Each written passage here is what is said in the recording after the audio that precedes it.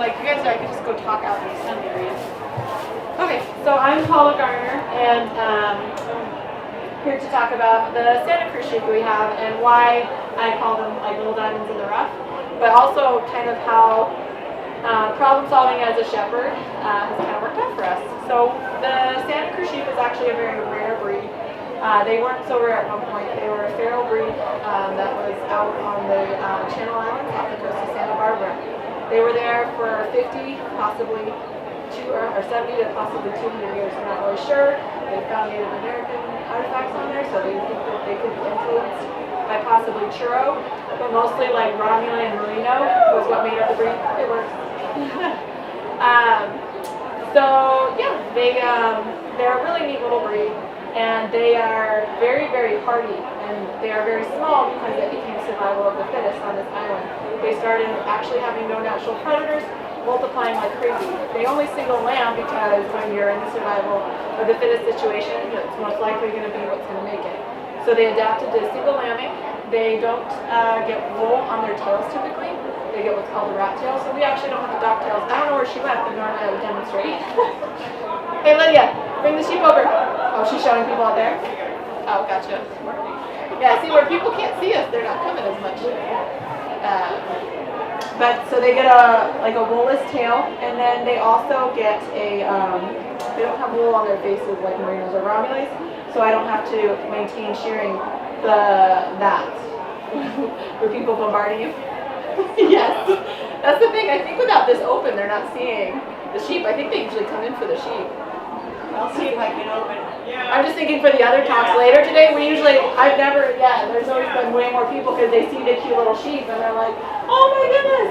We can make that happen. Yeah, because for the next people, I don't think anybody really knows what's going on back here. So anyway, those are the really neat things about the breed that I didn't know at the beginning shepherd when I was getting into them. I just kind of happened to be deciding that we wanted to be farmers. My husband was going to be a foreign area officer for the military, and we were going to be moving to Europe, which sounded great, but I started struggling with like insomnia, and I learned how amazing wool is for sleep and everything, and so I started dreaming literally of having sheep. So I was telling him I'm going to buy land out in Serbia, we're going to have sheep, and he was like, oh, you're losing it, which I kind of was. And I just kind of felt like we were going in the wrong direction, and that's when we got the opportunity to be caretaker at an educational farm. And he decided to give up the opportunity to live in Europe because we had small children. It wasn't going to be as much fun as it sounded or as glamorous. And we got into farming instead. And when we were caretakers there, they wanted to bring on a rare breed of sheep. And I told them that's what I wanted to do when I had my own farm one day. And so I reached out because I'd heard of the Swiss Village Foundation. And they are cryopreserving these rare breeds so they could recreate the genetic diversity down the line if needed. So I reached out to her, and she said, well, actually, there's somebody who has these Santa Cruz sheep, which is a rare breed, right near you. And so we went and called the guy and asked him if he'd be willing to donate some sheep for us to have in the educational program at the ranch that we were at. And he said he wanted to come up and look at the situation, and we did, and he said yes. And then he begged me to take all the sheep. He's in his 80s. He wasn't able to, care for the flock like he'd like to. He was having a hard time getting them sheared like he used to, and so he really wanted me to take the flock, and he knew he couldn't just take the sheep to auction because they don't do well. They're smaller, so they're not going to get much per pound. A lot of people didn't really see the value in them, but like I said, at one point, these sheep were actually part of a big ranching operation, and their wool was really high quality wool from being the Merinos and Romulans. They actually were some of the most expensive sheep sold in San Francisco, but had become worth nothing. And so the Nature Conservancy on the island felt that they were eating too many of the indigenous plants. So they slaughtered 37,000 of these sheep and stacked them in a burn pile to protect the plants.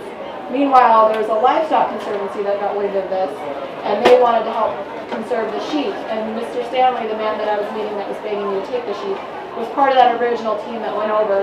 They actually had to shoot the mother and keep the lamb, and he had the flock from that original time to the island.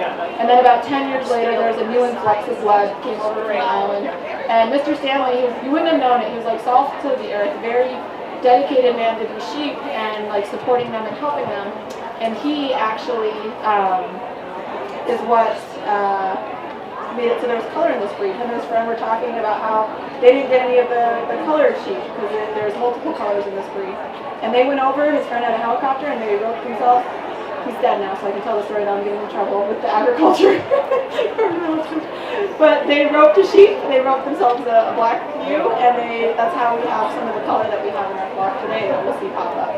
And so he did a lot of really neat things to help this breed. And so as a young farmer, my heart just really went out to him when he pleaded with me to take the sheep. So I tried to find other farms to take him, other educational farms, and everybody was like, no, they're too small, no, they're too small. And so we loaded up an RV, we had an RV, and then we flew out my cousin. He drove a truck and trailer, and we moved sheep from California to Louisiana where we were being stationed. And we didn't really know much about sheep. We'd only been farming for about a year. And I didn't realize how perfect this breed was for me as a beginning farmer until I got more into sheep and farming. Because when we moved to Louisiana, I was unaware of the fact that you needed to have like 100 to 200 sheep to hire a shearer. Because in my mind, I was like, oh, I'll just get a shearer. Like people in New England, they have like 5 sheep and somebody comes and shears them. Well, that doesn't work in Louisiana. It's in the middle of nowhere. I had to learn on YouTube, and my husband, you know, he was going to be the shearer, you know, big tough army guy. He's an army ranger, went to steer school, and he goes and he nicks the sheep. He goes, nope, I can't do this. So I became the shearer, not thinking that I would be. So poor first sheep. They hadn't been shorn in about 4 years, and so it looked completely orange, and it took me about 45 minutes to shear this sheep because I was learning, and I didn't cut it, fortunately, and that's why it took me so long. But the average time to shear a sheep is much less than that. So it was one of those things where I didn't realize, even though it took me 45 minutes, if she had been bigger or had wool on her face or wool on her legs or wool on her belly, it probably would have taken me even longer. And so I became really grateful that I had these nice small sheep that I could maintain myself without needing my big strong 6'3" husband to do the work. Like this was a breed that I could manage, and he does help me shear now. But that first time he just felt so bad because he just took a big slice out of the inside of the legs. And so that's the really neat thing is they have a really unique, a very soft next to skin wool. It's very stretchy, very bouncy. And so I really found that like this breed kind of chose me, but still they weren't really worth anything when I took them on. Until I started doing the sheep and wool festivals a couple of years ago. I started coming here and I started basically sharing about how amazing they are. That yes, they don't grow as much wool as most sheep, but I started realizing if I leave their fleece out and only shear them every other year, I can still get more than I could for a regular fleece. I get about $120 per fleece, which is a lot more than your average farmer will get for a fleece. So they started getting value, and I actually had a waiting list. And I was so proud that this one farmer one time told me, he said, you'll never make anything of those sheep. And I so wanted to call him and be like, I get $300 for my sheep, and you only get $250. Because I do. I was getting $300 for sheep, $200 for rams if they were getting a starter flock, so they'd add more rams. So I had actually created the value that these sheep always had, that they needed to sustain themselves. And I started getting small starter flocks with other people, and they loved having the sheep because they are a great breed because they're nice and small. I don't have to use the same level of input of grain to create the amount of fleece that I want. They actually, we don't eat our sheep, but they have won Slow Foods Taste Contest for the best tasting meat. And apparently even the older mutton tastes amazing. Which, like I said, I don't do lamb. And they're just really cute. Like it's so fun to go out there, and they do have pretty decent mothering skills. We've had a couple bad mothers, so that is kind of waning off with them getting more domestic. But for the most part, the easy lambing is amazing. I don't have to go out and check. And we've had one lamb stuck in 8 years, which if you talk to a lot of farmers, that's really, really a very low amount. And yeah, so they really are a great breed for starting off. Their fleece is really tricky to work with, but people love it, and they will pay a lot more for it raw because they can't really get it any other way. Because people like me who actually have them are overwhelmed and don't do anything. Because everybody's like, oh, what do you make with your sheep? And I'm like, happy memories? I don't know. So when COVID happened, like I said, I had a waiting list. The waiting list was people from other states. So my husband also worked hourly and called me and said, honey, I only have 2 hours of work.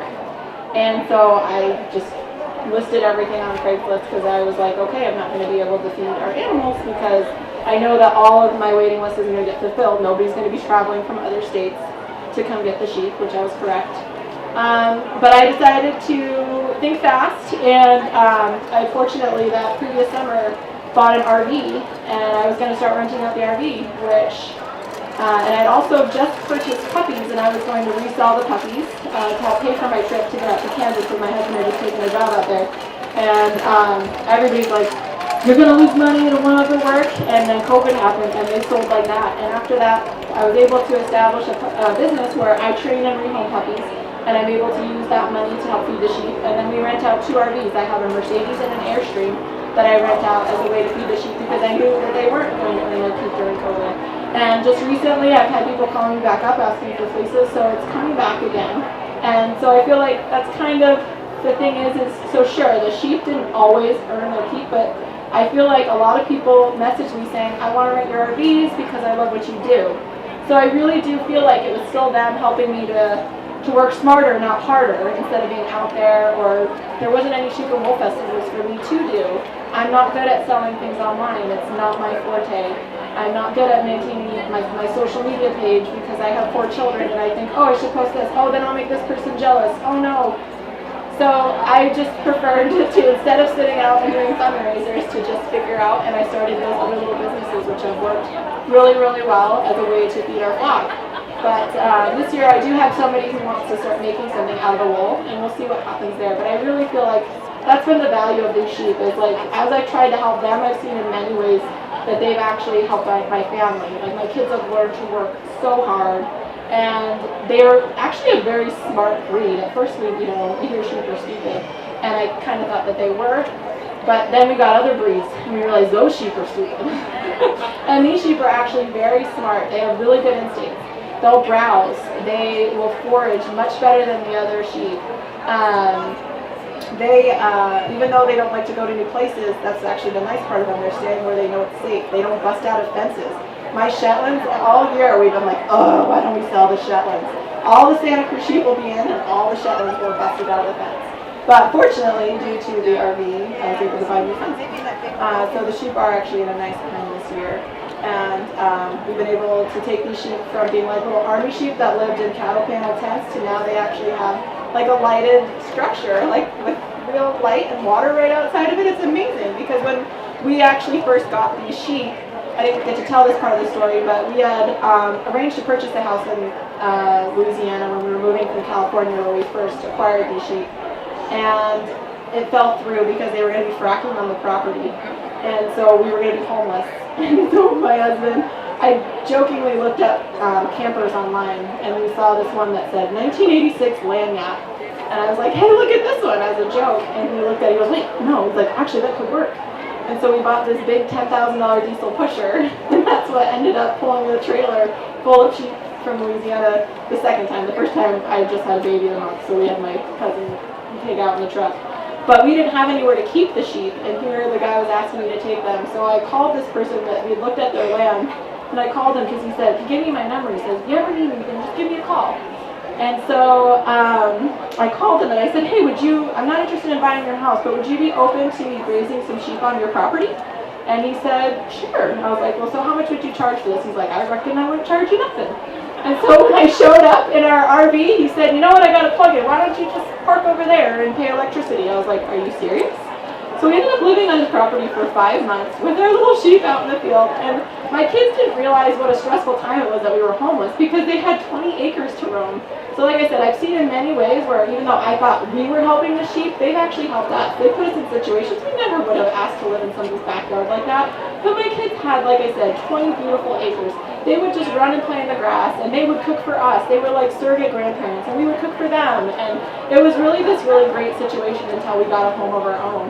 And there's been so many times where, once again, my husband decided to get out of the military, and we needed land again. And so my dad, like, shamelessly went around town asking, my daughter wants to bring some sheep. Do you have any land to keep her sheep on? And he was talking to some family that was like, no, he doesn't like animals because he likes his hayfield. But he said, go talk to this guy. And it turns out my dad knew him, and he said, sure, let him come. He's like, I've been wanting to pay it forward. And so that's how we've started a couple other programs we have, is we started giving away a ram free to other veterans to help them get their flock started. And so we've given away around 8 rams to veterans for free.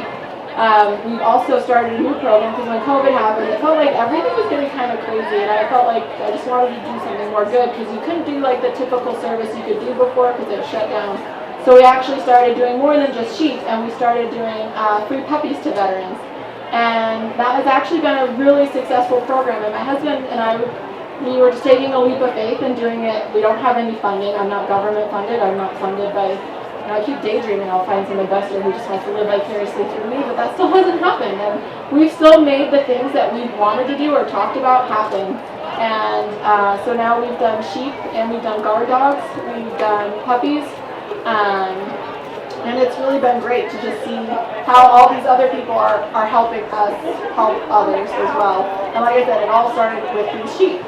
And so if anybody has any questions, or if anybody wants a puppy or to rent an RV, I'm in this building over here. They are very fun. And he did actually come in an RV today, so he got tired, but he typically don't say that I load sheep in a house. It's very clean. But yeah, does anybody have any questions? What were you looking to get out of listening? Like, fun story, or was anybody wanting to learn more about sheep specifically?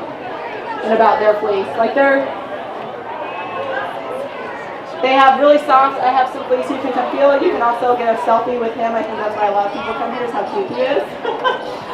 They are super cute, and when they're born, they're even cuter. They're just like these little adorable lambs. There was actually a bald eagle that swooped over the pen one day, and I was yelling at it, "These are rarer than you, go away!" But because these guys aren't protected, and that's why, there's lots of puppy rescues that get funding, and that's why I tried to figure out other ways to help these guys, because people don't really care as much about a sheep as a dog, because we'll eat a sheep where we won't eat a dog in this country. And I had to figure out ways, because I did feel like they had been through a lot. And actually, the other thing about this breed is they have a super long lifespan. What?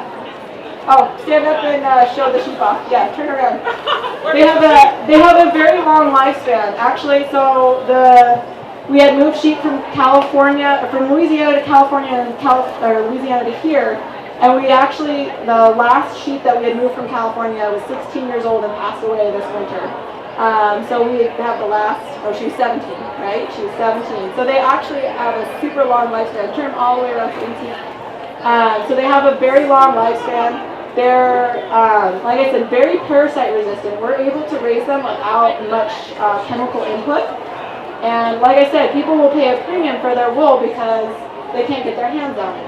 So even though they're small and they don't produce as much wool, I get just as much for their fleeces when I actually sell them. Although this year I'm very upset. You can see he's got some burrs in them. I had them in the garden, and I didn't realize behind the greenhouse there was this one burr off plant with all in the wool. So I might not get anything for the wool next year. But like I said, I've got plan B and C in line to help them out, so that way they don't have to go to auction, because these aren't the type of sheep that would do well at auction. They have done well only because I've been able to put starter flocks with people who also see their value and learn the value of having something that I don't have to use a ton of grain in. I'm not always going to the feed store. I just need to have a good quality hay or nice pasture, and they actually do very, very well. Like I said, we do fecals, we rarely actually have to worm our sheep. We've run into failure to thrive. We've run into that maybe a time or two, but for the most part, these sheep are extremely hardy. Does anybody else have any other questions? So they don't do well in the sub-zeros unless you have a barn or you have multiple sheep. So like the people that have taken like starter flocks and only have like 2 or 3, they're the ones that have seen the trouble if they only have like I said, we initially raised them like army sheep, and they were in coop houses. And they were always fine for us, so we thought they did really well until we sold off 2 rams to this one person, and they just had like a cattle panel house, or a pallet, tented area, and they didn't do well. But in a barn with multiples, they do amazing. So, and anything less than that, they don't really do well in the sub-zeros. Like I said, we got to just use somebody's farm. He lets us pay it forward. So in the beginning, we didn't have very good fencing.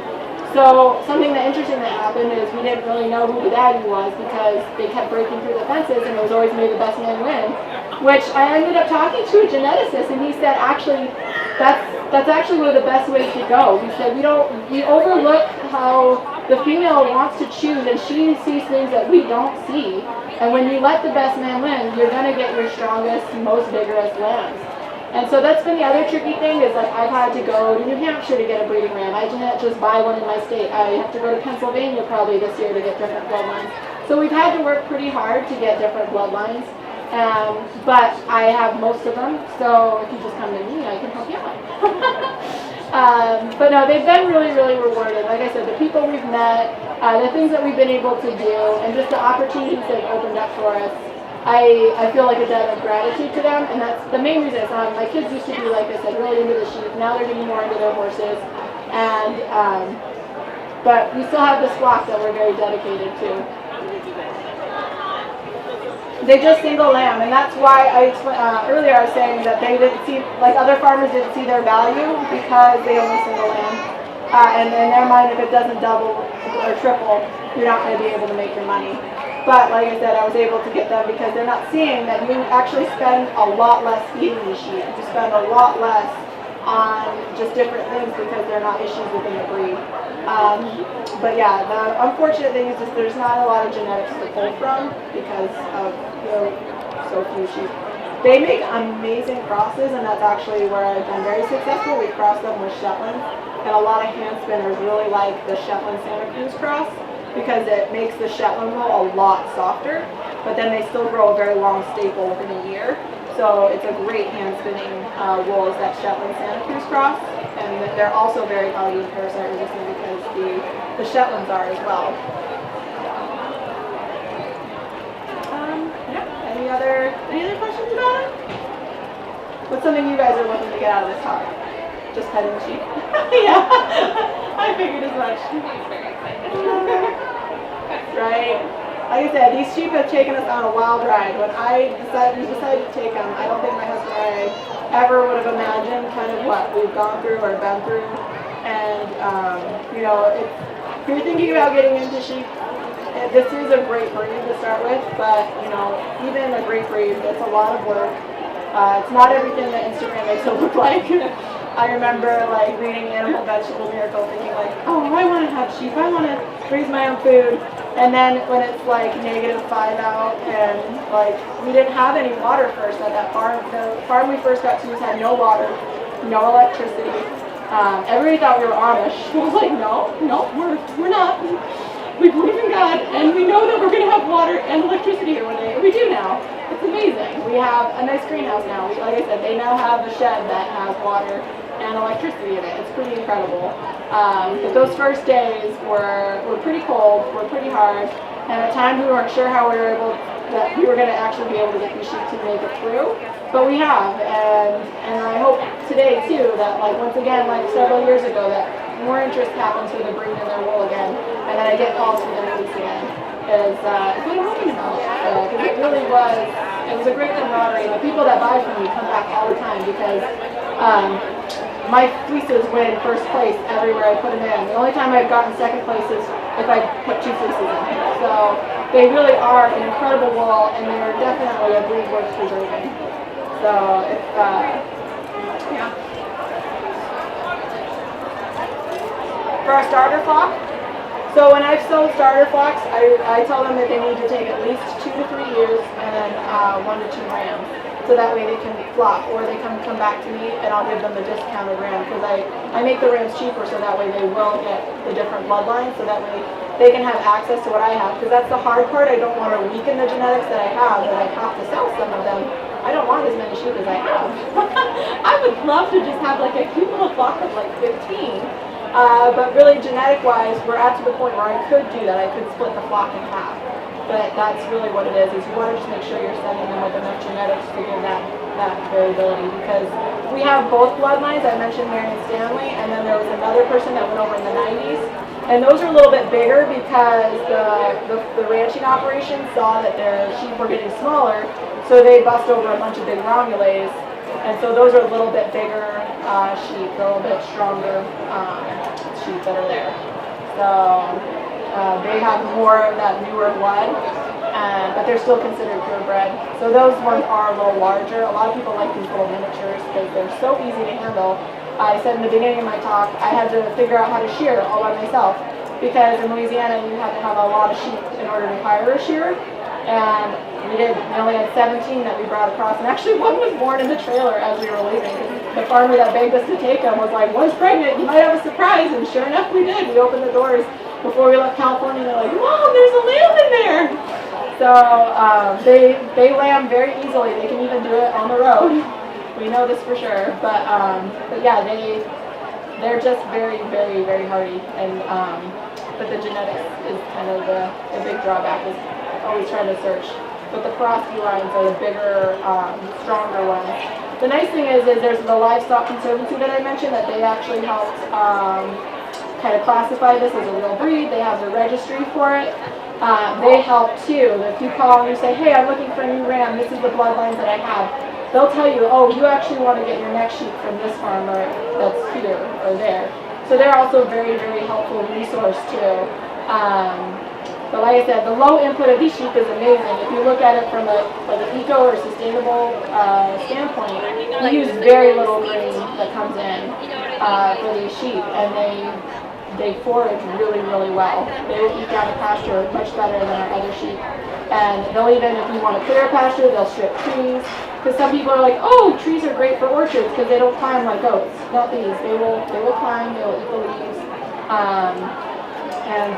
Yeah, like I said, you can have more sheep. And if I had 38 Romneys, I'd be broke because I'd be feeding them so much, and I'd be going to the feed store all the time. Whereas these, you don't have to be doing that so much. And I did make my daughter a dress where I crocheted the top of it, and their wool is very unusually elastic. And she was able, I didn't have to steek it or put buttons in it. She was able to stretch it over, and then the skirt had buttons. So she was able to just stretch it over her and it fit, which normally you would have to blend nylon into your wool. I've had many people buy the wool to make socks out of because they want 100% wool sock, and you can't really find that. But with this breed where it's so unusually elastic like that, people have made socks that are 100% wool, and I love it because they're so stretchy, they're so cozy, I adore them. And then I got a call with somebody like, "My husband thought of them." So, you run into those issues too. But yeah, they really are just amazing. And it's been neat to see like I said, we've given away some free rams to other veterans to see what they've done. And some of them have made stuff out of their fleece, and some of them moved on to different breeds because they did want to go bigger. But it helped give them the opportunity to learn what they wanted. And that's been the neat thing about the Pay It Forward program we have. And really, to be honest, it's more fun to rehome the puppies. I mentioned earlier I rehome puppies as a way to feed my flock instead of being at sheep and wool festivals. So this is my first one back since 2020. But it is good to be here. Like, there's such a great vibe here, and I'm happy. My daughter, we were walking, she goes, "Mom, look, that's you on the sign." I was like, "Oh, it is." I'm on an ad down there with my little cute sheep, because it is. It's so fun to get out and to share them, and I've kind of forgotten that because, like I said, it got easier to just rent RVs and rehome puppies because they're so cute and they're so fun, and I love working with the breeders I work with. They get really fun, sweet puppies. And so it's been a lot easier to do that than to focus on the sheep and helping people see their value. But they're like I said, little diamonds in the rough, and a couple of the flocks, the starter flocks that I've established, they've been very successful. There's a woman, she sells each of their fleeces for over $120 raw, which, if you know anything about fleeces, that's a lot. Yeah, my daughter and her friend this year want to start making some stuff, because with COVID, I've just had 2 years worth of fleece stacked, because there was no sheep and wool festivals to go to. And that's, like I said, when I started to work smarter, not harder, and we started rehoming puppies. So if anybody wants a cute little Bernedoodle or a French Bulldog, you can come talk to me. But yeah, any other questions? This is Alfredo. We did a food theme this year. Every year we do a theme so we know which year they're born. We actually have different management system than most farmers. Most farmers will ear tag. We don't ear tag unless they leave the property because we call my son the Good Shepherd. These sheep, they'll often get like a freckle somewhere, or you can see the pattern on their nose. My son actually knows like which one's which. This one will have a birthmark here, but and some have a different face shape. Some will have different eyeliner. And yeah, so that's how we manage our sheep. Thank you guys all for coming today. If anybody wants, we're going to be moving to the side so the next talk can come in. And if anybody wants to come feel the wool, we're inside the booth here.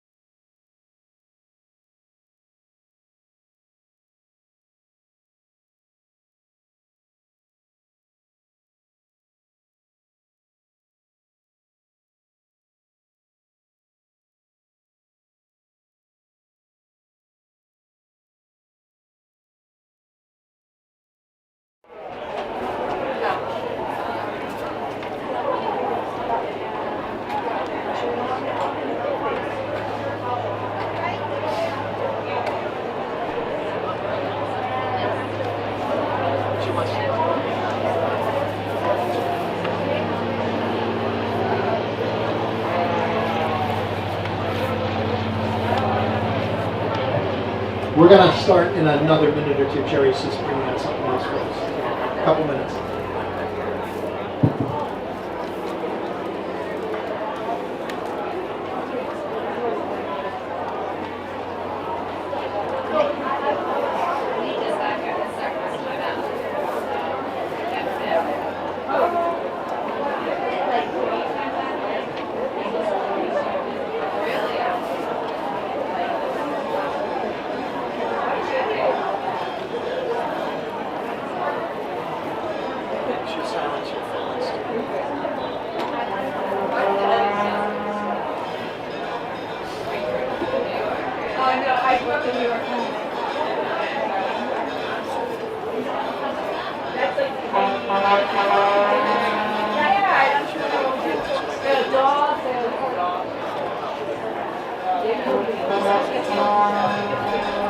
Good morning. I'm Nick Pooter, and I'm here with my daughter Maggie and my wife Linda. We're from Mayapple Hill Farm in New Milford, Connecticut, and this is the Coopworth talk. And we have two examples of Coopworths for you today. If you want to look at them a little more closely, you can either come up after the talk or you can stop in and see us. We're in Barn 30, which is right over here. Who has heard about Coopworth sheep? Does anyone know anything about Coopworths?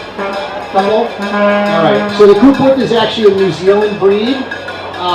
It was hybridized from two British breeds in the 1940s and 1950s. It's primarily a Romney Ram and a Border Leicester ewe. And the goal of the breeding program at Lincoln College was to bump up the efficiency of the lambing operation, the quality and the volume of wool, and the disease resistance of the animals. So over the course of a decade or two in New Zealand, they worked to develop this breed through this hybridization process. And it's really about performance. It's really a performance-based program. And the Coopworth in New Zealand is now the second most common breed in the country.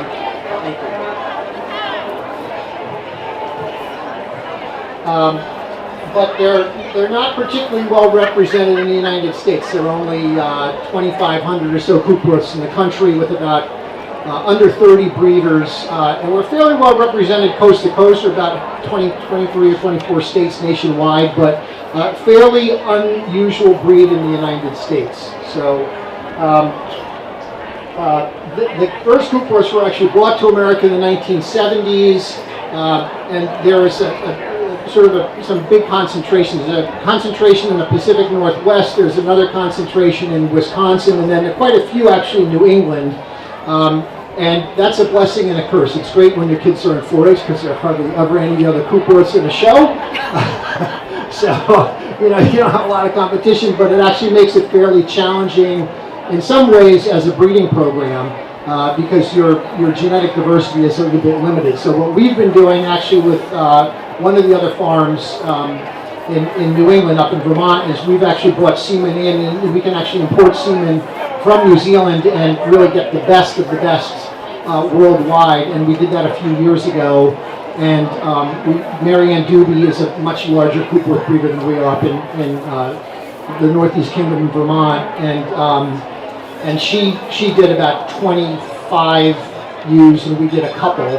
And actually, neither of these are descendant from ours. But this ewe lamb that we have here is a descendant of one of her rams. We bought a ram from her last year. So there is a network of Cooperth breeders, and we are all pretty tight, and we work pretty well together and exchange ideas, and we tend to trade back and forth. So we keep the diversity fairly broad. And I think what we're planning on doing in the next couple of years certainly is to do another round of AI. There's a place, I think Tufts University is doing AI in the Northeast, and Martin Daly is, I don't think he's traveling and doing AI anymore, but he's the big breeder in the Pacific Northwest. So if you're out in Oregon, Washington State area, that's the guy to go to. The Cooperth is a dual-purpose breed. They're sort of a medium-sized sheep. The ewes are 140 to 175 pounds, give or take.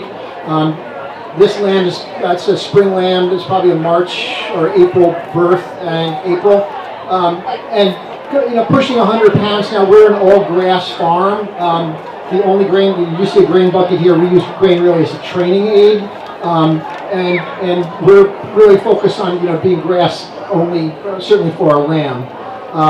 The ewes, our hay quality is just not good enough to raise ewes and to breed and to have them on hay when they're lactating. So the ewes definitely get grain, and any of the animals that we have that go in the show ring definitely get grain as a little training aid, which is why they're so willing to follow us around.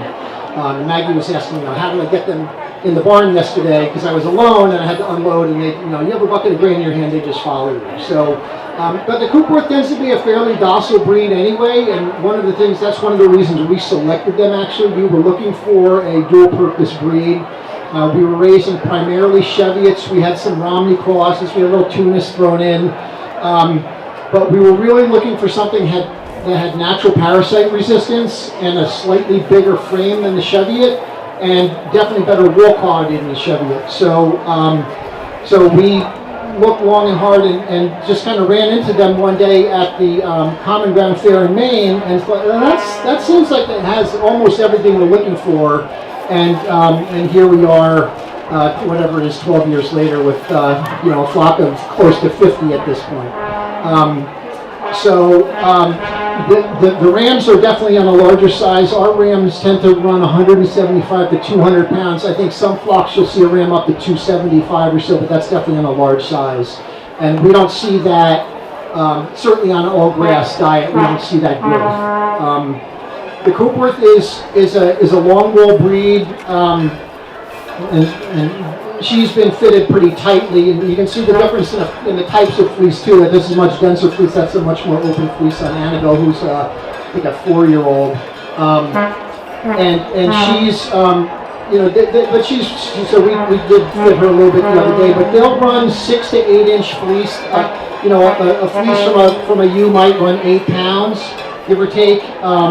And 35 to 39 microns or so.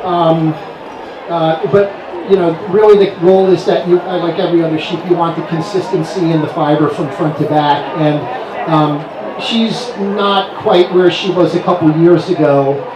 This little one, Bella here, is definitely a better looking fiber, more consistent fiber from front to back. But they do tend to be a long wool breed, and she's definitely a little bit more open than the lamb.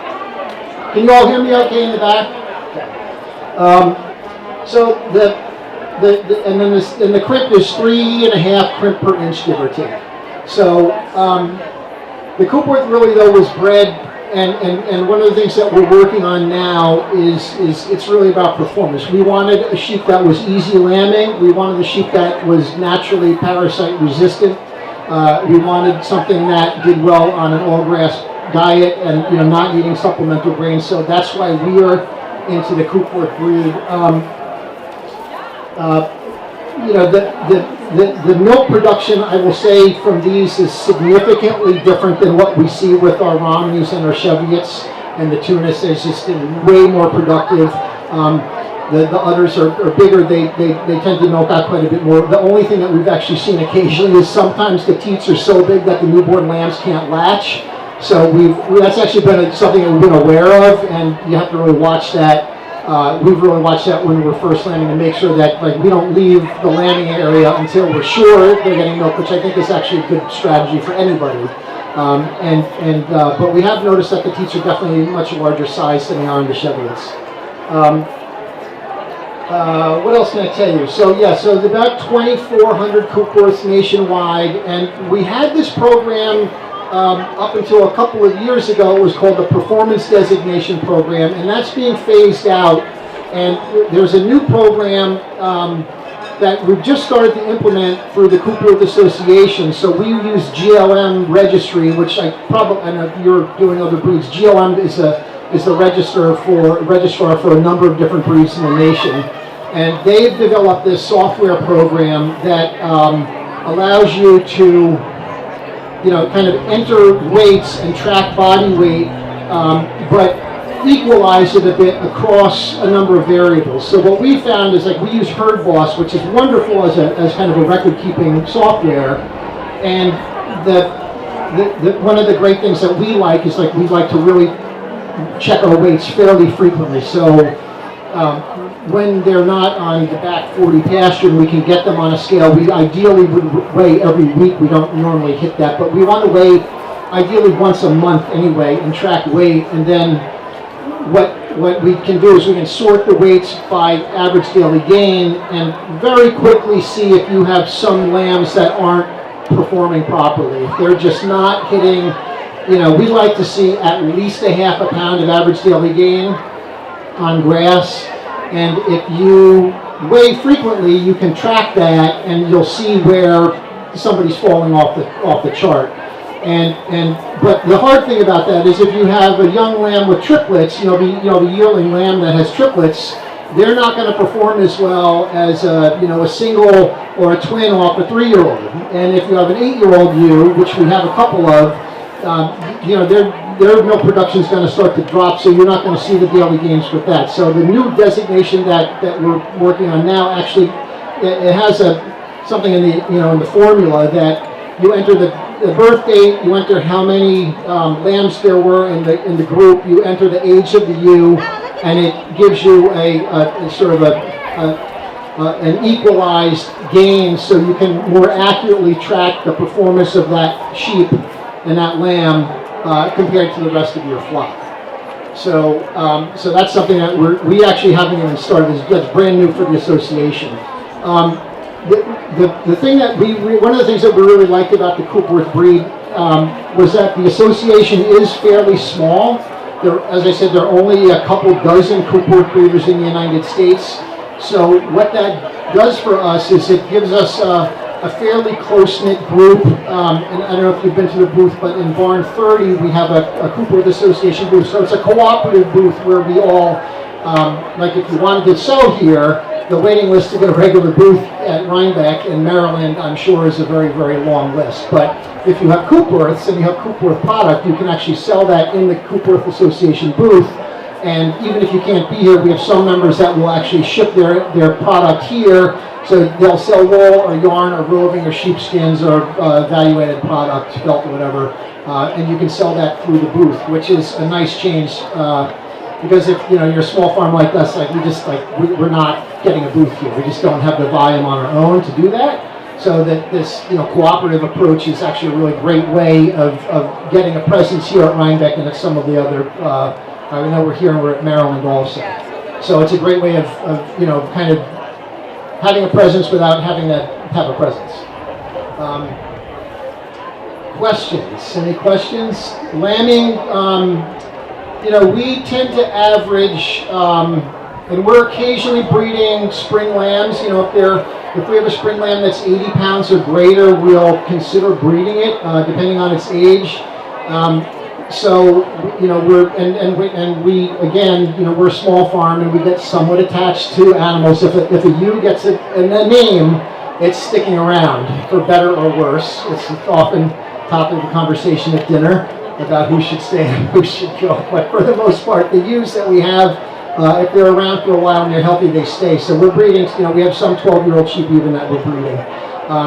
But we average about 1.75 or 1.8 lambs per ewe, and that's across. I can't say that that's, you know, specific to the Coopworth, but that's, you know, farm-wide.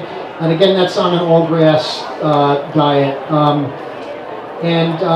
We see, in terms of meat production and gain, we see, you know, we'd love to see 3/4 of a pound of gain a day. We don't normally hit that on grass.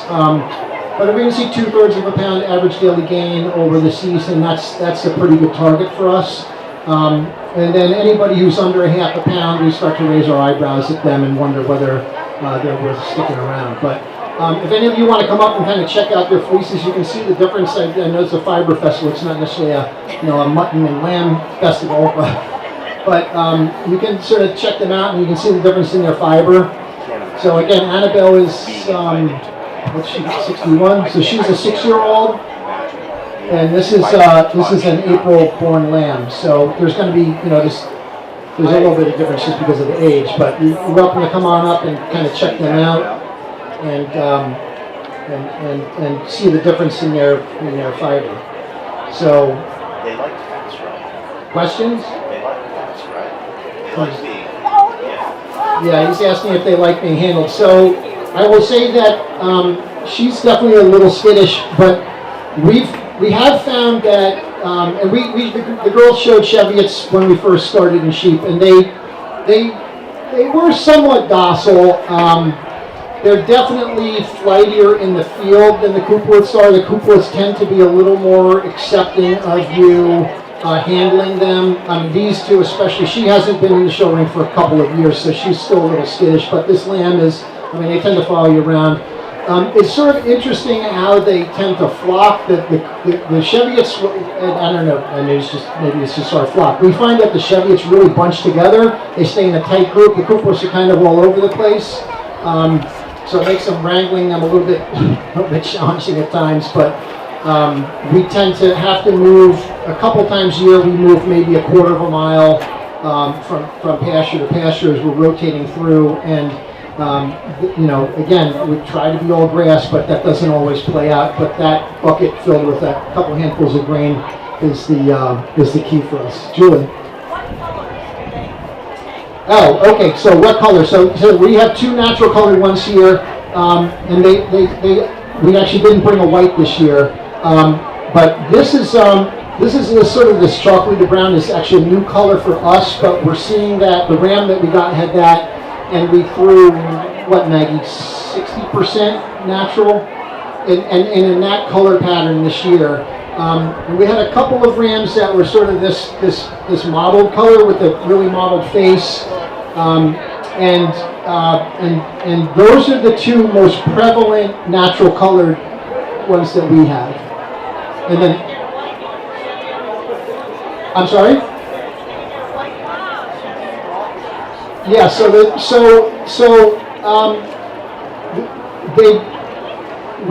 I honestly haven't really evaluated the genetics in weekend white or natural.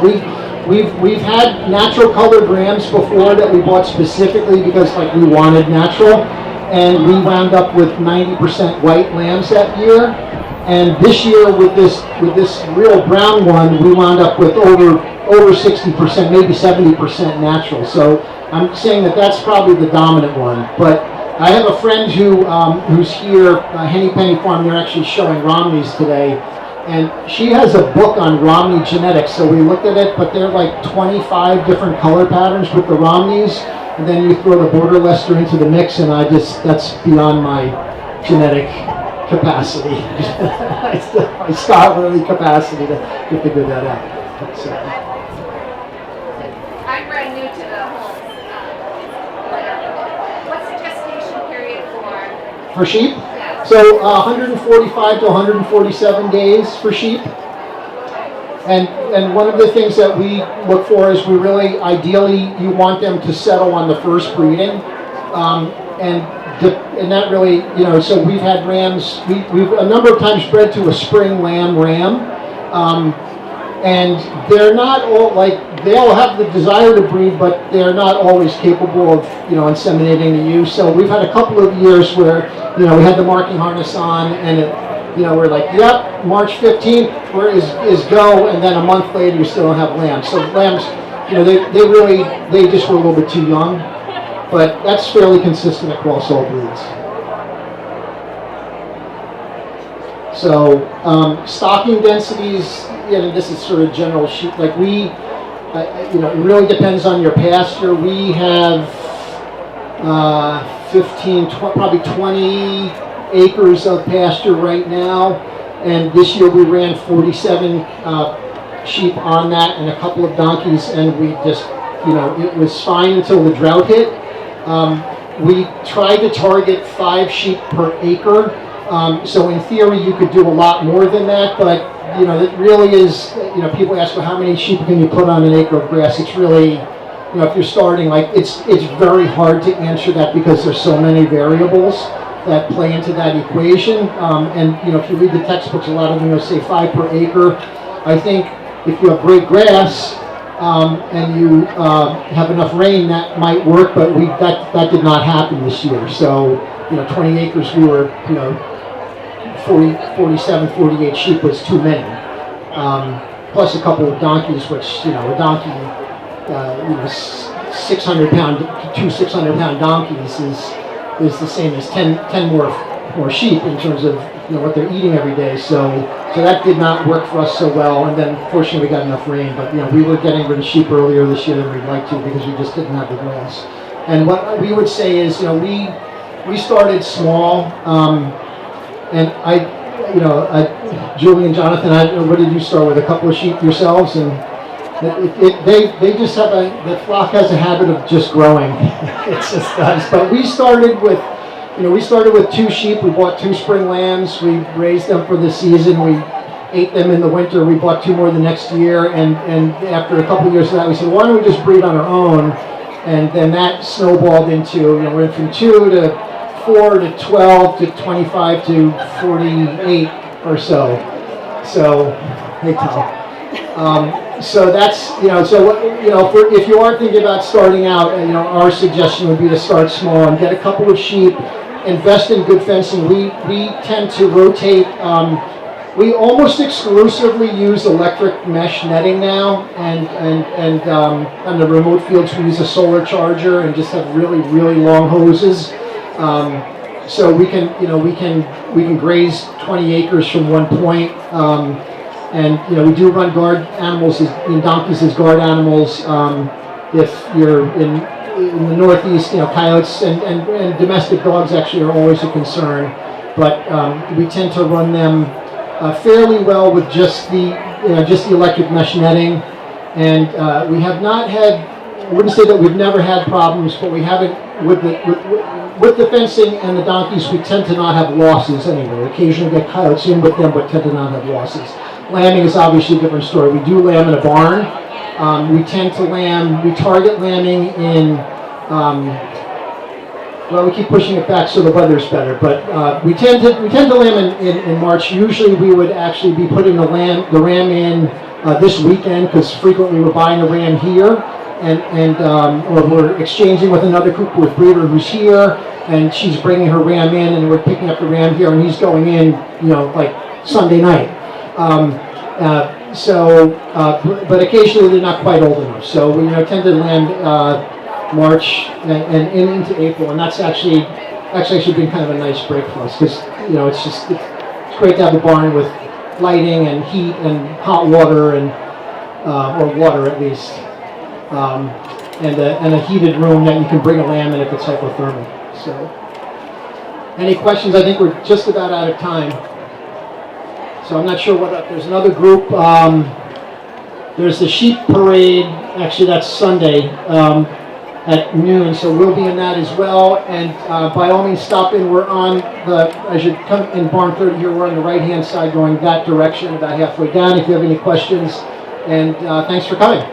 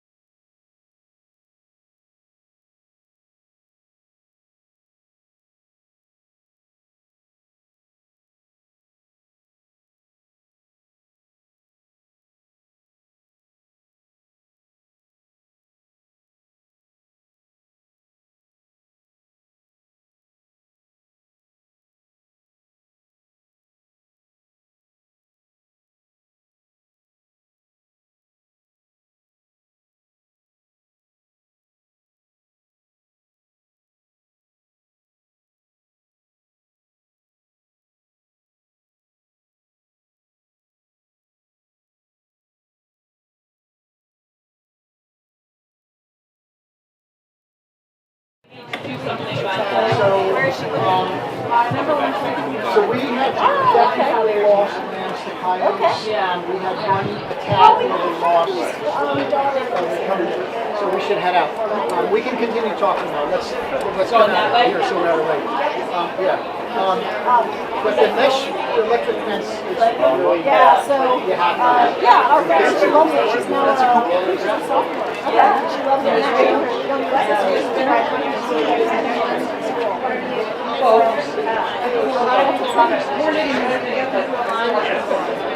you know, Stephanie Carlson? So what I select, she's got two other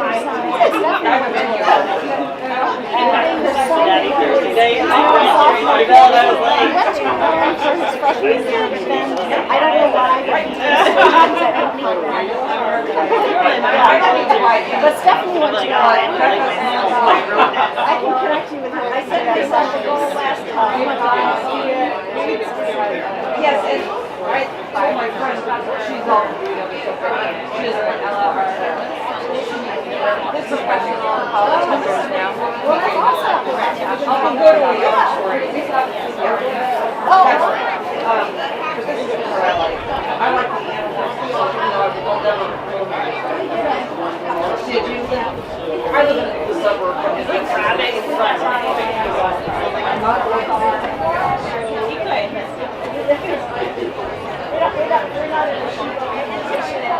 yeah, we live in the suburbs. I guess they want a certain sound. I'm trying to get people to come up front.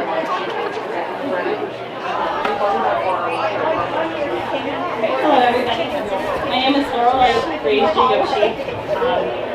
I didn't bring a halter, so I didn't bring one out here. I chased the sheep around the fairgrounds yesterday. I want to do that again today.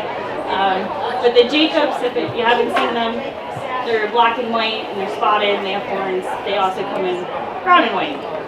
So today I'm going to talk about a little different, like what we can do with those fleeces. My friend just went to grab a fleece so you guys can see it. But obviously, it's a fleece of many different colors, so we can do a lot with it. So what we do,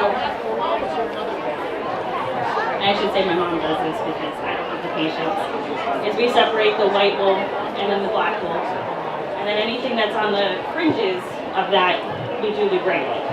So we get 3 different colors out of one fleece. Yeah, you got some good genetics in this. Oh my gosh, that is tedious. That's the way So it's not an easy task. So we'll take a fleece just like this, skirt it, and then separate the colors, wash it, throw it through the drum carder to get some roving. This is a washed fleece, so this goes from that to this. And then we make the different roving colors with it. So with the different colors, you can either make like a gray, darker grays, lighter grays, depending on how much white you put in with the black wool. So they then spin. You can also just keep the fleece the way it is and just have this like multicolored skeins. So people that are a little bit more talented than me do these shawls. But you get some different variations with even in, by using the different skeins just into the project. And then this one, she attached some locks to it, so it gives it a little bit more depth. And then this is just the brown wool. The variation was even in a brown fleece. You'll get from the top because the sheep are out in the sun. So the tips will be a little bit more sun browned, so they'll be a little dark underneath. So you can get a variation with even in a brown skein. And you can make, several different projects with it. So it's a lot to take the fleece from this to skeins and stuff like that, but it's a nice, they give you a lot of variability.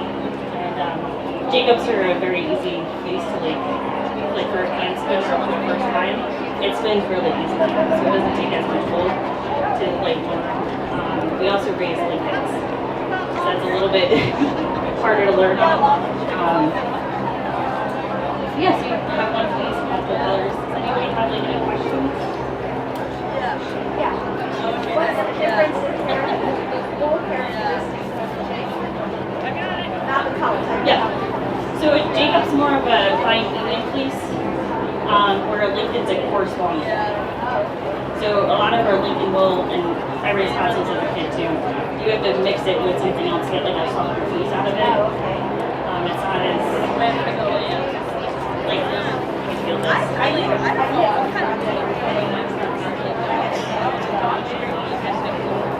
Yeah, they're just a little bit more coarse. alpaca or mohair. Or a Jacob leash, you don't have to mix it with anything that's soft. And that's what makes it easy to felt and spin is that it's medium. Yeah.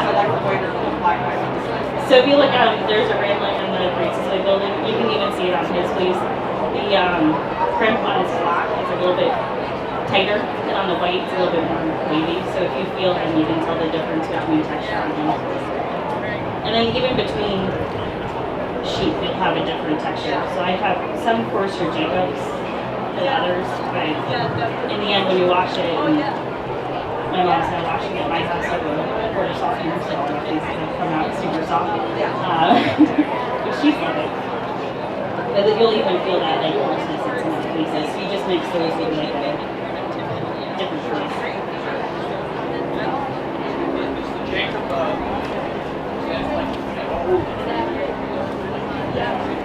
Yeah, so they date back to biblical times. That's where they got their name.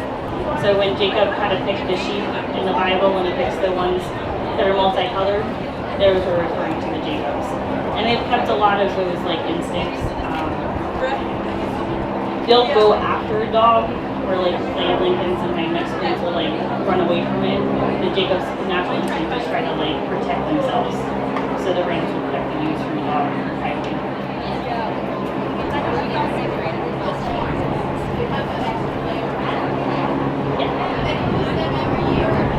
Nope, so their horns are on forever, so they can have 2, 4, or 6 horns.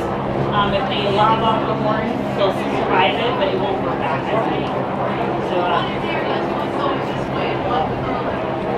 so she was a bottle lamb, so she got into a lot of trouble as a baby and knocked off her horns a lot. So when they grew back in, they kind of grew funny.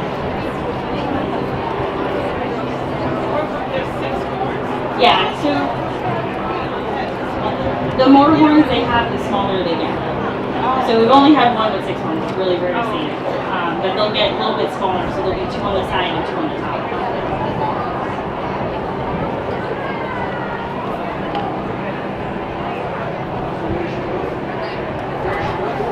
So the Jacobs are right in the pen right here on the other side of this tarp, and then there's a booth right on the other side of the barn, and they have a bowl and everything in there, as you can see.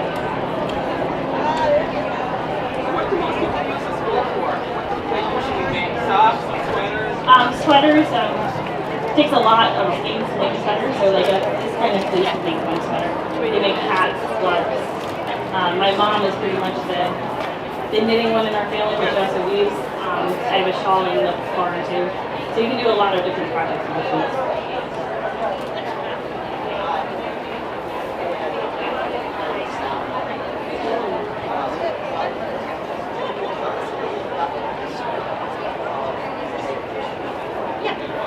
So the Jacob sheep in America, it's more of like the traditional sheep that you would have saw like back in the biblical times. They're small, they're not very large, and they've kind of stayed Jacobs. They've not been crossbred with anything. So they came over from like Israel and stuff like that. So if you go to England, they also have Jacob sheep, but they're a lot larger than what you would see in America. They have been crossbred over years to become a bigger sheep. So I said to someone earlier, I can't imagine a 200-pound sheep with horns running at me. So the sheep I have are a lot smaller, like the ewes are 75 pounds. They're easy to like handle with the horns. So we've seen a lot of dips and rises within them, like numbers. So it's been pretty much kept the same since like, I've had them since I was 5, so 25 years ago when I bought my first 2. My sheep still look like those guys. So we try to keep them traditional Jacobs from like what you would have seen in biblical times. They actually have Jacobs on the Bronx Zoo now to show like what sheep looked like when you first saw sheep. So over time, we've domesticated animals, and horns are obviously not ideal to a farmer because getting hit with horns is not easy. So they've bred them. Well, even if you see the ram that's in there, the rams have thicker horns. So when they hit for, they're trying to hurt you when they hit you. So they've bred them out over time. So like all the breeds of sheep have originated from either Jacob or the other breeds that started. They started selecting ones that didn't have horns because they're just easier to maintain. And then eventually it became like that sheep's bigger than this sheep, so I want that sheep. So like to see like the Jacobs have stayed pretty true to like their heritage in that sense. So like, but like Israel and all of them, they try to bring back the original Jacobs. A lot of my customers are actually from Egypt and everything, so like they don't like American lamb isn't what lamb is in Egypt, because in Egypt it's Jacobs. So they don't want this big sheep, they want the smaller sheep. Yes. Yep. So they're one of the original breeds, and it's interesting to have them because they are a little bit more like independent than other sheep. I keep my rams in the use year round because it's just a natural, like, keeps predators away. Because nobody wants to like fight with that. I just bought another ram and my mom put her dog in the pen because my sheep are used to our dogs, and immediately went after the dog and had him on the ground, and I was like, okay. But at least I know that they're protecting them. Are they required to be sheared or do they groom? So, if you don't, so her question was whether or not they have to be sheared or if they'll shed. If you don't shear them in time, they will shed. Okay. This year they got the best of me, and half of them probably shed before I had to shear them. So I try to shear mid-April, early May, depending on the weather, because obviously if it's cold outside, you don't want to shear a sheep. So the ones that had lambs were in a barn where it was pretty warm, so I could shear them earlier. But probably a good like 10 of my ewes shed before I could get to them. But that's well, the birds take it, so. I see. Okay. But yeah, they will shed, and that's the other appeal to them is like they have those like. Right. They're not So- gonna die and then get shit. No, they won't die if you forget to shear them. They just, if you're doing it for the wool, you'll be very sad because you lose. Their fleeces are only about 10 pounds. They're not like very large fleeces. And I tend to shear my natural colors and my Lincolns first because they don't shed. So if I don't get to them in time, that's a bigger problem, and they can heat exhaustion. So. Yeah, so there's 2 Jacobs inside. The smaller one is the ram. The larger one's the ewe. They both have horns. Both males and females get horns from Jacobs.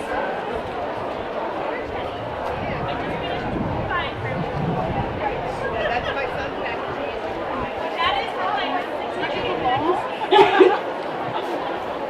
Is there any other questions? Can you talk about 20% there? What's your It depends on the years, really. Last year we had a lot of singles on the Jacobs, but then had years where they all twin. So it really depends on the year, but it's probably about 50-50 on them. They actually are easy. If we put them in with the barn, the ewes will go right into the barn lamb, they don't go in outside, they take care of the lambs. They're probably one of the easier breeds to own for the winter. We've had a lot of, on the other side, where like with the Lincolns or Crosses, we have to lock them into a pen if we're moving the lamb. And we also will live outside and clear out the lamb. So like the Jacobs are a dream compared to everything else I own. And then because my farm's 18 acres, so when we try to bring everything we know is going to land up close. We had a few that we didn't know that got bred, accidentals, the red lambs got them. And they went right into the shelter, lambs. I was looking for the sheep to go shear it, and I realized that she had leg leather, and I was like, oh.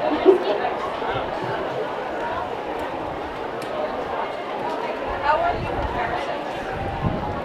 So I only worm when I have to, because they do stay very like healthy in that term, so they don't get horns as much. I do check them once a season just to make sure, or if I see them start to lose weight or anything like that. But for the most part, they don't get the same diseases and parasites that other sheep have.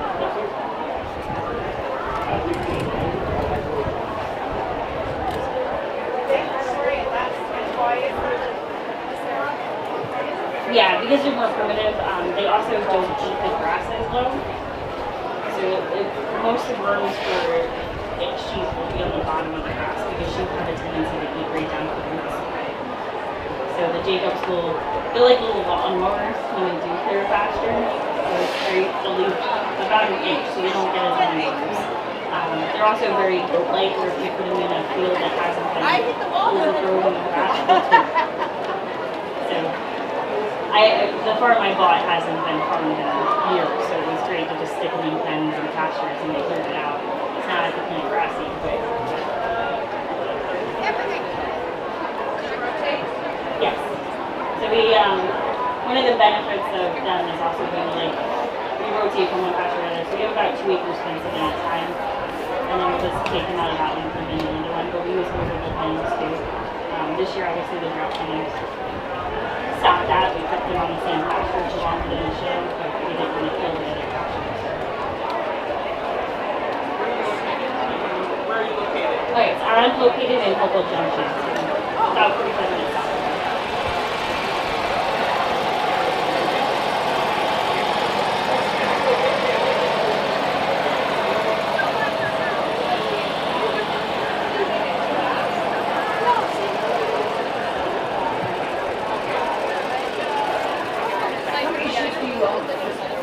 That's just my This curiosity. is a question that I hate to answer in front of people. So I like to say I'm 60. I'm sure my dad would say I'm closer to 70. He likes to count them because he doesn't own them. But they're pretty easy to maintain. So like when they're on pasture in the summer, you don't have to do as much. It's more in the winter when all of a sudden we sheep are up by the house. Yeah, and then the spring. Yeah, we had about 25 lambs last year.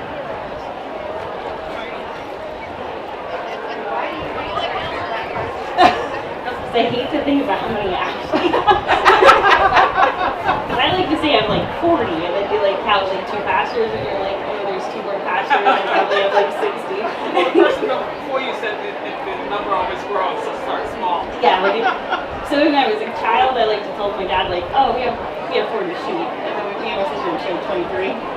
He caught on very quickly that we didn't have 40 sheep. Like 1 year he was like, you know you got more than 40. I'm like, yeah, but you're not supposed to count the lambs or the older ones.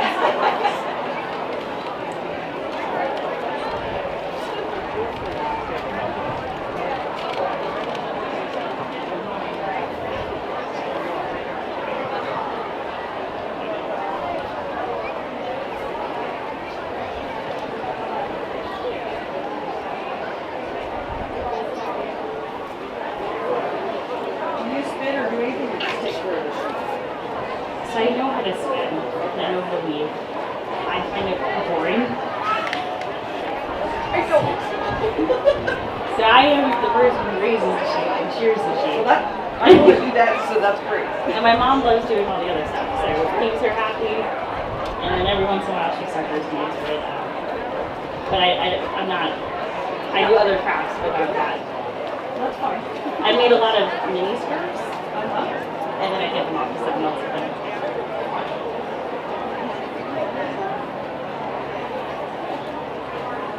Like on your land, is that some of the Jacob stuff?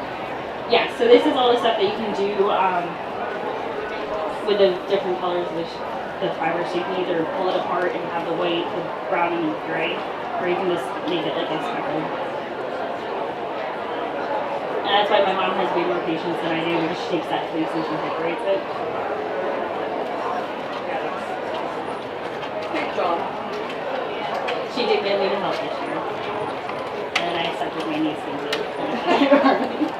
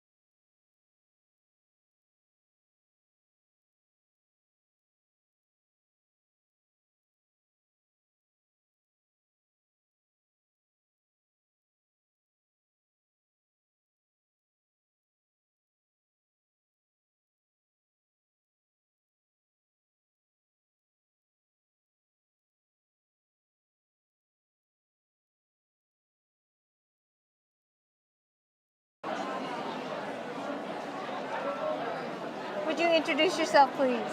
Sure, I'm Claire Houlihan. I'm the president of the Dutchess County Sheep and Wool Growers Association, and this is our 42nd year of having this festival. Our first year was basically farmers getting together and selling fleeces out of the trunk of their pickups and cars, and then we had a bread use sale, so it was very tiny. And today we're expecting between 30 and 35,000 people visiting us from all over the country and really the world. I had some ladies here from Great Britain earlier, and it's just very exciting, especially after COVID, that we're able to get together and celebrate everything fiber. Yeah, there are enough people here to make it logistically difficult no matter what, but it was impossible pretty much, especially with as much of a textured thing as this is. People want to get up and touch things. And exactly. Yes. We've had to put these barriers up by our competition items because everyone is so dying to touch all the sweaters, the skeins, and all the other submissions that we have. Yeah, so COVID really kind of put a damper on it, but you're back up and at 'em this year. Yes, last year, because of social distancing, we could not have this competition, but we did manage to have a fleece to shawl contest outside and some fun timed contests like knitting with chopsticks and drop spindling and so forth. But this year we have 185 submissions in our skein and garment competition. Is that a lot compared to usual? It's a lot, you know. People have been saving up their creations and they were dying to show them off. So now you are president on the board of directors. Yes. For the Dutchess County Sheep and Wool. Now explain to me how that goes. It's the Dutchess County Sheep and Wool Growers Association. And that's a nonprofit? We're a nonprofit. We're a 501c3. And some of our missions, of course, are educating the public about our fiber animals and about what to do with the fiber from our animals. So our education committee every month will have either an educational, well, I should back up and say with COVID, we discovered the power of Zoom, and we've been doing these online fiber talks for people who would like to have their own animals. We found with COVID that people moved up from New York and other areas, and once they were up in the country, they wanted to have a few animals. But since there's no 4-H for adults, they were looking for answers to their questions. So we decided that we would have an online Zoom of various topics, and then we would have an in-person meetup where people could learn more about animals and their care. Yeah. Now, this is a really interesting mix because the barns over there, I don't know what, that's not a barn, that's a shed, that's a room, it's just a monstrously large building. And it has vendors that are selling products, things like wool, but also things like a little bit of pottery with sheep on it. You might get buttons for sale, all kinds of, anything fiber related. Anything fiber related. There's plenty of looms, spinning wheels, drop spindles, hackles, combs, drum carters, all kinds of equipment that you would use to turn the fleece into roving and then into a finished product. Yes, it's interesting you mentioned the roving because one of the big things that we actually came here yesterday, the pre-event is the judging of the fleeces, which was fascinating. It is fascinating. Every year we try to have a featured breed or a featured fleece. This year we had Corriedale, and some of the items in our competitions here were made with Corriedale.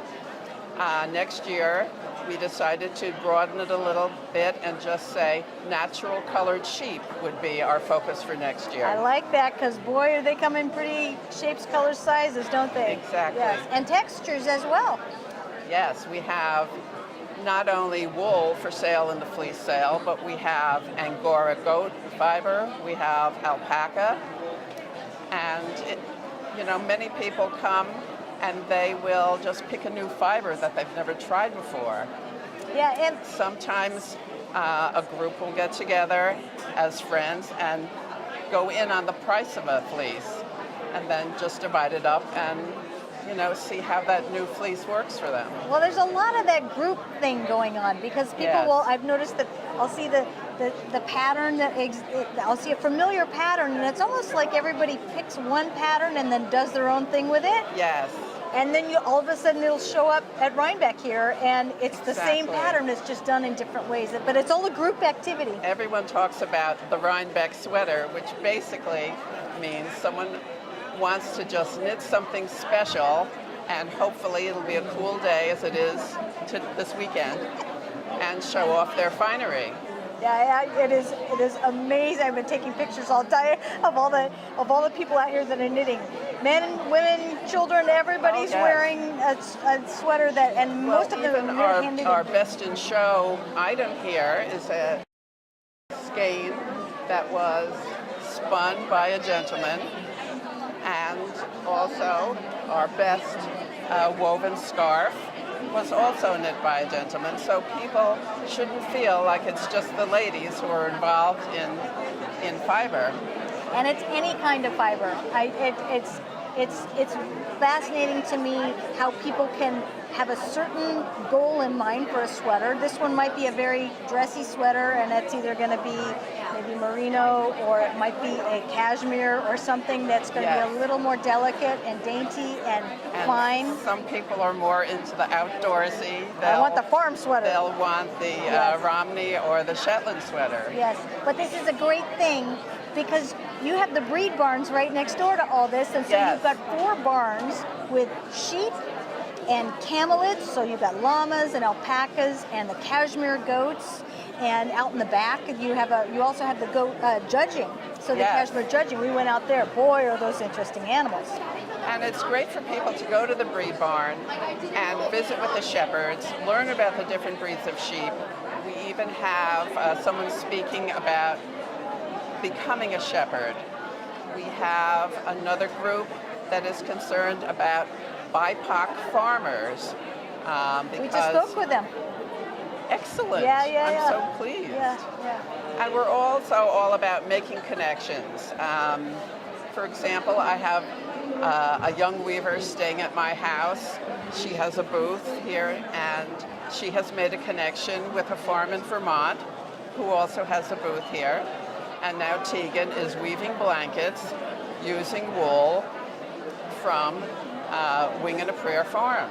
Oh, and now Wing and a Prayer, Tammy, we've talked to her. We've actually Yes. gone to Wing and a Prayer Farm. She does beautiful things with colors and natural does. colors that she finds, maybe acorns or berries or whatever. So every Exactly. batch is a little different. And people And- line up for miles for that. And we have workshops here as well where people can learn about the natural dyeing, or learn how to spin, or to make baskets, or a variety of other topics, different techniques of knitting, brioche, different crochet workshops. So there's a little bit of everything here at this festival. Yeah, that is one of the most exciting things to me, is that it's not just knitting. So somebody on the way out the door in the office there said, "Oh, you're going to be knitting here this time," and I said, "No," and I'm embarrassed to say that here, but my mother tried to teach me to knit, and I can knit, but I go all the way across the row and that's it, and I can't turn around, and then the purling is something else. So if that seems too complicated for me, and yet I want to do something else. Say I wanted to try weaving, which is also complicated. I'm Weaving thinking- is a great thing to do. You could buy a rigid heddle loom, which is a portable loom. You could do it in your own home. You can just lean it against your dining room table, and once you warp it, which is not a difficult proposition with the rigid heddle, then it's just easy enough to weave the weft. That's almost like meditation, I would think, at some point. It is, really. Yeah. That I always used to watch my mother knit, and she would just relax. You could see when she'd go driving with my dad, she had to knit Yes. so she wouldn't have a fit. It's the way my dad was driving, so she'd always knit and look Well, down. we'll have to get you on the spinning wheel as well, because as far as meditation and relaxing, Now that might be that is within my skill set, because you're still working with the fiber. It's still the texture going through your hands. Yes. And it's still connecting with that thing. I love things of the earth, and so this can connect you with something in the earth, even if you don't go dig in the yard, right? Yeah. Tomorrow we have a fleece to shawl contest. We have some local teams, and we have a team from New York City, and they will compete in teams of 5. What they will do is they'll take some clean, raw fleece, they'll comb it with combs, they will spin it on their wheels, the weaver will weave, and in the space of 3 hours, each team should have a shawl that will measure 18 by 72. Holy cow. And so our judge, who's a very well-known and wonderful person, she lives in Belfast, Maine. Her name is Alice Seeger. She visits us every year just to do this contest. And the beauty of Alice when she judges is that she will tell the crowd exactly what's going on, exactly what she's looking for, and she keeps everyone involved every step of the way. Well, that was one thing. It was Mary that we spoke with, I believe, the judge. Is it my Mary? Oh, my name, my head for names is You not good. probably met with Mary Drum over at the police sale. Yes.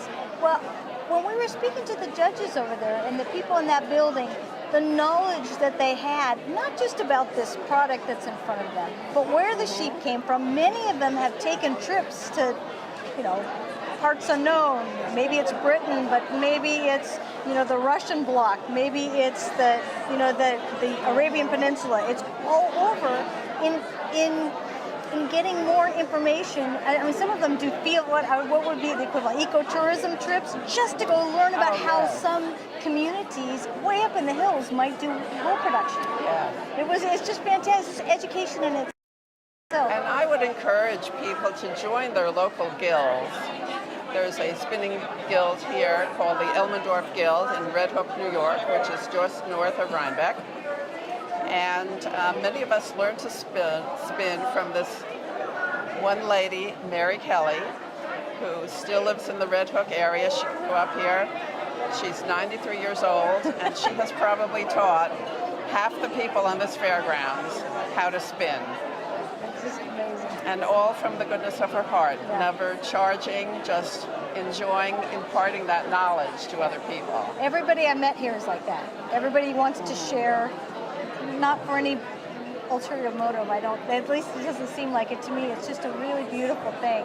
And here's where the philosophical part of me says, it's all part of the weave, isn't it? We're all kind of a little thread in the weave, and it's stronger because of all of us. I just love that idea. All the interconnectedness. Yeah. So now I'm going to go from that for a minute, and I'll pull out the piece of paper you gave me because I asked about it. Tell me about the Hudson Valley Textile Project, just a quick little thing. Okay, the Hudson Valley Textile Project is another fiber group that was co-founded by Gail Parinello from Cornwall Yarn Shop in Cornwall, New York, and M.J. Packer, who owns the Battenkill Fiber Mill up near Greenwich, New York. And they were also looking for a way to make connections between producers, weavers, spinners, and so forth. And they were also very interested in promoting the New York Textile Act. So anyhow, their focus is getting more fiber assistance to New York producers, farmers, and to that end, they're looking to start a scouring facility in New York, which we don't have at the moment. And you want to get your fiber as clean as possible before you use it for a finished product. So that is one of their missions at the moment, this particular group. And they are composed of farmers, makers. They have teamed together with Assemblywoman Werner and Senator Hinchy from New York to shepherd this Textile Act through. And this way, it will make more markets for, fiber people. Yeah, it's like a car. If you don't have the transmission, it's not really going to go anywhere. You can have every other part. Yeah. And so I'm assuming that the average person doesn't always realize that there are very few mills left and the scouring facilities and things like this. And that's critical if you actually want to do anything. You can grow it all day, but Well, the nearest scouring, I mean, I know a number of people that are sending their things to Michigan or Maine or the Carolinas, Yeah. but there's nothing here in New York State. And so that is what Hudson Valley Textile Project is interested in promoting. They've actually ordered equipment to make this a reality. And of course, they're always looking for additional sources of funding to achieve their goal. Yep. So I'm assuming Hudson Valley Textile Project was the thing that they would look up if anybody wants to be a part of that. Yes. Okay. They have a website. They are also a 501c3. Excellent. Battenkill Mill does have a booth here if anyone wanted to go and speak with MJ or Gail. Okay. And in our brochure, there's a bit of an ad, so you could Good. refer to that. Okay. Wonderful. You guys have a to great speak with website. them. You have a lot of information on your website. We do, and it highlights some of our other activities, such as scholarships for high school kids. Yeah. And at the moment, we have people going to school for veterinary services. We have a young lady who's at Cal Berkeley. You know, we'd like to help these teenagers achieve their dreams, and it's always nice to receive a scholarship. Yes. So, yeah. Well, and with something like this, it can involve veterinary services. It can involve the agricultural end of things, or the raising of the sheep. It can involve the business portion of selling and marketing the sheep. It can involve fashion industry, or the social media marketing, all this. So there's so much that is involved, and that can be really related to an event like this. And I know Yes. New York State, most people think it's the city and that's it, but boy, oh boy, is this an ag No. state. Huge agricultural state, so Exactly. this is really exciting. Every year, my husband and I really kind of look forward to coming to this one. We really enjoy it. Claire, I well, really appreciate we you speaking enjoy to us. having everybody. It's really a pleasure, and Yeah. thank you so much for coming to visit us this weekend. Yeah. We can all sleep for a week afterwards, right? That's for sure. Thank you so much. Thank you.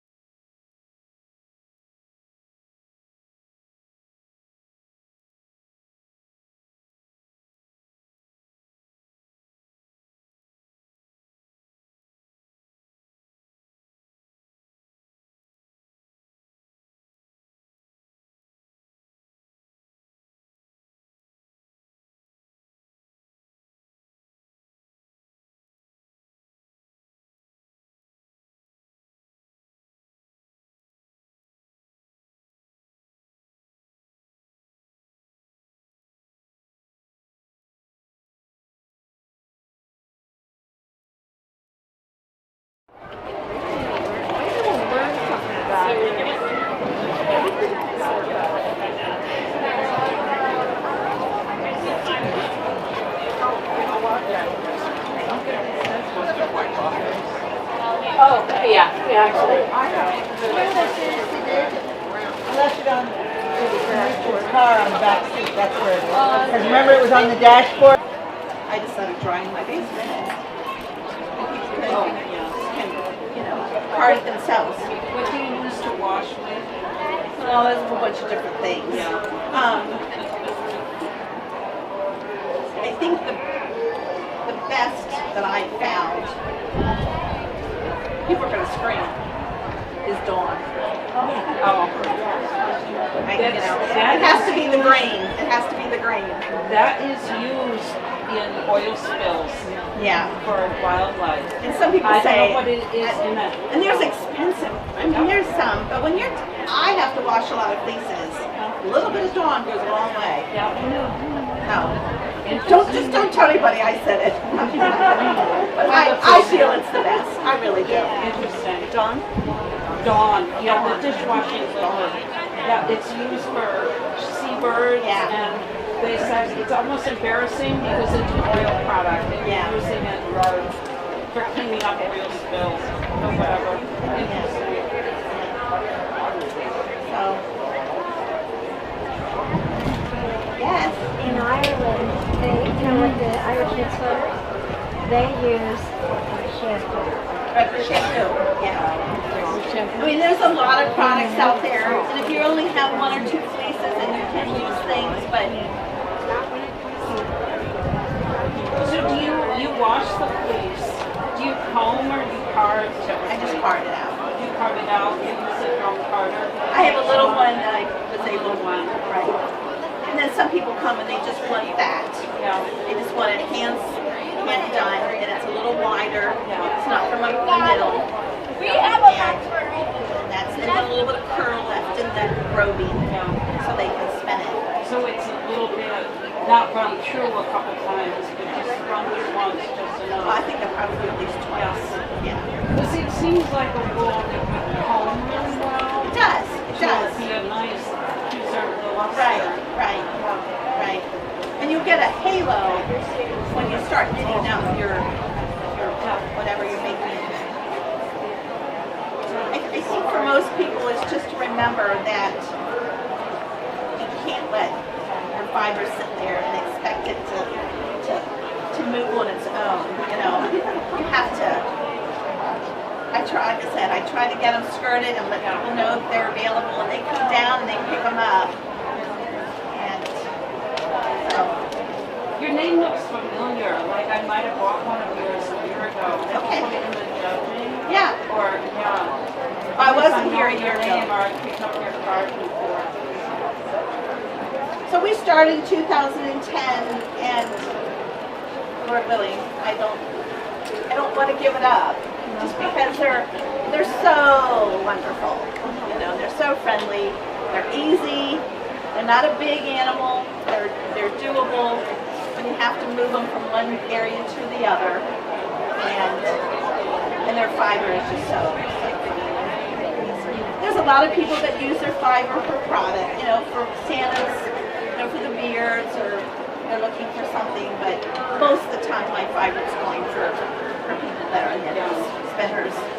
And the older fleeces, a lot of people going for making rugs. They do it for their looms that they make rugs out of. A booth? Yeah. No. Just talking. I'm just talking. No, I can't. We've always done the breed, just introduce it.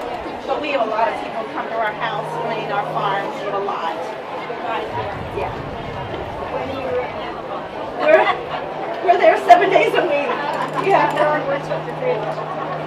Yeah, you're more than welcome. And people come and then they meet the sheep. And, right.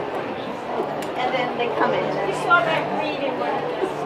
Yes. We both felt good. Yeah. I think it's the natural color that you're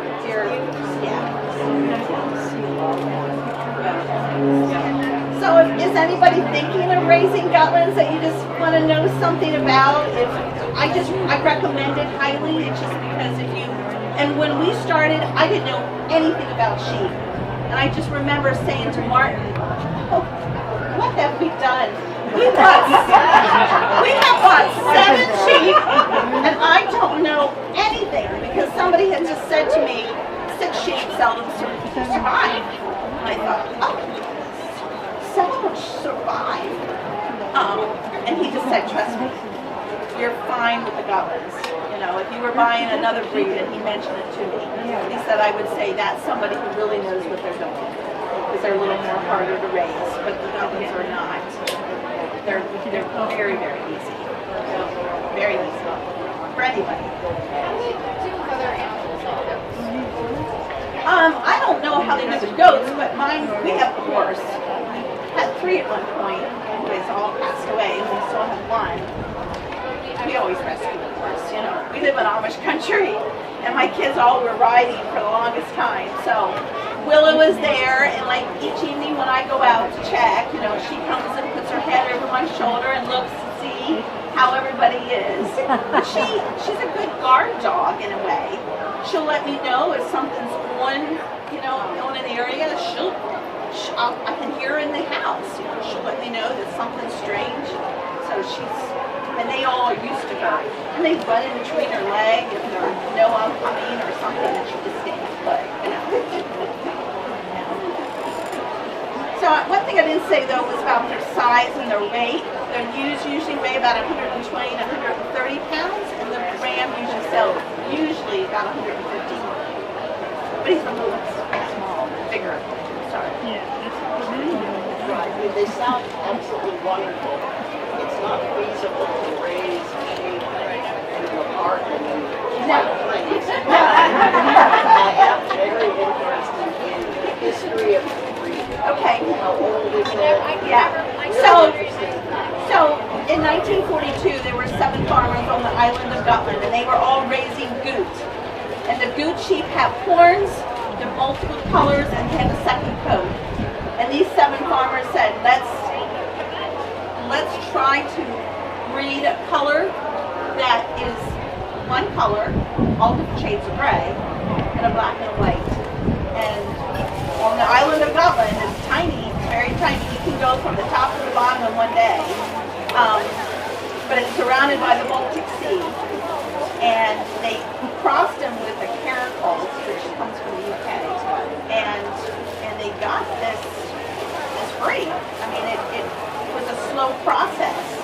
And then too, even now today in Sweden, you have judges come to your farm and they'll tell you that no, yes, that one can stay. And they show, what they do is, for the rams, they measure the scrotum and then they look at their fleeces and they kind of lift them up, and if they feather down nicely, they'll judge them from 1 to 5, and then the color.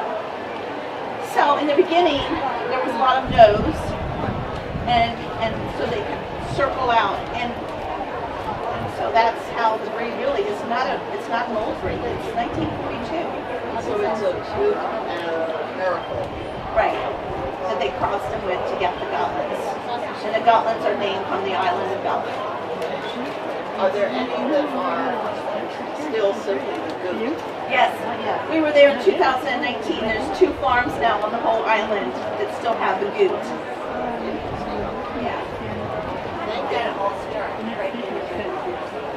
I don't know. Well, yeah, I was just going to say, Sweden was neutral. Sweden wasn't part of any of all that. My mother used to say, yeah, right.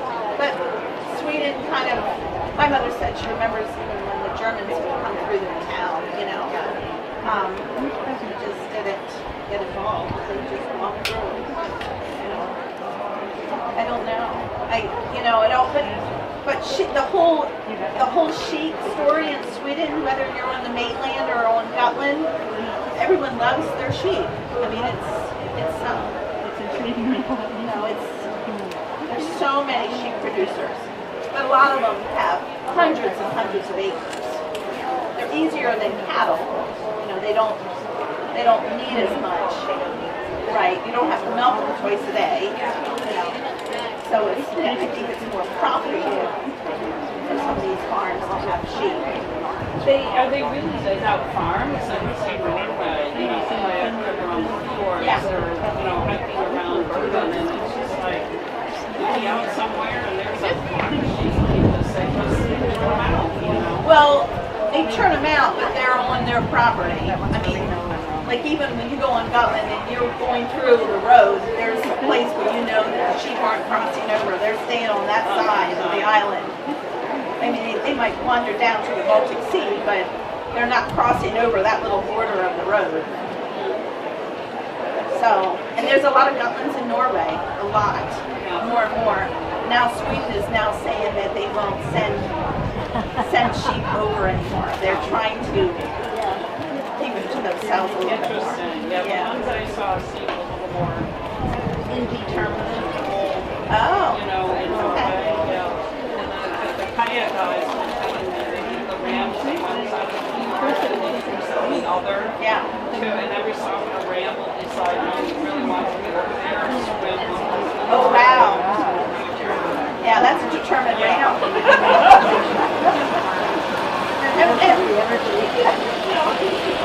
And I am not the best farmer, so my rams, if they came because of the horn there, or I purchased, one year we purchased a ram from Martin, 2017. So most of my flock is a closed flock, and then you have a little bit more control of sicknesses and parasites. So, but I've had a ram that he jumped. So then we had, No. So that was one of the things that they knocked out from the goose.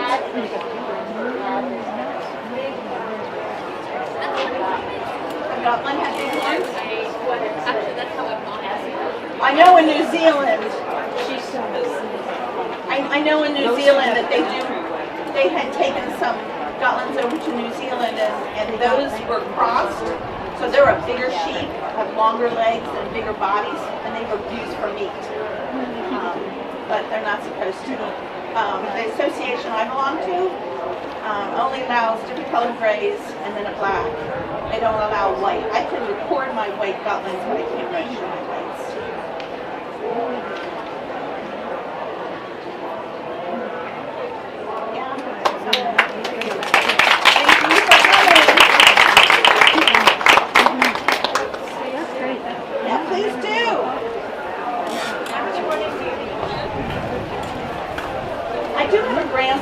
That we're watching every day but for Thursday. So if you don't mind, we bring him out when you come. How old? He's now a year. Okay. So our daughter, her husband was actually out of school. She had to be back to work. Next? I'm not next. Right the next person. If you have any more questions, I'm in the breed barn if you need to. Just ask. Don't think it's silly because Which number is that? In the breed barn? Oh, I don't know. It's number 28.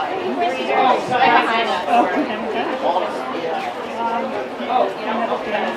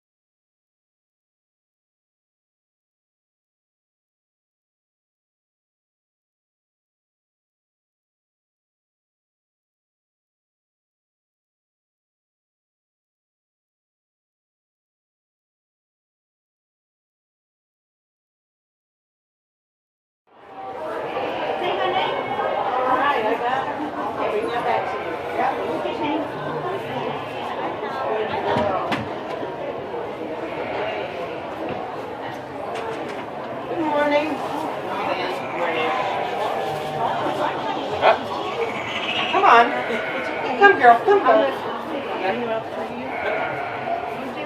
You do the speaking and I'll do the sheeping.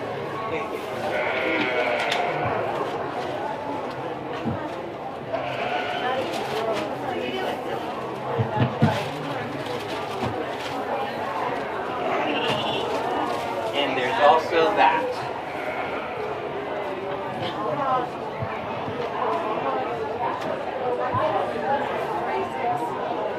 Test. Okay. Map right here. Sounds good. Gosh, it's. What?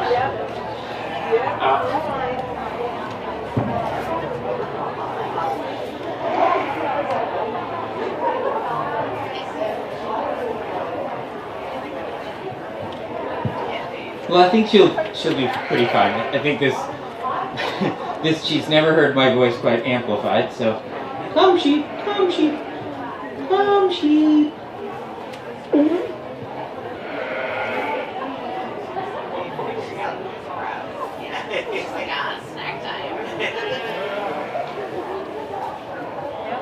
So there's going to be two talks that I'm going to give today, and they are back to back. One is, of course, about Southdown sheep, and then the second one will be about Sojourner Truth and her history in Ulster County and just in this area. And partly that history is as a shepherd, and I just wanted to highlight that today at Sheep and Wool. But to start off, I'm going to talk about the Southdown sheep, and I prepared a little bit of reading, and then we can go to like questions and answers, or just the typical stuff that I know and I can share about them. So just to cover the bases in the Southdown sheep talk. And also invite anyone that's walking by that wants to hear a little bit about the Southdown, traditional Southdown sheep, that you are welcome to join us. So listen to this first sentence of this, what I have written. Docile, easy managed. Traditional English Southdowns make an excellent pet and highly efficient lawnmowers and weed eaters. They are short, stocky sheep standing 18 to 24 inches tall with woolly faces, as you can see. And they're, of course, perpetual smile. So the smile on these sheep is actually important in order to register the sheep. Yeah, there you go.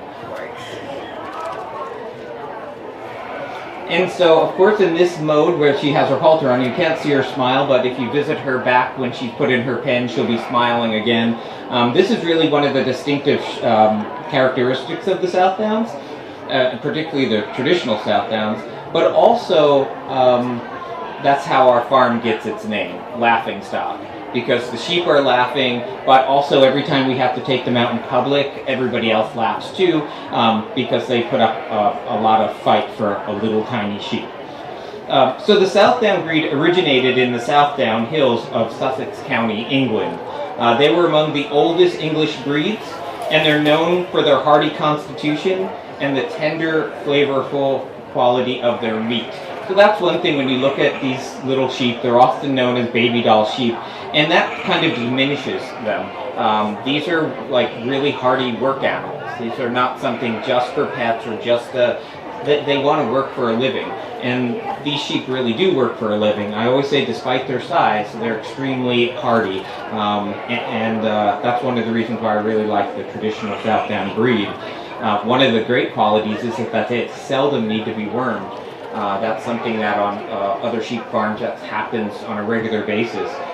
These sheep will get wormed as needed, but it's seldom needed, and it usually is not needed until they are older, like maybe after 8 or 9 years old. Some of the older stock that we keep as pets, we have to check them for worms, but usually the young sheep are very hardy. So the work of standardizing the Southdown breed began as early as the 1780s. Through the efforts of John Ellman of East Sussex. And the sheep grew in popularity until there was approximately 367 registered flocks in 1908, totaling approximately 100,000 ewes. And the breed development slowed during World War I and the breed almost went extinct by the end of World War II. This same pattern was followed in the United States, where the sheep first appeared around 1803. And so you can kind of see me in period dress of the 1780s. And one of the reasons why I wanted this historic breed was that I was really interested in historic preservation, both in architecture, but in culture as well as in livestock. And so breeding these ancient things is a way of like preserving them. And unlike buildings where we just upkeep and they kind of are static, if you're not breeding the livestock, if you're not having one generation to the next, these things actually go extinct. So in America, they're fairly rare. Yes, she also has gone to the Vienna school where they have taught the Lipizzaner stallions. So she's picked up a few traits there in her travels. But here in America, they were basically they were thought to be extinct, this small traditional breed. But by the efforts of the famous Southdown breeder Robert Mock, he was able to track down a few of these small Southdown sheep and start raising them. And eventually, they cultivated a breed club, and the bloodlines were reestablished in 1986. So still here, they're very rare. But in the UK, just recently, these traditional Southdowns have come off their rare and endangered breed list. So now they are solidly in the hands of a lot of people who have small holdings, which are this is the traditional and proper breed to have on small holdings. What's also said about the Southdowns is that they'll grow fat on concrete. So many of the other larger breeds, you have to feed them grain, where the Southdowns don't really require any grain. We only give it to them as a treat or maybe when they're lactating. But other than that, that animal was raised fully on grass. And she was brought over the winter in hay. She's 18 months old. And she'll just continue to eat the hay through the winter. Okay. Yeah, so this is the first time she's also been off the farm. So she's a little nervous. And I think this is the first time she's heard me speak so loudly. So let's see, what else do I have in here? So the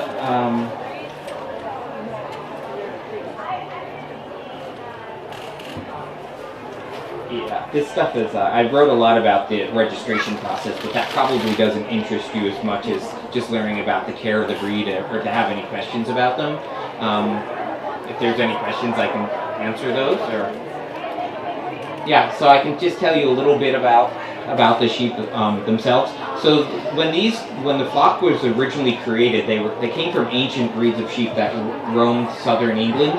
And then the breeders there in the mid-1800s or 18th century decided that they would cultivate this breed. So they'd take the wild ones and selectively breeding. I mean, it was the age of enlightenment in the mid-18th century. And so they didn't quite understand genetics, but they did understand that they could select animals that were like and breed them and get more of the same. So that experiment took place first on the Southdowns. The breeders there started selecting traits that they liked in sheep, and they started to then produce more sheep of those same desired characteristics. So when they first found these ancient sheep, they were this color. They were brown, in various shades of brown. But of course, in the 18th century, wool was the fabric of choice. It's what built really through the medieval period, right up through the 18th and 19th century. The wealth of England was built on the backs of little sheep like this.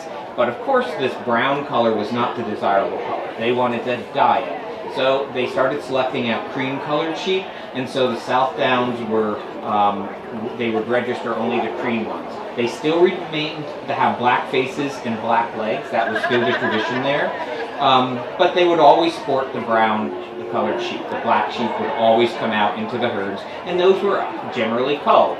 But the genes have stayed true for all of these centuries of breeding, and then at some point someone decided that, no, you know what, the colored sheep are really cool, and that we would allow people to raise not only cream in the registry, but also colored sheep as well. And so that's how I sort of got started too. I started off raising cream-colored sheep, thinking that they would be the best to be able to produce a saleable yarn that people could dye.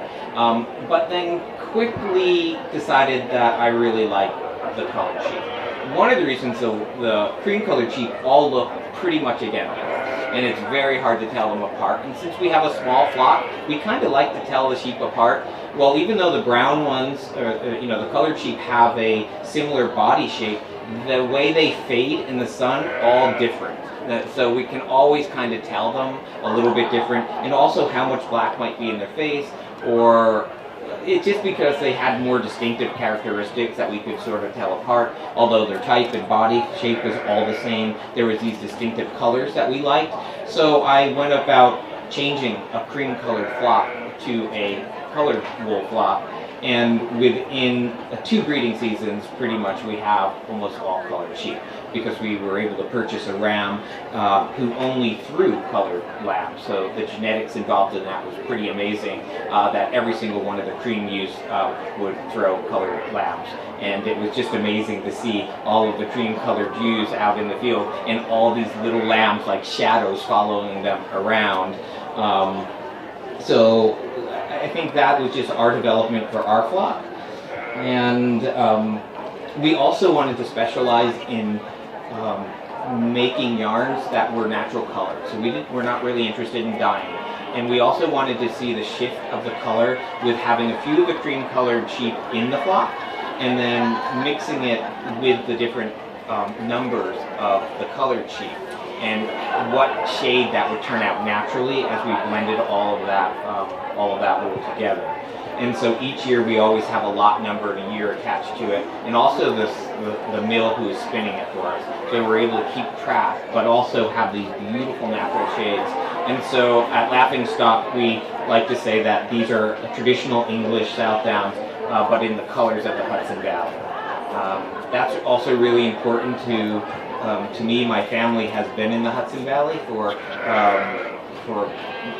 almost 400 years. They were here in 1650, and they've been eating the produce of these fields. They have been eating the stock that was grown on this grass, and so to continue that tradition too of having grass-fed livestock, it's like that's how we become part of an area. And I think that's really important for a lot of people to connect with the land that they're on, because they also feel like that's the way we're going to save the earth. Like when we feel we're a part of it, then we care for it. And I think we care for our sheep, we care for the land, and they kind of give back to us and make that really wonderful cycle. So is there any questions about Southdowns? Anyone raising Southdowns? Okay. I'm determined to meet a Southdowns, a traditional English Southdowns breeder here at the Dutchess County Sheep and Wool Growers this year. All yesterday, I haven't met one, so I'm hoping today is the day. And hopefully we can encourage more people to have them. One of the things I always say is that if you buy sheep from Laughingstock, you become part of the family. So we always stand behind the sheep we sell, and also support those who purchase them. Because oftentimes this is an entry-level sheep. This is a small sheep. They can easily be transported in a dog carrier, in an extra-large dog carrier, so it makes them really easy to move about. And there's still sheep that's light enough where you can literally pick them up and move them. Because as you can see, it takes a little bit to get them moving on a halter. This is really her first day out, so you have to give her a little grace here. And she's not doing so bad with the sheep whisperer. Yeah, okay, the sheep whisperer here. Thanks for handling her. Yes? So you raise your sheep both for meat and for wool, or? I do. I raise them both. In fact, because when we started off, we just bought 2 ewes. And guess what happened? Rams. So, I mean, if you're going to have the sheep, you're going to end up with a lot of rams if you're going to breed them. And and also I went into this to preserve a rare breed. That was one of my intentions. So it wasn't just for pet. I wanted to make a covenant, right, with this breed and say this is the breed I want to spend, money, time, energy, and passion to preserve it because I think it's worth it. And it's sort of a lesser known thing. I also wanted to kind of grab it back from this whole industry that just sells them as pets because I think these animals are too important just to be diminished as being called baby dolls. I think calling these sheep baby dolls diminishes their quality. And I wanted to lift them up to say, nope, we're an important breed. This is the size of the sheep. Like I said, all of the wealth of England was built on. These guys were the first sheep that were sent off to Australia. They were sent here to America in 1800. Even all of the other breeds in the breed barn generally have some Southdown stock in them. So they're the foundational sheep for so many other breeds. So I think they're important to preserve them for the future generations to enjoy. And also not to have these qualities lost. These are qualities which can also push us forward in agriculture by having people connected not only to the land but the livestock that's going to feed them. And I think that's one of the reasons I love this breed. And because they are a way for people to just start with sheep, they're also fairly easy. I say that their lambing is fairly easy, and in two ways. If one does need the help, these are small sheep. And so a small hand goes in just slightly above the wrist and can maneuver any lamb that you need to. When you're dealing with much bigger sheep, I mean, you're going in a lot further and feeling around to figure out what part you're pulling out. So even as a novice, if you do need to assist, it's not the end of the world. After you deliver your first, if you have to help the first one, you'll have so much confidence. Like when you pull that little lamb out that you helped, you're like, yes, like you can do anything. It's such a great experience. But generally, under good shepherding, they don't need that. Our first experience, it was a hard one because I treated them like babies and I gave them grain during their pregnancies. I gave them alfalfa hay. So I grew like the biggest lambs ever that needed to have some assistance. After that, like you learn your first year, you learn the hard way, and now I'm always telling new breeders, you are not being mean, give them hay, give them minerals, and that's it. The only time, like I say, we'll give them the grain is when they're lactating, and we want to get them producing milk. But they do that pretty well too. We also don't breed our sheep until November. So that way we have lambs coming out in April and May. And many other people who are producing for a certain market. They want to produce lambs for Easter. They want to get these lambs out onto the ground early enough because that's their market they go for. We've decided to do it more traditionally. And more traditionally means that we are going to go with the seasons. You want lambs out on grass. You want the ewes to be able to eat grass. I mean, in a traditional system, you don't want to have heating lambs out there in the barn. That's not traditional. So I think we just take our cues from caring for them in that way. And yes, so to answer a little more about the meat, these produce a really good sized carcass. So far we've only eaten rams because the ewes are too valuable to keep in the herd and to grow the herd, and we've sold a few. But the rams generally they'll be born in April or May, and then they go to market at about sometimes as early as mid-January, sometimes towards February. So they're not terribly old. And they're still producing hanging weights of about 40 pounds. And so my friends who are also doing lambs of much larger breeds, I found out that that's the weight that their carcasses turn out to.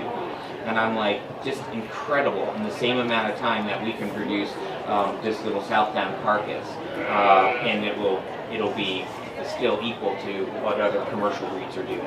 So that's fantastic. One of the things is that what we're not growing on this breed is great big tall legs. You can see they're really close to the ground, but really the structure of the body and the carcass is all, it's strong, it's muscular, we describe them as historically, the description is a leg in every corner, so that there should be good shoulder, of course good hindquarters. This animal is pretty nice. I'm pretty pleased.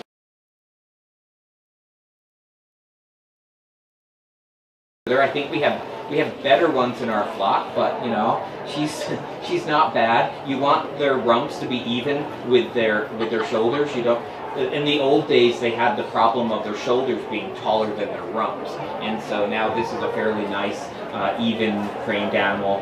One of the things I don't like in them is that they tend to have a little bit of knock knees. So in our breeding program, it was like, nope, get rid of that. We want really strong, straight legs.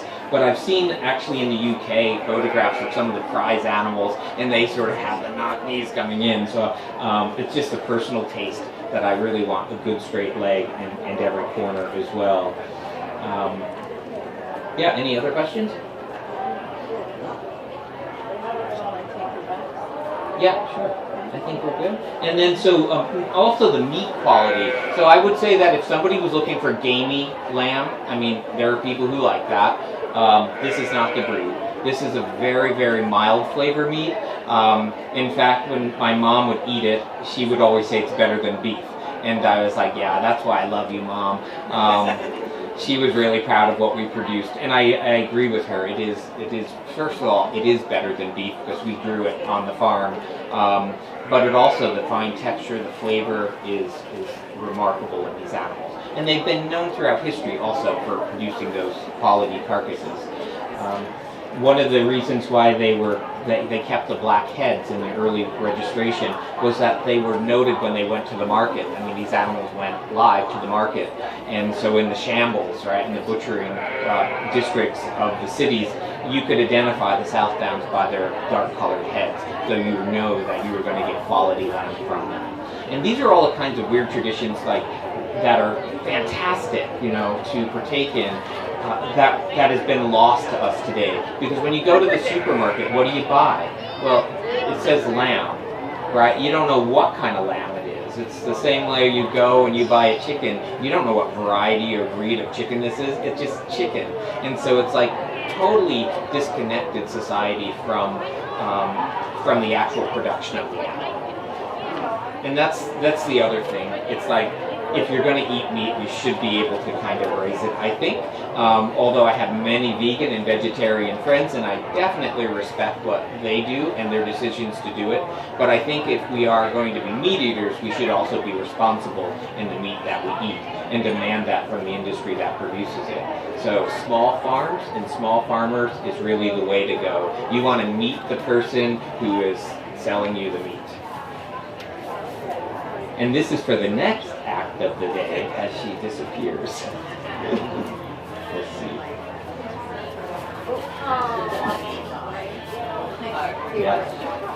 Yes.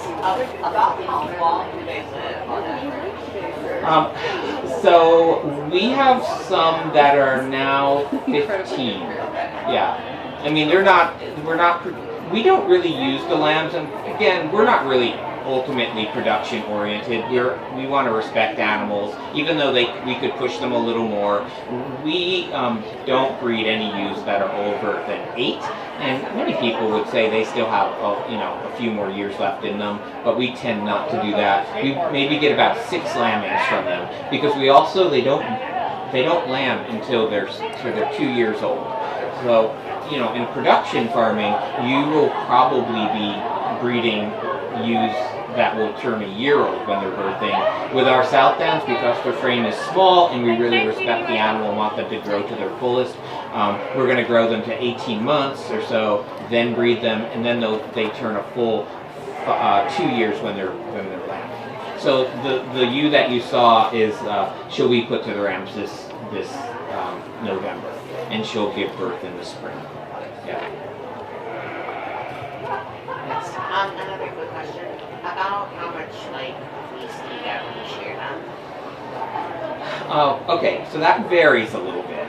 So because we mostly keep ewes, and mostly these ewes are going to be pregnant at some point during their like wool bearing cycle, they're not the greatest wool producers, right? So they are dual purpose. But if we do have one wether, for example, and wethers always are going to produce the best wool because they don't have anything to worry about. You know, the rams don't produce the greatest wool because they're always worrying about the ewes, and the ewes don't produce the greatest wool because they're really, you know, they're carrying babies and they're putting the nutrients into their babies and not into the fiber.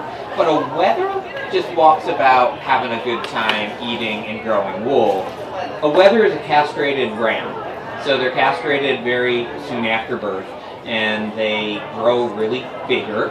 They gain a lot of weight, and they're just, you know, a big sheep, more surface area, more wool.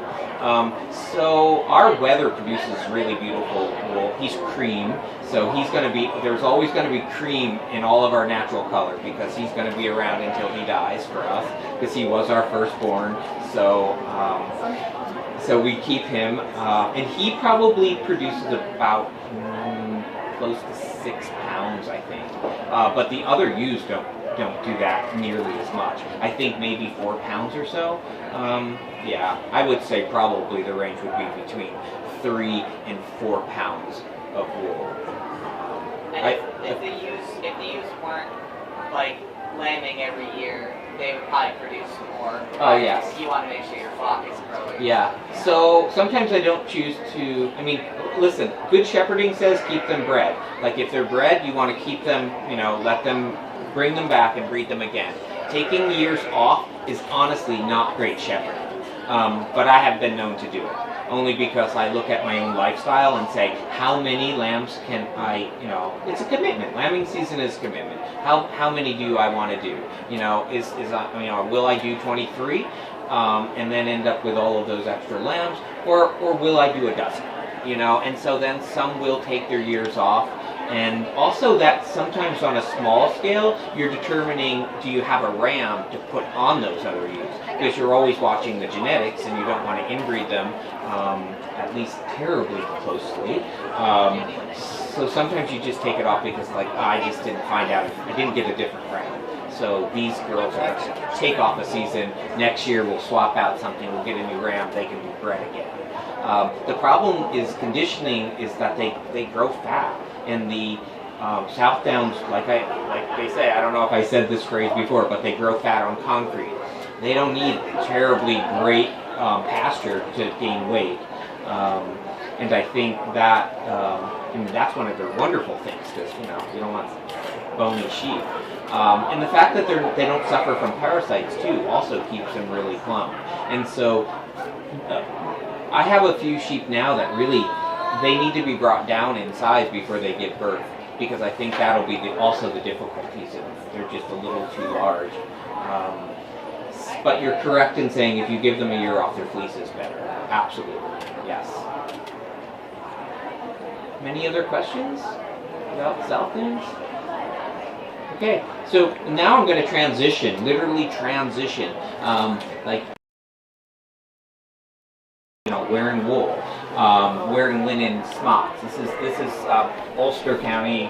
I'm from Ulster County. I had to cross the river today to get here. But this is an Ulster County farmer. But we're also in the heart of sheep land here. In the 18th and 19th century, America was first dependent on, you know, British goods. We were a colony.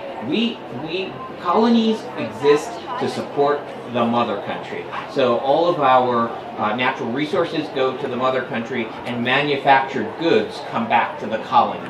This is why colonization happened, to make a profit off of the people who are living there. So when the revolution broke out, we kind of screwed ourselves out of our English goods. But the English were like, well, we lost our market for all of our manufactured goods. So the idea of homespun, producing fabric here in America, sort of took off at the last quarter of the 18th century and well into the 19th century. Particularly like the War of 1812 pops up, and Thomas Jefferson also was like, he's wearing suits of domestic-made clothes. So we really wanted to emphasize production of local fiber and wearing it, and proudly wearing homespun. Who needed the silks or the fancy brocades that could come from England? It was much more patriotic to wear homespun. And again today, we see a resurgence of this. This is like a way of being independent and claiming independence, and again about being local. So I'm going to just slightly transition because I want to talk about one of Ulster County's most famous shepherds, Sojourner Truth.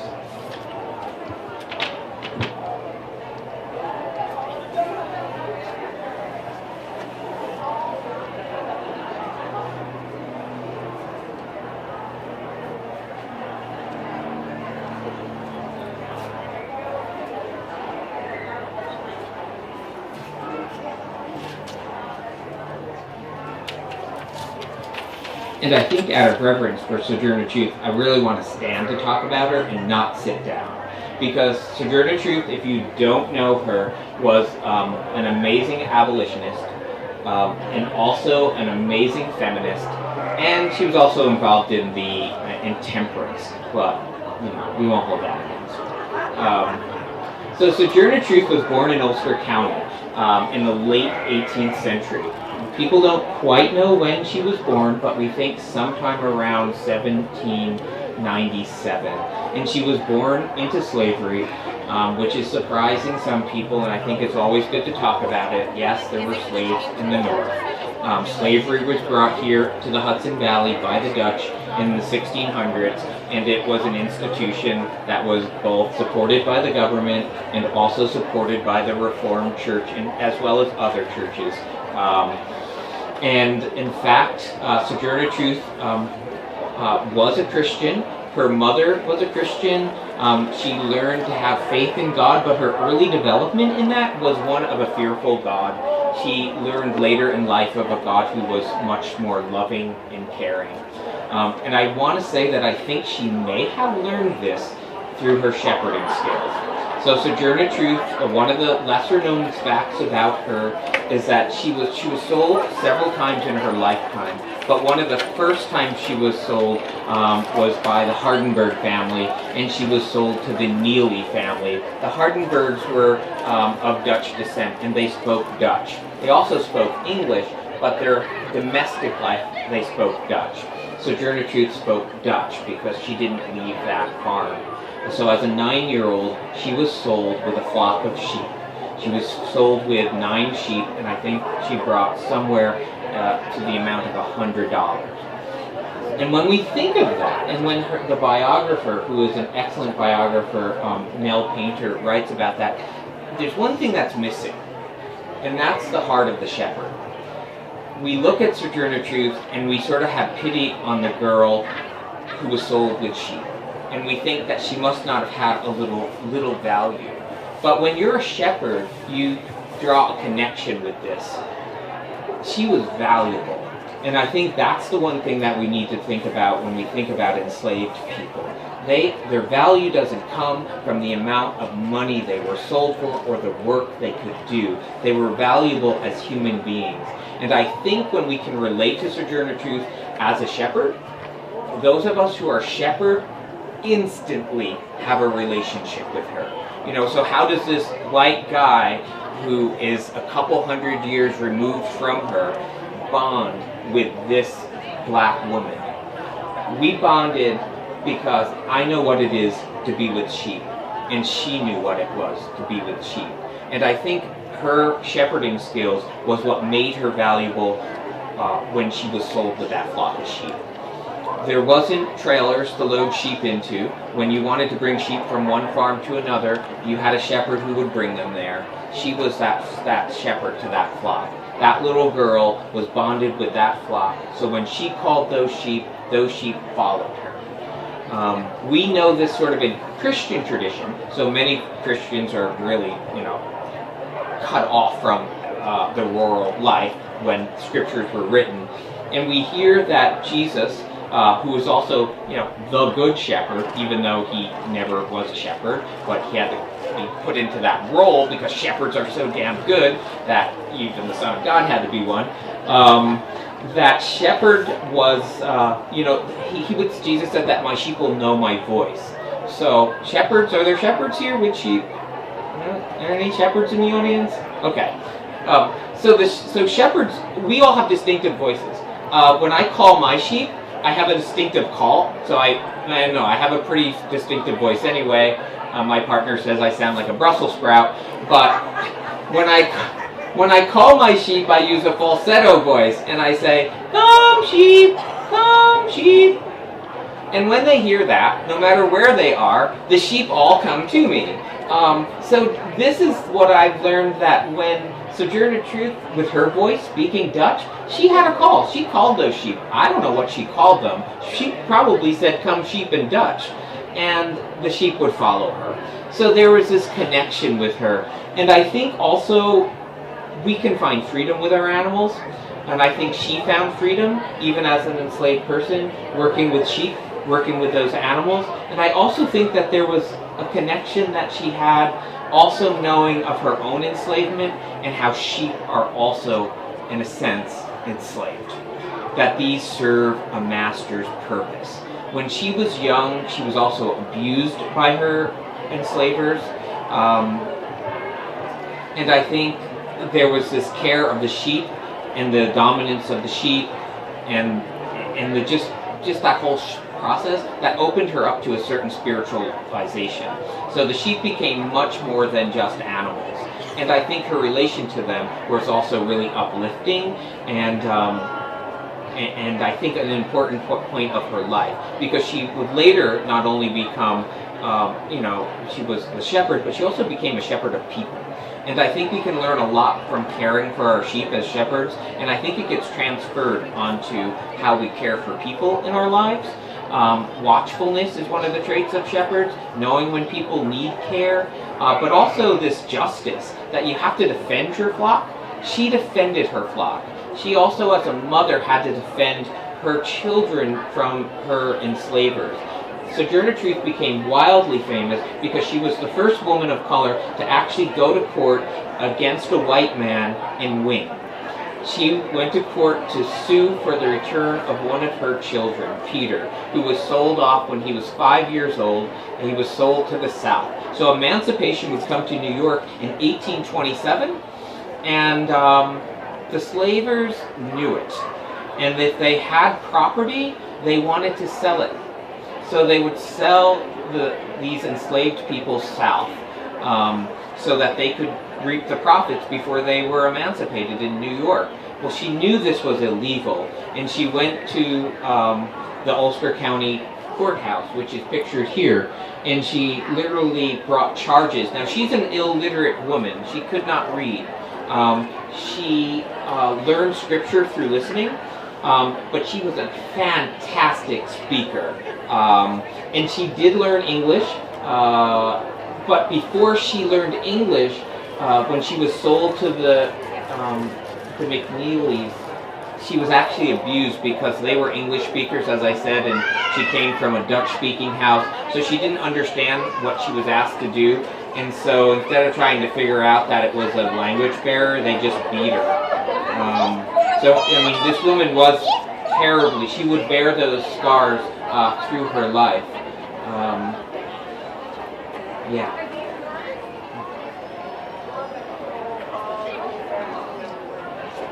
But I think her relationship to the animals, to her production, to her skills, the pride that she had that she could do so much, she was a very competent woman. And I think that too came from her sheep and her skills. One of the sad stories was towards 1827, she worked really hard to be freed early. She wanted to be freed early. So she made an agreement that if I work really hard, can I be freed early? And her enslaver agreed to this, but her fellow people, enslaved people that she was around, made fun of her. and they said he'll never keep his word, and they joked and they chastised her and said how stupid she was for making this agreement. And she did work extra hard, and she deserved her freedom 6 months early, but when the time came for her to be freed, her enslaver he reneged on the agreement. And he forced her to do something that so many here do in pleasure, and that he forced her to take 100 pounds of wool from their sheep that year and to spin it into yarn. So she had fleeces in the raw, and so her last 6 months of enslavement was spent in the woolen trade, washing the fleeces and carding them and spinning them into yarn. So that was really, I suspect that was really cruel punishment, because she also had to do all of her other domestic work. She had to take care of animals still, she still needed to do the domestic work around the house, and probably in the evenings she was set to do the spinning of the yarn. So that's really a sad story, and you would think that as a freed woman, because she would run away just a few months before she could have had her freedom. She took her 5-month-old daughter and she ran to freedom. And she went to another Dutch farmer who they attended the same church as the Dumonts, who she was enslaved by at that time. But yet they were abolitionists. And they took care of her. And she said, I ran away, but I didn't run away very far because I knew that my enslaver would come after me. And she didn't want him to have to travel far, which was sort of an odd sort of thing. But she went to the Van Wagenens, who were their neighbors. The Van Wagenens heard her story, knew her all her life, and they actually paid Dumont for her freedom. And so Sojourner Truth would be free. But throughout all of her life, she was a knitter. So you'll see in many of her pictures, and unfortunately we don't have a picture here, this is a slightly unusual portrait of her, because almost every other portrait you'll see her there knitting. You'll see her there with her yarn and knitting. This is something that she remained a part of her life, and also it's a prop. So in the 19th century, when you go to be photographed, you select what you're going to have there. These things are rare, but she also sold these photographs to help support herself. So there's a reason why she's knitting, right? We don't truly know. She doesn't speak about that, but I sort of have this idea of why she knitted. I will also say that she stayed connected to her enslaver, John Dumont, throughout his life, and as he aged, he actually too became an abolitionist. And she was one of these wonderful people who converted people from one thought to another. And I think how pertinent it is today to help people get from one spot to another, that she was a bridge. And I think the connections that she had, although they were strange, we certainly wouldn't want to wish them on anyone today. She made the best of the situation, and she kept faith. And I think there's just something about this amazing shepherd that we can all look up to. And I think also, as we knit, and as there's so many people with knitting going on and crocheting and using this fiber, I think it's the way we can hold together the world. Each stitch we take is somehow knitting us all back together into this wonderful human web, and it's just really beautiful to stand here as a shepherd with this wonderful shepherd behind me, giving testimony to people of color, giving testimony and encouragement. Come and be shepherds. We welcome you here. We want to help you with sheep. We want to embrace what you have to offer. And I think that's really why I decided that as a white person, I'd be very happy to come and offer that invitation, and to say that we need to have more people of color involved in raising sheep and in textiles. And those who are here doing it should be encouraged and supported. And I think also it's our job to find people of color who have booths here and go and support what they do. Because at some point in time, all of us had benefited by even this enslaved woman. If it was just one, it would have been one too many. but there was certainly way more than that. And I think I wanted to take this public opportunity to talk about Sojourner Truth, who is also my neighbor. You know, she tended sheep on the same fields that I do. And so anyway, so I thank you all for listening to that, and hopefully you got something out of it. And maybe if you don't know anything about Sojourner Truth, you'll research her a little more, and you'll find her, you know, to be a very inspirational hero from the past. So thank you. Enjoy the festival. And I guess I can field some questions if there's anybody has any questions on this. Good. And also, so I would say this is get a job. I'm also going to just like push Nell Painter's book on Sojourner Truth. It's a little old now. We have more research done on Sojourner Truth, and so it's a good starting point. It's an excellent book. But just recently, the trials of her bringing back her son, they were lost. No one knew where these papers were. They were recently found in New York State Archive. And of course, you know, her name isn't Sojourner Truth at that time. So the court records all had this other name. She was born, they named her Isabella, Isabella Baumfree. Or she was also took the name Isabella van Wagenen, the people who bought her freedom. So there were various names, but someone was a good archivist, man. I don't know his name, but I sat next to him once at an event, and he's my hero. He's like the unsung workers of the state who actually was doing their job, pulled out this and said, oh, I think this is important. So we actually now have all those court documents of the case of this wonderful, you know, first black woman to charge a white man with a crime, and actually he had to do the time. He had to bring Peter back to New York. So that's pretty cool.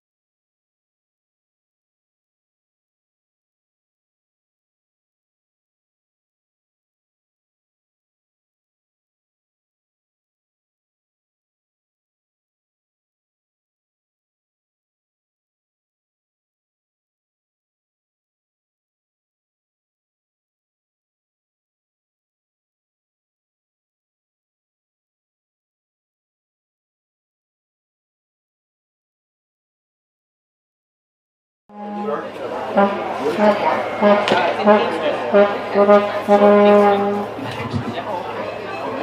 this on? My name is Mother Catherine, and I'm from the Orthodox Church of America. We have a monastery, Holy Mother's Monastery, near Cooperstown, about 2 hours north of here. And I am the ag program. We have a finished flock of a number of different sheep. What I have here, Icelandic sheep. These are the sheep. I wasn't fast enough. These are the sheep that the Vikings brought around Northern Europe. And so their relation to the Shetlands, the Gotlands, the Boreays, the Northlandsies, the Soays, they call the Northern European short-tailed sheep. The Ushans, wherever they dropped them off, those people would breed for the traits they wanted. So they were a little bit different from each other, but only like as cousins. My talk is I love smart sheep. And primitive sheep have not been fiddled with too often much. And they're beginning to, Hebrideans are another breed. Years ago there was I guess he was a professor scientist named Keith Hendricks in Britain. And he was at a university. And they were doing studies on sheep intelligence. And the biggest thing was they were doing research on Huntington's chorea. Rats didn't live long enough, and monkeys just weren't into what they were doing for their training. So they settled on sheep, primitive sheep. And their learning style is extremely like ours. What they wanted to find out was, can they teach them something, which was 2 aisles, one had food, one did not.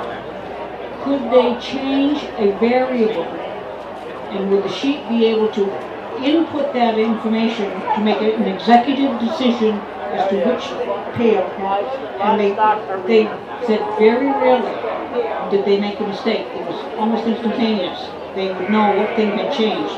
Color, a shape like a triangle. They did face recognition. They found that sheep will recognize about 100 faces of things that they know, sheep or people, and remember them for about 3 years. They are one of the few animals that can look at a flat photograph of a sheep that they know and will vocalize to it because they recognize. And one I saw was a merino, and they were like this quickly, changing faces, and he had to touch the face that he recognized that quickly. Then they tweaked it again. They had 2 faces, and one had a treat and one did not. And the faces were very similar. There was a woman rock star, some guy, and Obama and another black person. And they had to go touch the face that they learned would have the picture, the treat. And the sheep did that. I saw one, they cue you before it starts. The sheep will look to the cameraman for help doing, she would do a maze. And how quickly she realizes that cameraman is on. And she looked at him like that and did the maze. That's all it took. Well, he's not even things, so she did the maze. I began with sheep. I was not in charge of the flock. We had 4 Icelandics, and then a bunch of what people call commercial sheep. We had Romneys and Cheviots and Tunas and you name it. And we had this one girl, and she just kind of went with the flow. But when I took over, I began to let her have her head. She was an Icelandic. And you could watch that intelligence, confidence, and personality grow as the years went. And we started, before I took over, they started taking the lambs off and leaving them with a Grammy. And we had another Icelandic that didn't have a bag. She couldn't feed her babies. But all the lambs looked, and the mothers would leave the lambs with her and go fishing. So I said, we'll put Gretchen in there. And that whole year that Gretchen was away, Kira would look down the road. So when I took over, I brought Gretchen back. But Gretchen taught those commercial lambs to eat more things than their mothers would have, because Icelanders would eat anything. They're almost goat-like in that respect. So I was able to change the flock over to a more not grass waste, because they will eat a lot of forbs and forage and leaves, and wean them away from some of the things that, well, there's nothing left to eat in this field. Well, there's plenty, if you know what it is. My girls love fresh cut. I get fresh cut baleage, and they'll eat all the weeds first, and then they'll pick at the grass if they have to. I have tons of stories. I will tell one too many Kira story at some point. They're going to lock me away. But she and her son Slava would scare you. They were that smart. She got to the point I could ask her a yes or no question, and if the answer was yes, she'd chew her cut. Like one night I went in, she was getting down to term, and I said, blah, blah, blah, and these are flowers and stuff, and she just looked at me. I said, is this the night? And she shook her head. 1 o'clock that morning, she had her babies. She knew in November, our patronal feast day is like Easter, it's immovable, and it goes on when Easter is. She would know in November when the second Sunday after Easter was in the spring, and she would clamor to be bred then, to have babies if we had a big shot coming. She one time, we kept saying, we're going to have these babies, and she was just 40 years. So finally we figured out she's waiting for the big shot to come. We said, Kira, he's in town tonight, he's leaving tomorrow. Came in the next morning, somebody had a single, somebody had a pair. She's standing there with triplets. I do. Seriously do. I do. The last of her life she was blind, and so I had her in a little pen in the house, but I would let her out into another area for grass. And she could come out of there and play in the grass for a while. When she was ready to go back in, she would turn around. We had a beagle on the deck. The sun would be in her face, and we had some rams over here that she could smell. And she would get that all the way she needed it, and she'd go right back into that doorway every time. Her grandson, Biscuit, is demented. He's intermittently confused, usually at the sundown, if you know. That's her granddaughter, Polly.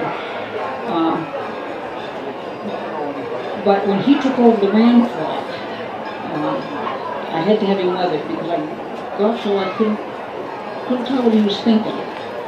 This is going to be an accident waiting to happen because at some point he wanted to tell me that Farrell's gone, he's taken over. So we had him weathered because he was sterile anyway, so we were legal for it. So now he's becoming demented, and sometimes he doesn't know anything. He'll call, he'll walk the opposite way, and his sister would scream at him.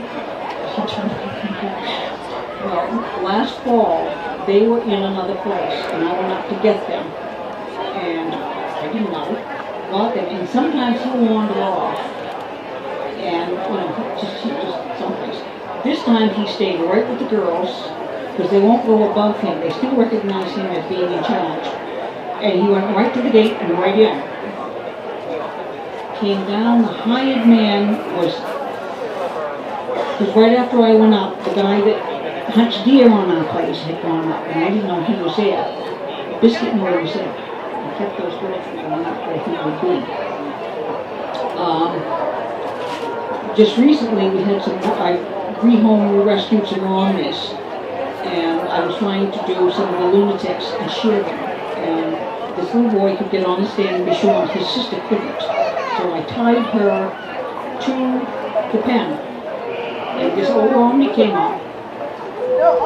And she put her nose right on that yearling's nose. Till she settled down. And then she just stood there and chewed her cud till we were done sharing. And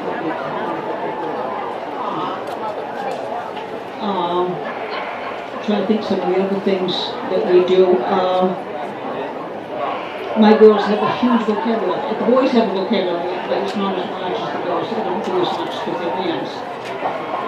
Biscuit taught them, if you have a horned ram, when you talk to them, you do this, because that's your horns, and the biggest horns win. You won't get the boy that wants to give you a call. But generally they'll just back down and have the biggest horns.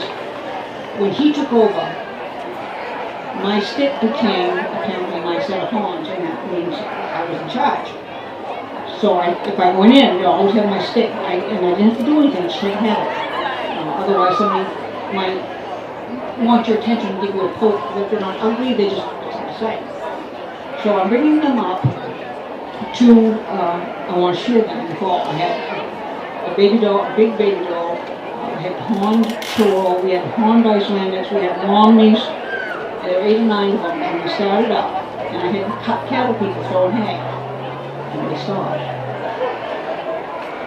And I said to the boys, we're going to the barn. Going to the barn, now be careful. We're going to the barn, going to the barn. And they kept up. And they slowed down, we're going to the barn. We got up to the barn, and they slowed down again. And I said, supper's in your pen. And away they went, and I shut the gate. And I said, well, I kept saying the barn. If I said the yard, they'd go down the driveway into the yard.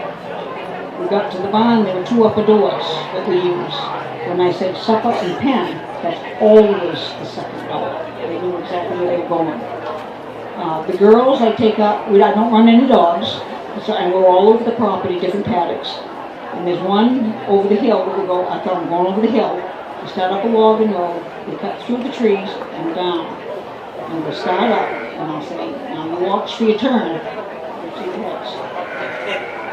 When they recognize the path, away they go. They know gate, they know easy, if they're on a halter. They know wait for me, they know later with the finger. They all have names, they know their own names, they know everybody else's name. So I can talk about somebody who might be in the barn. Babies all know mama, mamas all know baby. One day, Cosette, who used to come here, she's a Romney Corridor. Romney, I'll think of it. And she's very nervous. And so she had this baby and she couldn't find it. And she found it and screamed at me. I said, she's over by Drifa. And she continues to scream at me. I said, she's behind Drifa.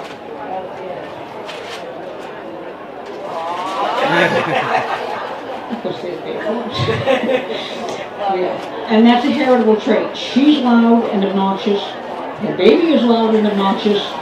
And her lambs this year, they hit the ground, they stop. I said, oh, I know who you come from. Oh yeah, all the time. And they can see each other, but they're not right together, so they scream at each other. So, Mama is quiet.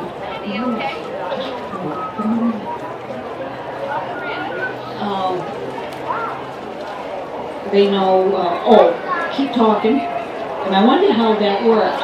You see a group of sheep out in the field, you'll hear them, and they make little noises. What they're doing is keeping track of each other. And so when I know the voices, when I hear the voices, I will respond to that name. I say that name. I say that name. Sometimes it kind of bites you because I had them in one winter, and I get ready to go in the house. Good night, Brian. Good night, Brian. Good night, John Gray. Good night, Brian. And through the whole thing, I get to the door, and somebody would speak. I said, I'm not doing this again. I'm going in. Yeah. Say it again, say it again. Yeah. So anyway, What if you ever forgot somebody, would they remind you? Well, they don't do that anymore, but that winter they did that. Anyway, so then I realized, like, if somebody's hurt and I can't find them, they're in the woods, they get lost, or whatever, I can say, keep talking, and they talk. Keep talking, and then I realized that's why I thought I'd never say, thank God for little pin boys, because they're very penetrating. And I had these 2 lambs, tiny, and one had just come from Michigan, and so he didn't know his name, he didn't know the place, and the other one was a fin cross. And they got out one Friday night, and I didn't know where they were. So I thought, well, maybe they got out, 2 of them was looking for mama. So as I start up towards the house, I'm calling their names, and I hear this little noise. So I'm thinking about where they got out and where I was. So I started down the driveway, and as I picked up the halters as I went. That's anything I want to teach sheep to lead, and their names. And I called, and he answered. And I called. Poor things, they're in the weeds like this. They don't know where they are. They have no idea, and they can't go through the fence. I said, boys, come on down, come up your strings, and take you to the barn, give you some supper, and take you way down, because their home was on the way you went. So that was the importance of, you know, he calls and would answer. His father, Amelia's father, is in the pen, was a black ram. He got out one night, went to visit his brothers, and I could find him at night, and he was a black ram. And I called, and I called, and I called. I got into the truck, and by God, if he didn't just come around the corner, he came to his name. They know, one guy knew shearing, and the shearer's name, and he would wait for that. I had one, they know pick is going to be a shot. They may not like it, but they know it's going to hang with. Medicine is all something by mouth. They know doctor. Doctor's coming. I think some of the other things they know.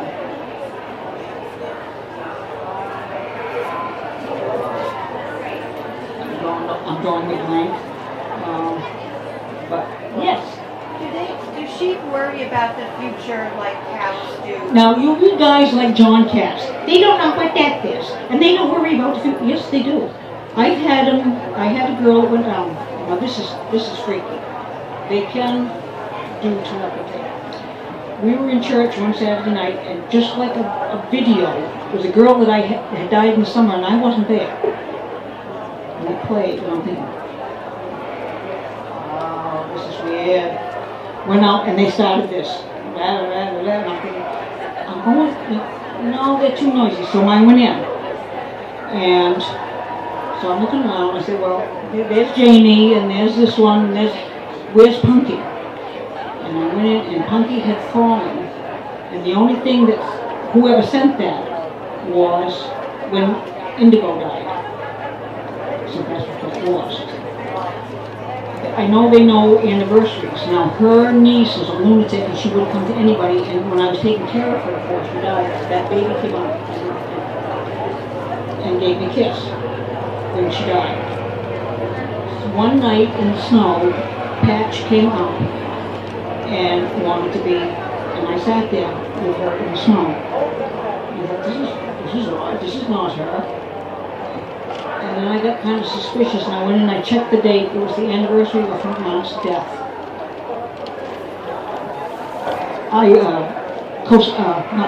Barrett that used to come here, she loved this. She thought this was the best thing they ever watched. She would start in August. Are we going? It's too early.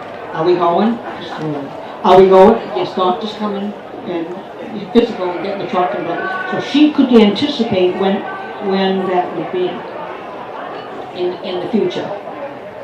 When I never had anybody put down was the suffering until they agree. And people would say, well, how do you know they agree? I said, because I had one, like 2 weathers. And no, they're great. I said, you're not great. And there was one, and I said, if you make it to shearing, and that's a pretty big if, we will talk about this again. So he made it to shearing. And the tent dropped out of sight, and he was frozen. He was not lean on it at all, but he was. So they were in until things warmed up, and they got a little bit of fleas, and we got ready to go out. And I said, you are not going out. I told you this. I'm not going to find you down and the flies eating you. It's time.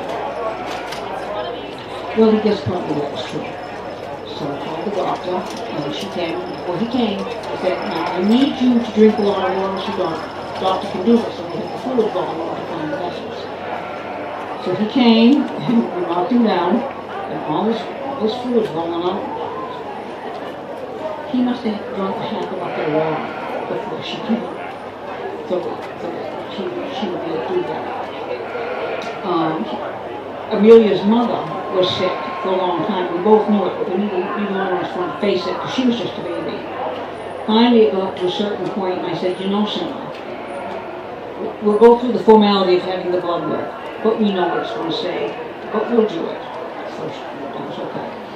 So we got the blood work out of the way, and we're waiting for it. And that Saturday night, I think I come out and I said, we haven't heard yet. She came to the gate, and I went in and the email was there that she was mortally ill. Now, she never left that baby. Sunday morning when I went out, I don't know if she had the baby, but she was at the gate by herself. And I said, why don't you come in and wait for the doctor? And we have never had to sedate an animal before we put him down. I had an old rescue, big girl, big Glen Forest, and I said to the girl I took her from, I said, when she was down there, that's it, I can't. She had a stroke. We kept her going for a year. She had to get up twice a day to eat. And I said, you know, Selena, and you can't get up. So finally, one morning, one back leg is the only thing that works. And I said, Selena, if we could fix it, so that you could go see Addie and Party, which were flock mates that she had that died years before I remember, would you like to go? I said, we can make that happen. I said, I think she's ready. So when the doctor got there, I said, she's not mine, she does not like to be handled. I'm not sure if we have to sedate her, so we'll play it by ear. So we got down in the hay, and I said, now Selena, I have to take your head over here so the doctor can do this. Now you just concentrate on going to see Addie and Claudia, which are, I'm not Addie, but Taffy and Otsego, which were old cows that she had lived with that she knew were dead. And you just think about, and you just relax. And she was gone, just like that. And when I skinned her, because we saw the pelts, even in the hay, she didn't look dead, she just looked relaxed. And then I had some others that I had rescued, and there's this Madeline, she just and Cleo went down, and we had to have Cleo down because she was blind, and she tried to get up, and she banged up her face. I said, if I can't keep her safe, she's going to go, whether she's going or not. Well, Madeline had gone down, and she didn't want me to jack her up, she didn't want me to touch her, she just, so I said, and you're going too. And she was ready. And I said, when Dr. comes, you can go with Cleo. I said, if you know that, and she said, well, how do you get them ready? I said, I talk about people that they know are dead. Family members, flock members, that they know are dead. I said, when they get the point of what it is we're going to do, and they don't fight it.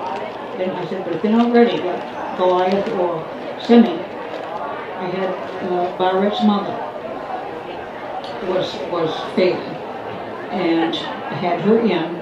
And the flock came in to be shorn, so she saw her daughter and her granddaughter. And they went out, and I said, you can't go out tonight.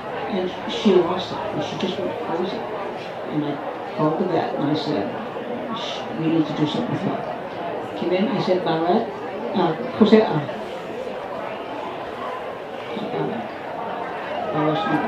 B, doctor will be here on Thursday, this is Sunday night. Doctor will be here on Thursday. And we'll help you. And she settled right down, she waited, she was fine. And so Thursday rolls around, and we get Goliath, and I said, you go in with Auntie over here. And he ate her breakfast, the way that was nice. And the doctor came in, and she got up. How are you, Doc? Yeah. And she put the needle in, down she went. I said, Goliath, Auntie's waiting for you. Put the needle in, down he went. So she knew from Sunday, Thursday. And Cerna knew from Sunday, Dr. B had Tuesday. So I don't know if they know like how long that will be, but they know it's going to be in the future, and they're looking for it, looking for Doctor to come. I had an old feeling, and the light just went out of her eyes. She's going through the motions. I said, honey, we'll call Doctor. We'll help you. And she was ready. And I had an old baby doll. And you could read the newspaper through her. She was so thin. And she rolled around the pen. I said to the doctor, I said, I need to put her down there. You know, she's not ready. She said, no, she's not. So I went to see my mother in Florida, and the girl that was taking care of her, she called me, and she doesn't want to make this call. She's trying to explain to me this sheep, and finally I said, blah, blah, blah, blah. She said, yeah. I said, oh my God, is she finally dead? So I've been waiting for her to die for years. And she decided she was ready, and she laid down on where she was, and she was gone. Well, she was shook up because there was blood coming from the nose. I said, I asked the vet about that. We do that. Everybody does that. It's a body response to when the heart and the lungs aren't working. The lungs are trying to get more air in, and there isn't any because you're not breathing.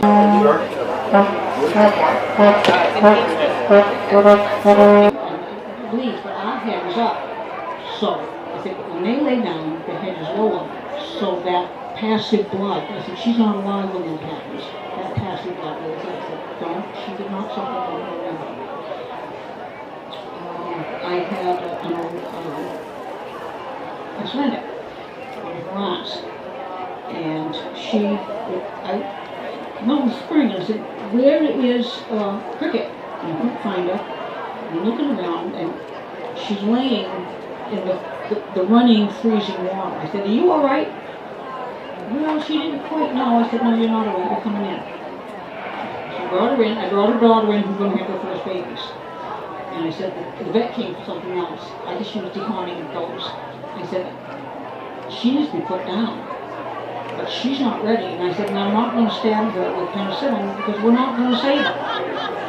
She said, no, I wouldn't need it. So I said, when the daughter freshens and she has her babies, I will probably put her down. Well, just happy to have your babies.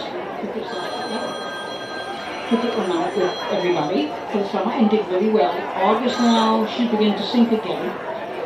And she came down to the gate one night.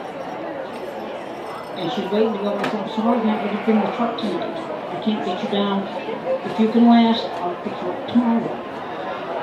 Yes, I'll come back down to the gate and I'll pick you up, bring the truck out. I brought the truck out. And by then, she's laying down up here. She can't come down to the gate. So everybody else out of the way. I brought the truck out. And she can't even get up the ground. So I had to get her up there. And brought her down, and I sat down. Clean the line, I can't do it. Her grandchildren, they were to be sold. They knew that I pension on the season. I said, when things are ready, that's when I bring you in. Doctor will come and blah, blah, blah. So she's already in the truck. She had a fan, she had her snacks. Now about 7 o'clock, I said, okay, your pen's ready, come on in. She's actively dying. She comes into that pen, goes right to the back, takes a look at those 2 names, and then turns around again and says, Doctor, this is in the morning. I came in the morning, and she laid down, stuck her chin up into the pen. I want to see those babies. Yes, we're going to see babies. Babies feed their way through. You can see them. So she could anticipate I was going to get her the next morning. So, I don't know. What time did you have more time? Question. So family ties are very strong that she... Oh, you bet your life. Especially that family will be, and you'll find mothers and daughters that will cuddle even after the baby is older. And they will know family members and hang together.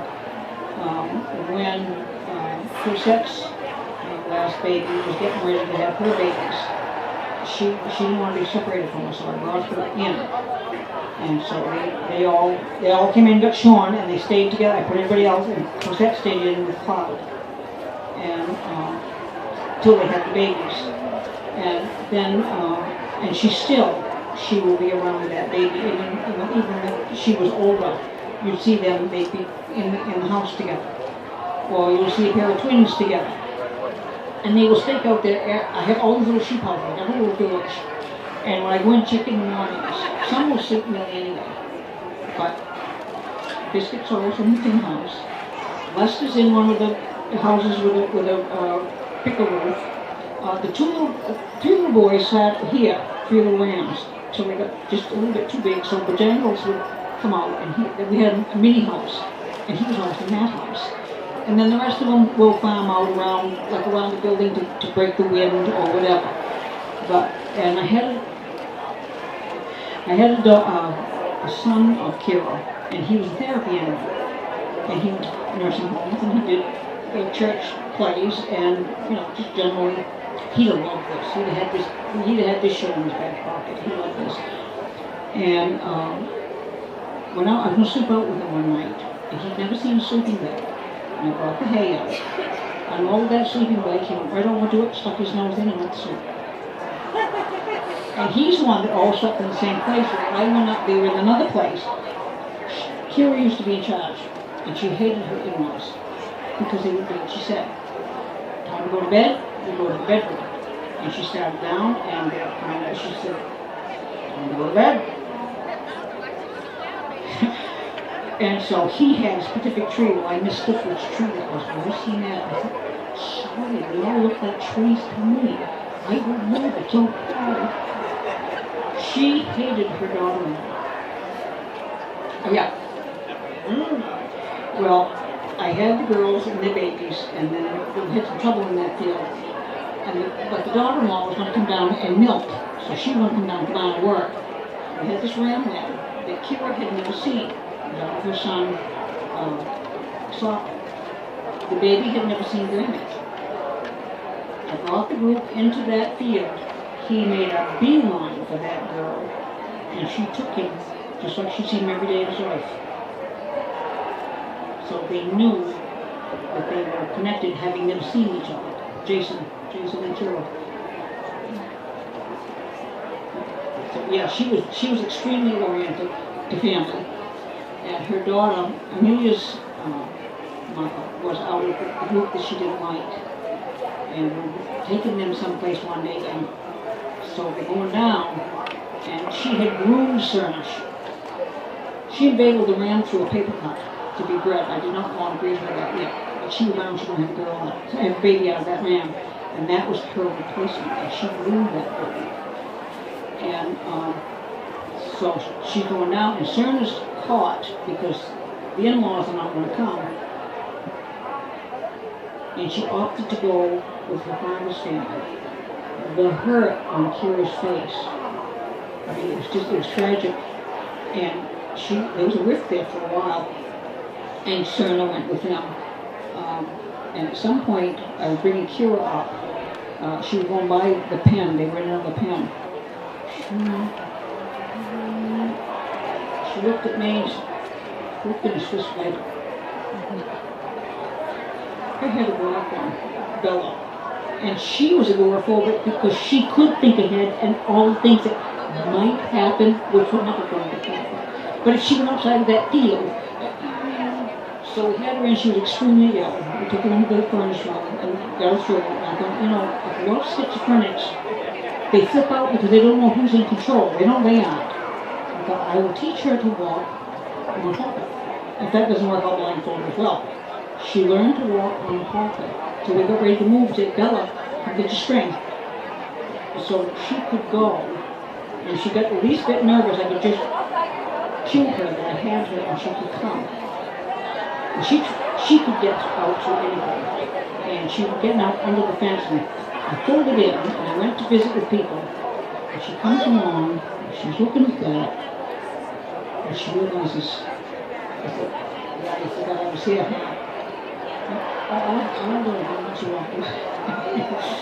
And when she had her first babies, again, Kira had that ram come in, and he tagged 6 girls that I hadn't planned, and she was one of them, because she was older. She got down hard labor, and somebody else, I cut my hand, so somebody else went to pull the babies. I put her string on, and she was able to concentrate on what she was doing with her babies. When she was ready to go, I went, and it was a tableau. She also was going, I had her in the pen. And she's standing there, and everybody's standing around, and the baby. I thought, they're all saying goodbye. So I went up, and I said, you people all say goodbye to Bella. She's going to see Mama. With the string on, put him down. Biscuit, that's his aunt, his mother was her half-sister, begins to call from the ram pen. I said, you say goodbye to Auntie Bella. She's going to see Mama. And I brought her down and called the vet. She couldn't come that day. I said, well, she doesn't need it right off. I said, I need it, if she can't do it herself, she can't let go. I need an appointment. So she would come on Monday. And all weekend she never drank, she never ate, she lay down. She lay down. And so Sunday morning she said, honey, if I could get you anything, but I don't know what that little voice in my head says, I want a pastry. I went to Hopyard, and they never had sweets. They had the biggest section of Danish chips on my wife. And she ate that. So doctor came in the morning, and I said, now we put string on you. And so we were all set. And she was just as calm. We shaved her neck, put the needle in, and she went just as easy. I said, no, the doctor's coming on Monday. Is that my cue? Is it 11:30? It's after. Here's. I don't know what your name is. Here's.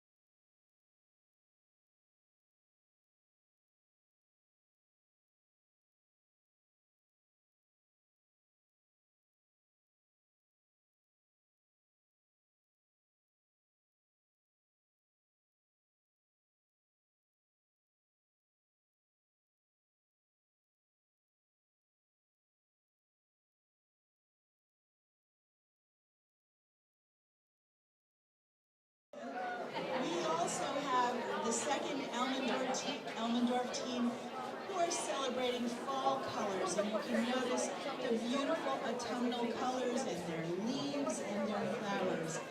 And way down at the very end is Spin City, all the way up there. This team started as a meetup group in the boroughs of Manhattan, and now they're a regular returning team here at the New York State Sheep and Wool Festival. And they're all bird watchers this week, or this month, this year. Anyway, the teams are made up of 5 members. There are 4 spinners and a weaver. One person who's in the spinning group might also be designated as a person who flies. And that's a method or a technique in which you take 2 strands and twist them together. It makes a more balanced yarn, and it makes a shawl that's not going to curl up on the edges. So they're being judged on a whole variety of things. This is a timed event. They're going to be producing the yarn and plying the yarn, and then the weaver will turn it into a shawl, and you have 3 hours to do it. And the time is not the only thing that we'll be judging them on. There are many, many points, and we'll be talking about that throughout the morning. They're to finish at 1 o'clock, maybe 1:15, because we did take a little break in the middle, because that's a long time, as you can imagine. But they come with their wool that's already been washed and possibly dyed. This is different from a sheep-to-shawl competition, because in a true sheep-to-shawl competition, the shearer and the sheep walk into the ring, and they start with shearing the sheep, and then it's carded and spun. This is a fleece-to-shawl competition, which allows for greater design flexibility. The team is going to be judged on their use of color. They're going to be judged on the design of their shawl, among other things, like whether or not each of these spinners spins just like the other. There has to be consistency. When I look at the shawls at the end, you don't want to see some threads that are very fine and some that are thicker. So these contestants have had to try to spin just like the others. They're spinning to a particular grist or thickness of yarn. So, so they're being judged on a whole variety of things. This way, with the dyed or washed fleece, but not carded, they're not allowed to card or comb, And that has to take place right here in the arena. Right now, you'll see that everybody's working on preparing that fleece. They're using cards, which creates a woolen texture, which is nice and light and airy. And yeah, it looks like everyone's using cards today. And carding the wool gets any of the debris, like little bits of grass or hay or seeds. It also aligns the fiber so that it makes it easier to spin into a nice, even, regular thread. I see that Chris is getting his bobbin put on. That means that they're about ready to start spinning. You'll see a few spinning wheels in action here. The faster they can get bobbins spun and to the weaver, the earliest the weaver can start weaving, the more time she has to finish the shawl within the allotted time period. So this is a critical time within the contest, because the faster they can get going, the more chances they have of finishing in good time and finishing first. They are awarded extra points for finishing first and second. They are deducted points if they, if they don't finish within the time period, then they have to forfeit. So there are a lot of different rules and things that they're working on to add up the points. But at this point, please be respectful of the contestants. Don't talk to them. They're really focusing. If anybody has any questions, I'm Alice Seeger, and I'm more than happy to answer any questions.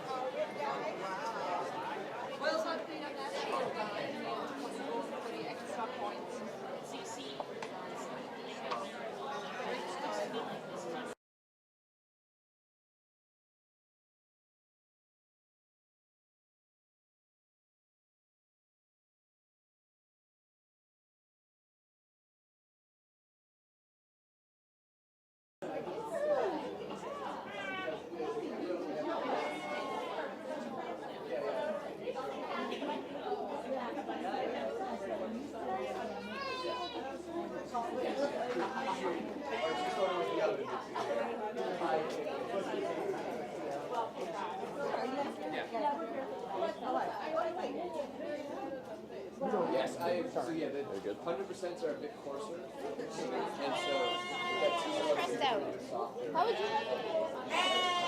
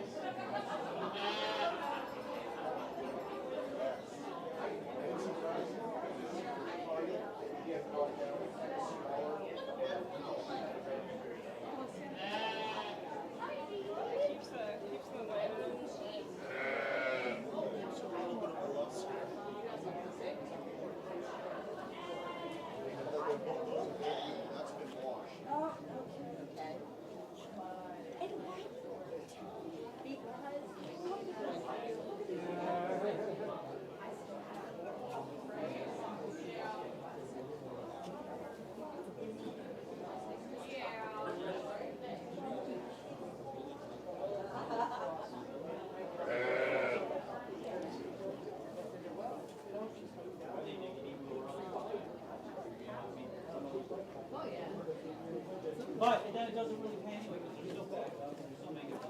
Just let me. Well, it's funny, some of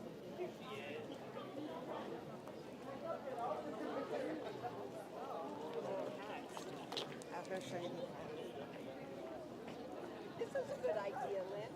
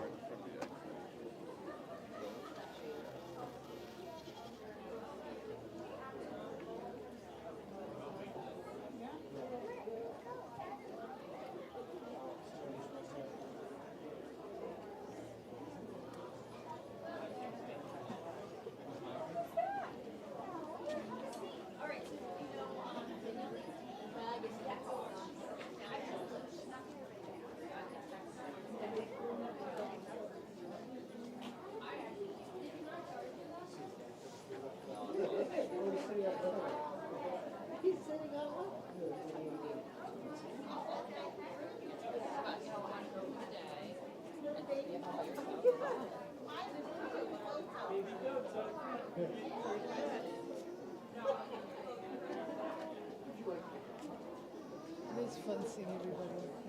Yeah. You could probably cut this one.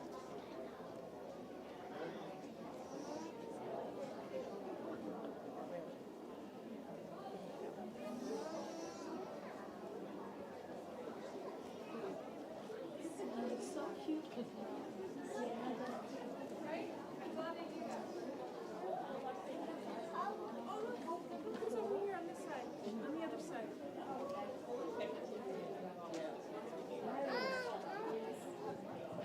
What's that?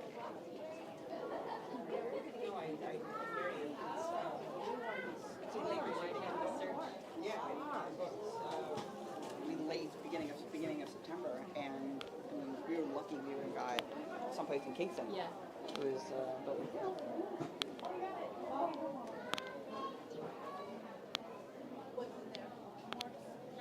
Okay, yep, let's see animals first. This is where we just came from. Yeah, I know.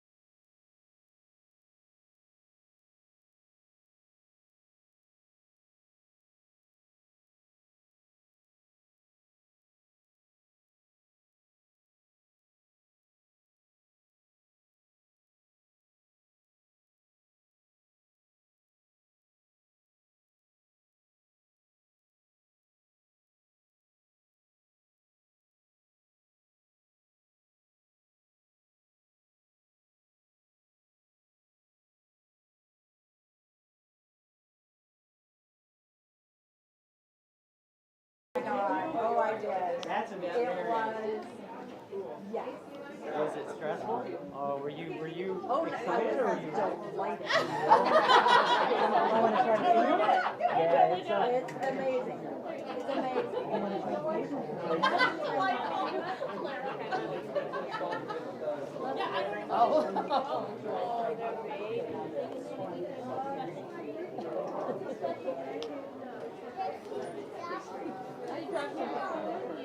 It's amazing.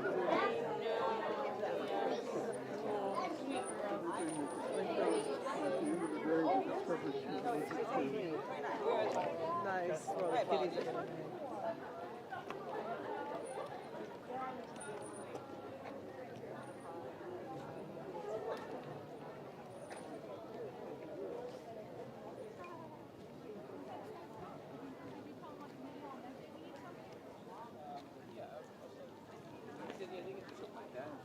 Oh, sorry.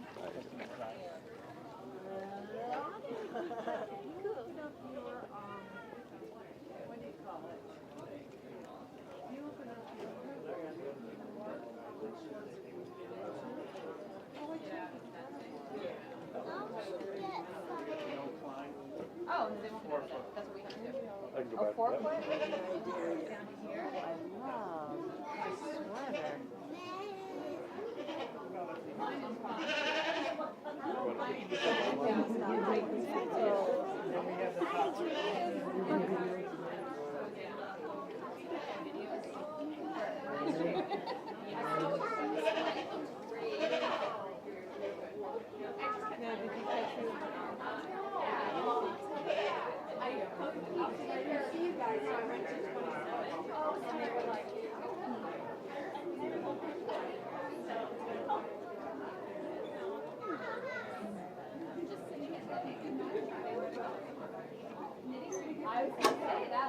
for us. I think that's perfect.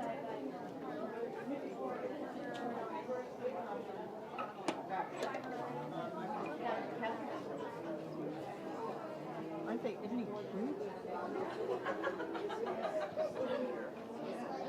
Right? The bigger, different. Unless they have, unless oh maybe this one's just older. Yeah, he's kind of substantial.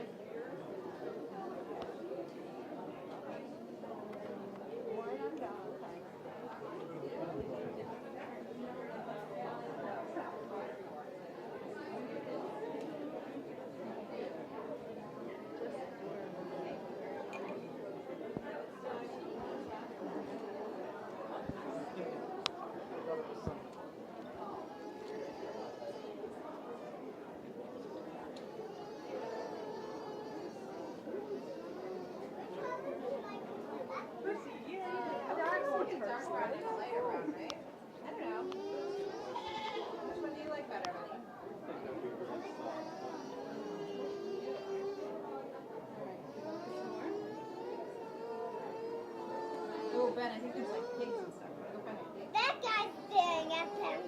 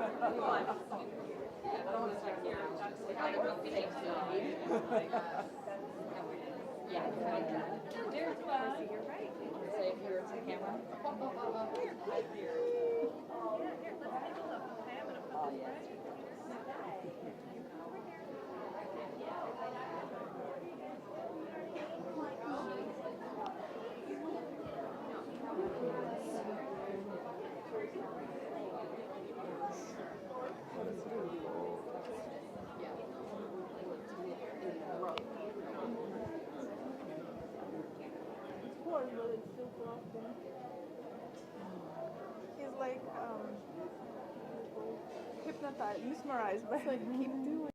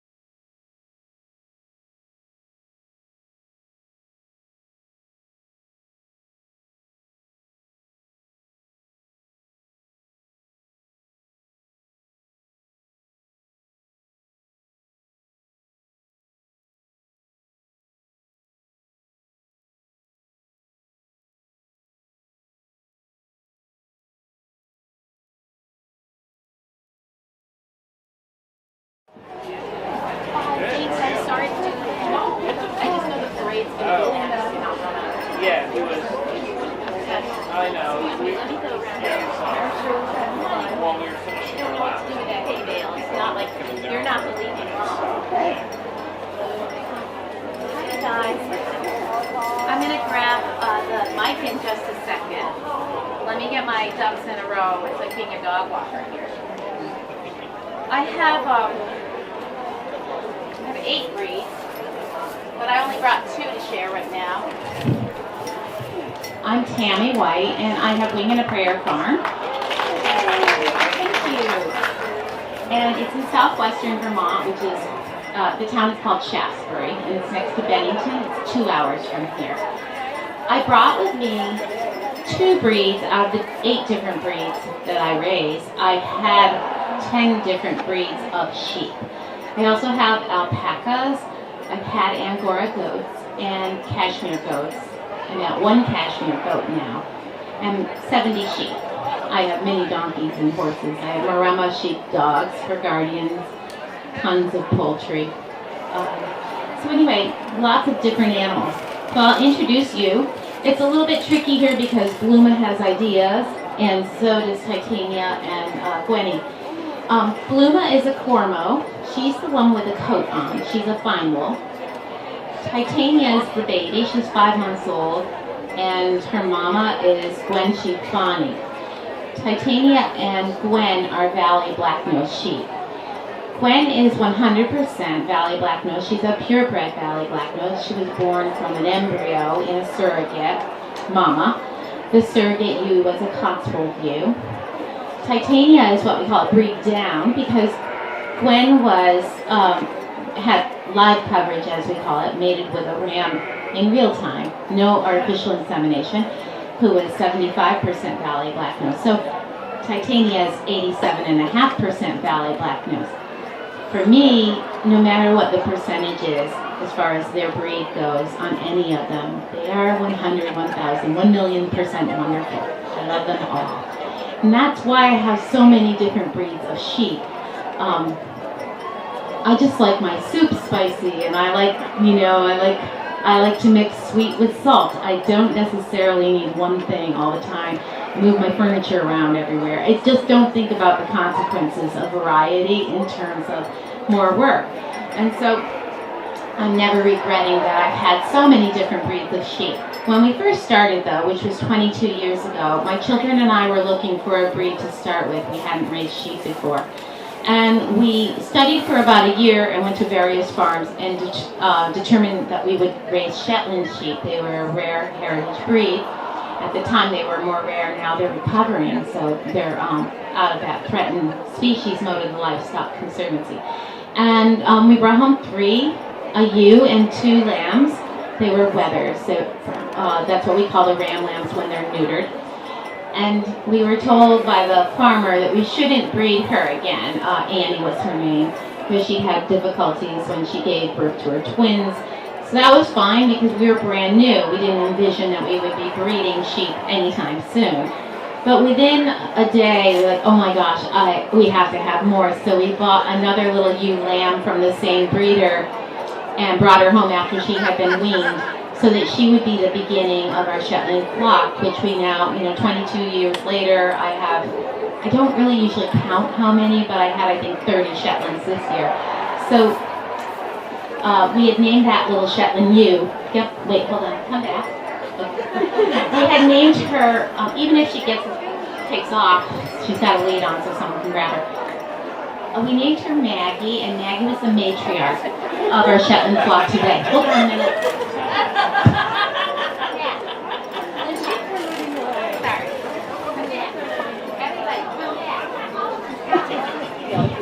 They're like, this is way too long of a story. Hi. Oh, what a career you have. That was great. What an opportunist. Okay, so let's get Bluma over here. She's clearly bored. All right, everybody, just stay put. Please, wait, there goes the board.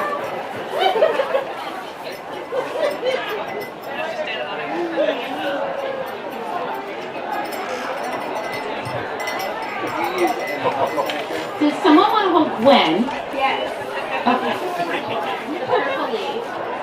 Don't let her go. I will not let Oh, her we go. chatted yesterday. Okay, I do know what I'm doing. I want to hold Titania for a quick minute.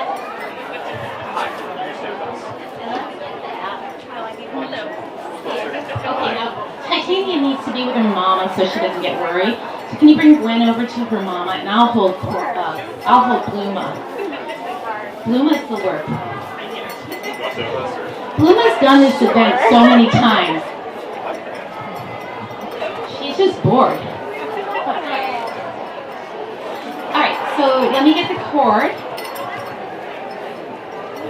Anyway, so cut to today. Bluma came along, a Cormo breed came along after I'd been raising sheep for about 12 years because I had acquired some Cotswold sheep after I'd been raising sheep for about 5 years. The Cotswolds came along because kind people that were looking for a good home for their sheep tapped me on the shoulder at an event and said, "You look like a good farmer. Would you be able to take my sheep for me?"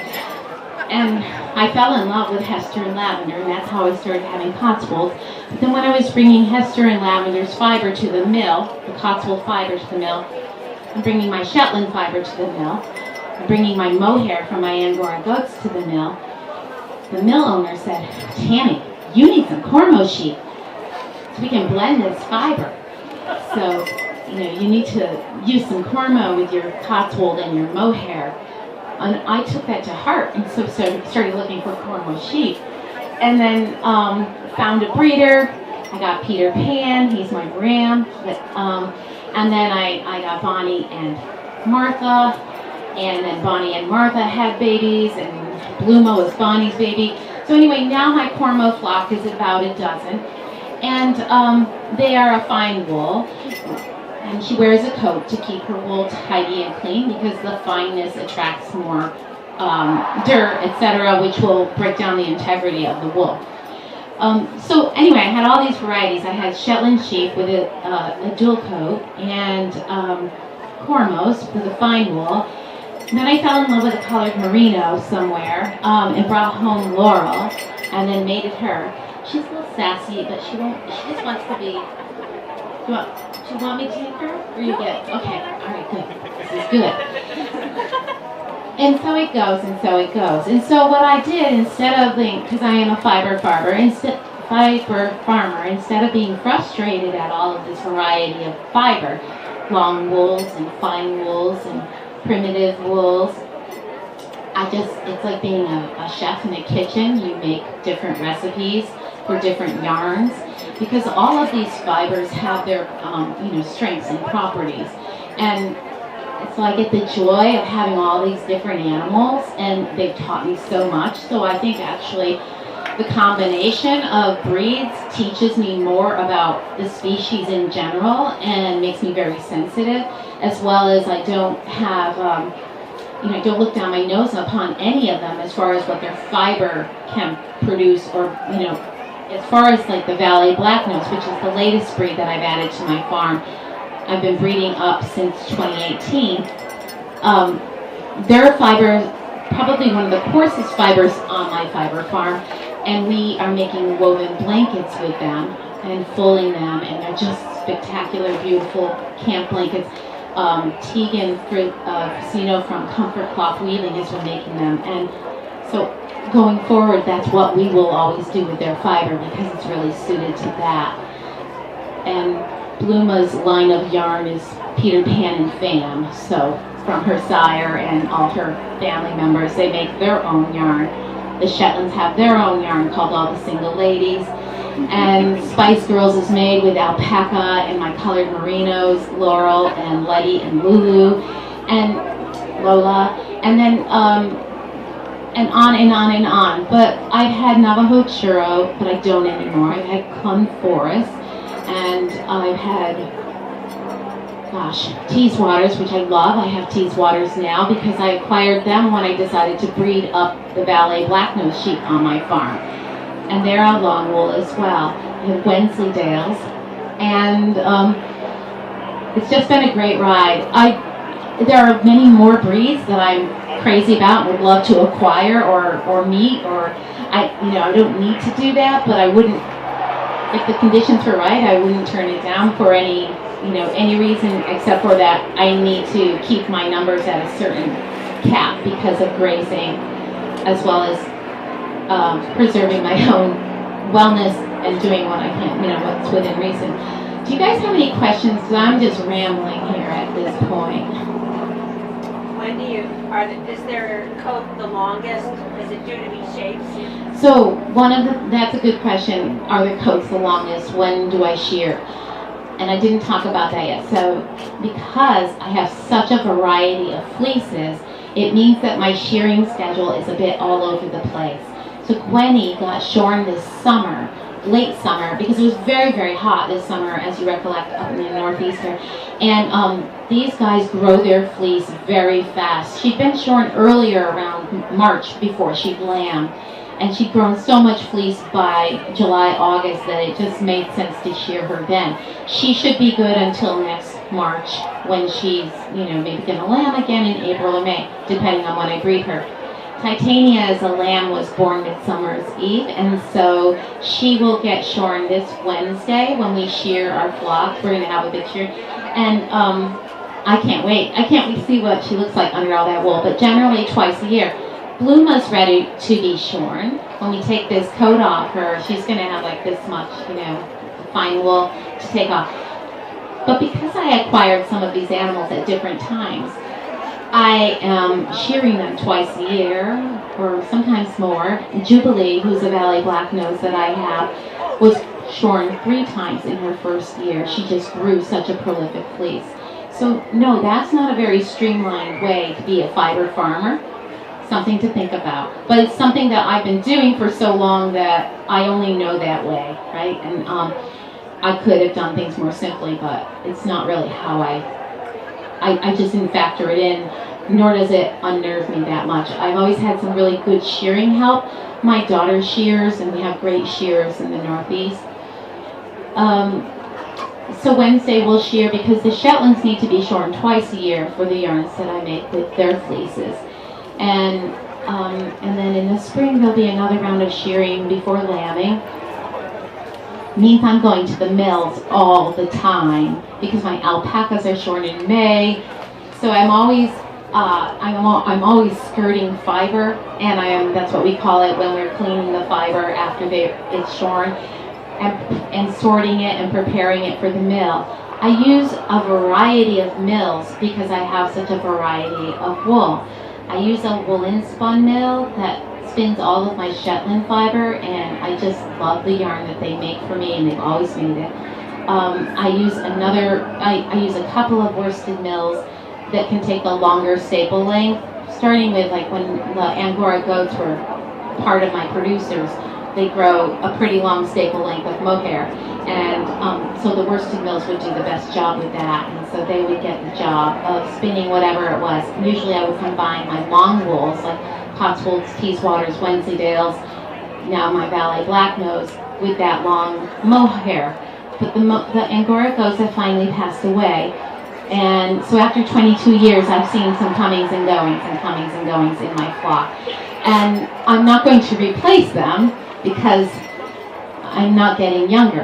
And those guys have a lot of hoof issues, the Angora goats, and so they look innocent enough, but when you have to like wrestle one into a chair hold and you're as big as I am and they're like 150 pounds or whatever, it just kind of gets awkward for me. But and if I need to trim their hooves every month, it's just more maintenance than I want to bring back into my life. But I do have a good friend that has Angora goats that's happy to sell me her mohair to blend in going forward. Are there any other questions? Yes, in the back. When you started mixing your own fibers, how did you figure out what percentages of each fiber to do to get what you wanted? I determined the percentage of fiber to get what I wanted by working with the mills very, very closely. So every mill I work with is within an hour, hour and a half drive of my farm. And we would look at all of their yarns that they had. We would talk about other yarns that people had made. So we would compare to what they had and what they knew that their equipment was good at doing. And I learned a lot, and I continue to learn a lot. And so we finally, after, yarn farming for as long as I have been, we kind of dialed into the recipes that we like on the percentages. So it wasn't like an instant score. It wasn't, let's go 50% mohair and 50%, Cotswold. We kind of tweaked it over the years. Are there other questions? Yes. Was there ever a point where you thought you got it over your head? Oh, was there ever a point when I thought I got in over my head? When I rescued 8 Navajo churros. They were wildlings. And I really appreciated how beautiful they were, and I wanted to help them to have a good home. And it was a situation where I knew very quickly that I wanted to rehome them to somebody who wanted to raise Navajo churros. They were just, they're primitive sheep, and they were not socialized whatsoever. And so I knew that I couldn't manage, I didn't have the time to make them work with what I had. Yeah. So definitely, they were, I had them for about 1 year, and so, until I found them a good home. Any other questions? Yes. If you were starting over, would you start with Shetland sheep again? I will start with Shetlands and end with Shetlands, and I will never change that story. The Shetlands taught me a lot, but they also left me with a lot to learn. Being a primitive breed and being so hardy, I think it was 8 years before I ever saw a vet on my farm, because they were so healthy naturally, and when lambing they were just so, it was so effortless for them. We were trying to do our best by them as well. So, and I'm crazy about them. I have 3 little Shetlands here this weekend, and they're a wreck. So you can't really judge my Shetland flock by them. They're just not happy here this weekend, but they're lambs, you know, so this is their first gig. And their mamas are not here. They had been weaned, but they like their flock. So aside from that, I always tell everybody Shetlands are a great starter sheep. And you know, some people don't want to de-hair them because they have that dual coat, or they only want a fine fleeced Shetland, etc. I think I always pick my sheep based on their temperament and their health, and so and you know, a little bit their looks, but I kind of fall in love with all of them. I really don't discriminate.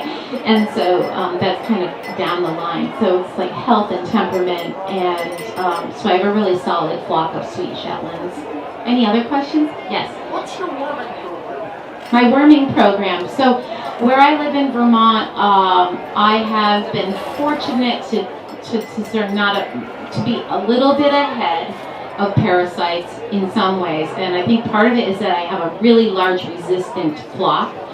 But for the lambs in the first year, I tend to really fuss. I always say I'm a helicopter mom, and make sure to do fecals pretty regularly, and especially at weaning time.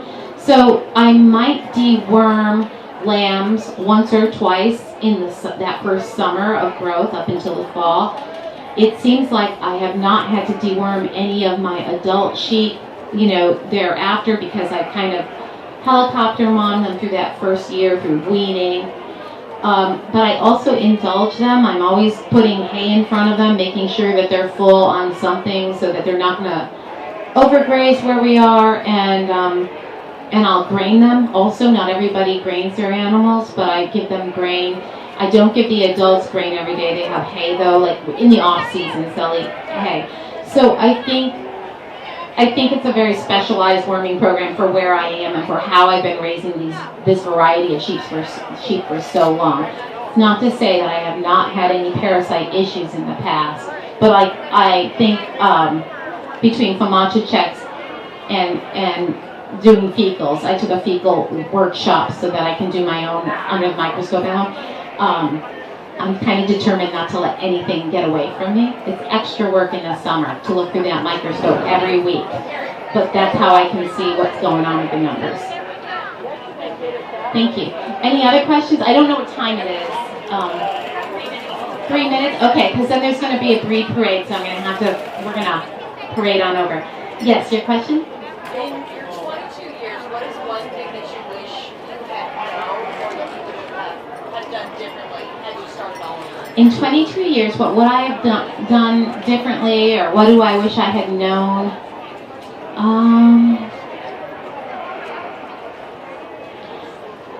One thing that would be very much a luxury item is that if I had been able to acquire some sort of handling system way back at the start, just like by looking for used equipment or whatever, so that my sheep would be comfortable and used to that. Because now I'm a solo farmer, and I have a couple of adult children that are around part-time, but I need to be able to handle my sheep all by myself going forward, more and more on my own. And because I'm not getting any younger, I think it would be so cool to have had a handling system or have one.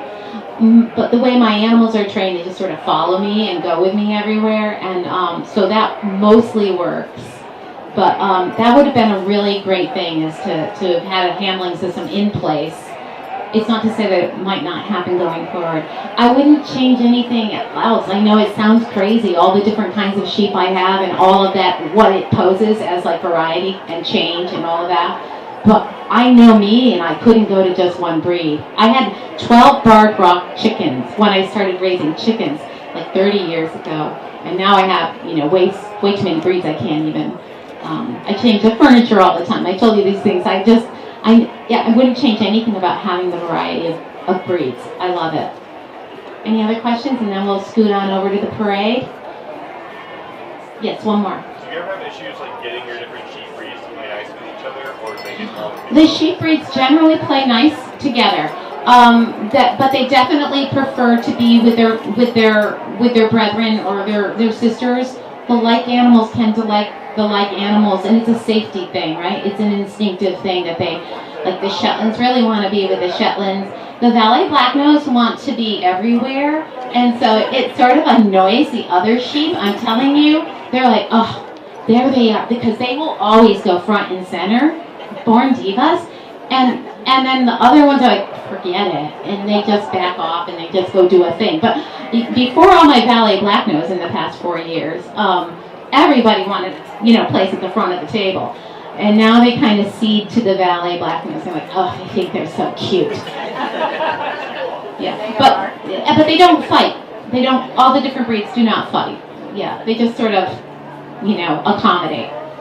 Thank you, everybody. I left some business cards on there's like a table back there, the postcard side. Or not a table, it's a chair. Thanks. Where's the parade? Now's got them. And the parade's going to be right across, get a seat at the stadium. Okay. But if you want to grab a card, you're welcome to. Thank you so much.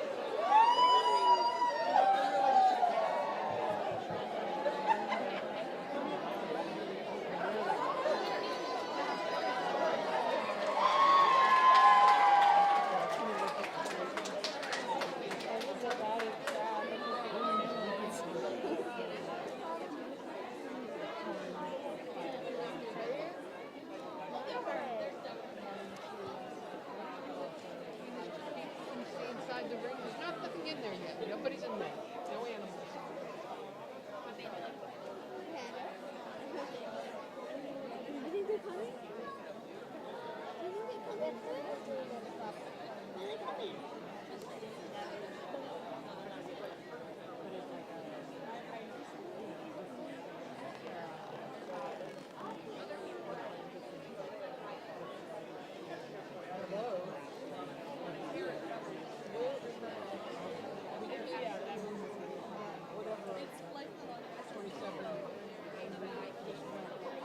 To the right of it.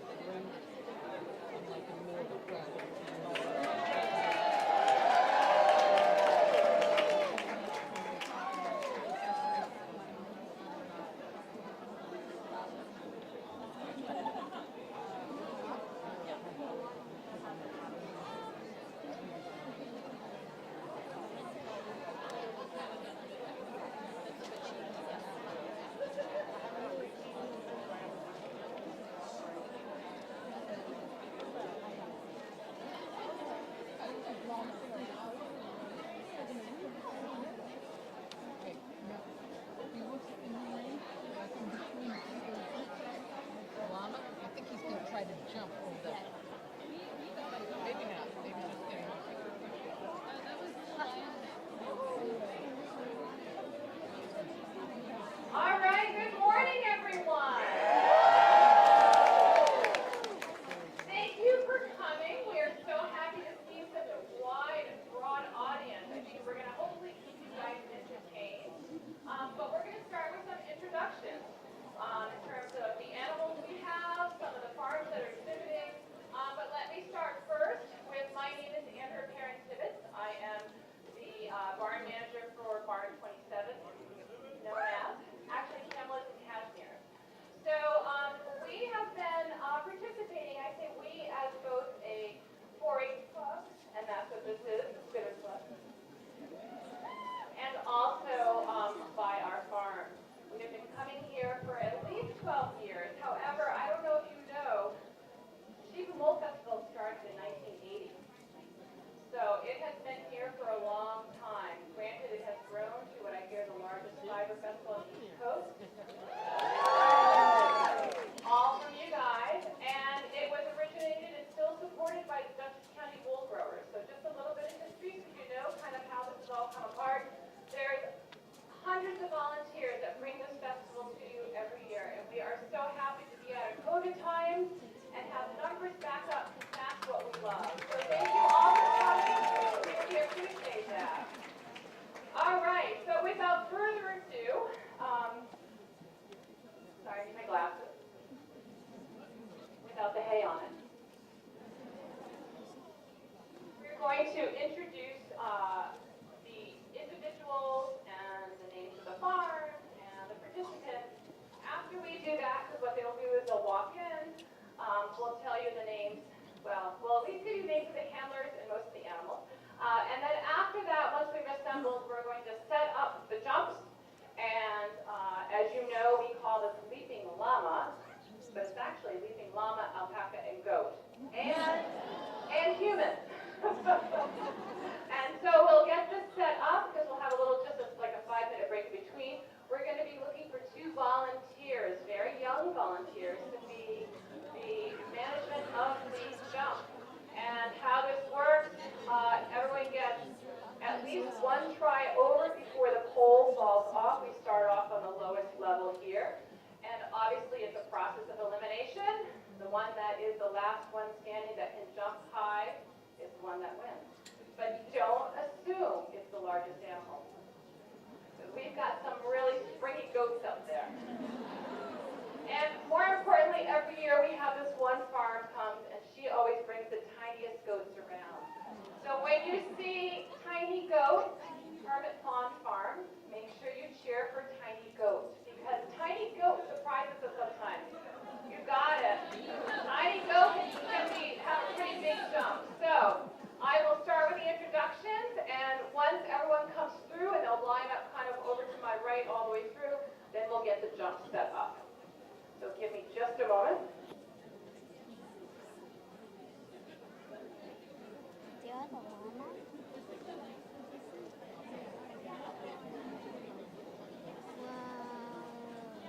All right.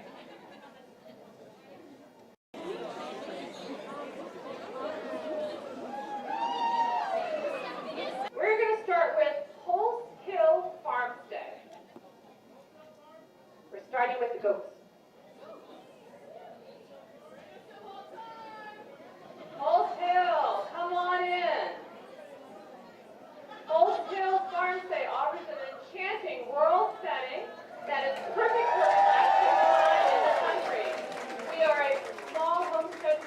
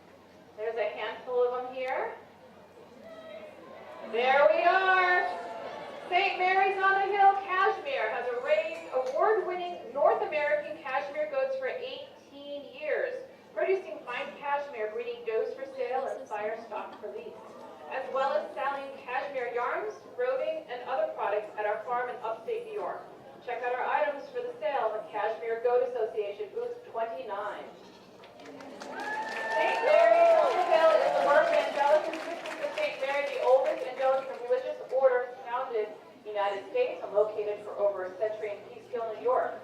Our covenant home and farm are now in Greenwich, New York, about 20 minutes east of Saratoga Springs. We also have a couple of our Cashmere Kids 4-H Club, a special interest 4-H group for youth who own or lease cashmeres. And specifically, we have Ella here with her goat named Onyx, who I know is was the leading jumper back when we did this, 2019? And we have a llama out there that's eyeing you. He knows it. He's been practicing at home, so don't think you've got this all tied up, all right?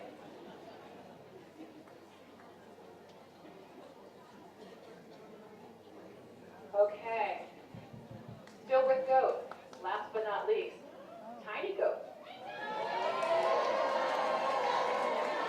We have Hermit Pond Farm, handler Pam Handel. There we go, tiny goats, tiny goats. Hermit Pond Farm is located in central New York, about 3 hours west of Rhinebeck. For nearly 30 years, it has been home to a herd of cashmere goats, along with an assortment of stray cats and one bemused dog. The goats are bred for fine and crimpy cashmere and on the small side, though not at all as tiny as Bella, who is just 4 months old. Most of Hermit Pond goats are friendly and all are curious and unpredictable. Hermit Pond bucks are occasionally rented out and all cooperative enough to be handled by a little old lady with tiny goats.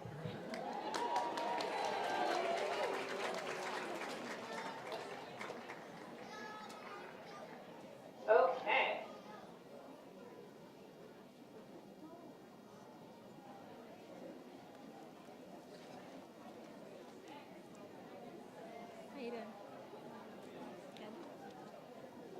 Okay, 2 more goats. We have another 4-H club that's joining us this time. First time at the 4-H, well, I should say first Angora goats at the 4-H club that's joining us here, which is kind of fun. So we are going to invite them. They are our guests this year. We hope that they'll join us for future years coming. But they're from the Giddy Goat Club. Absolutely beautiful. You have 2 colors there. And they are pure Angora goats that were in the Angora Goat Show yesterday. So welcome, ladies. Thank you for joining us today.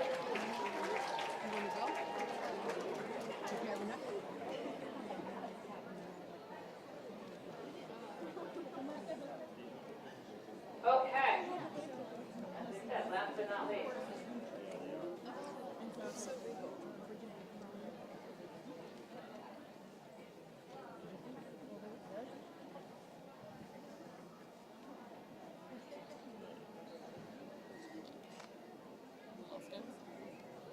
All right.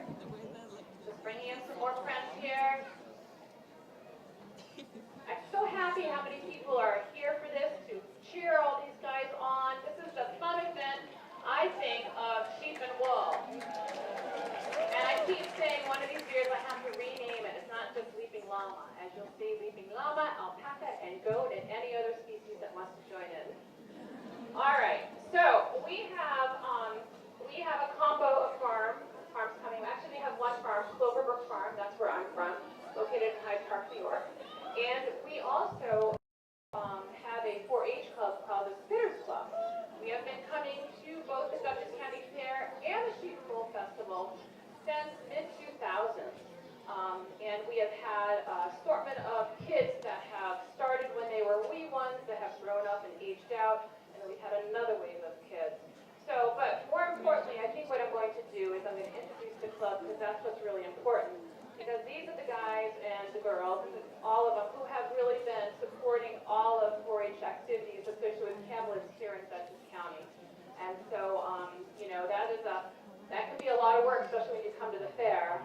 And they do show their llamas and alpacas off the premise at other fairs also. So let's start with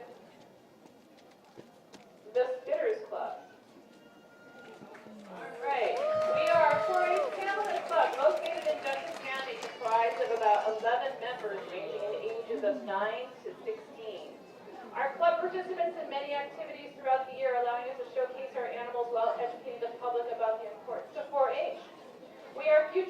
and training and are fortunate to have 4-H in our lives that nurtures and supports these types of initiatives. In addition, many of our llamas and alpacas are registered animal assisted therapy through the Pet Partners organization.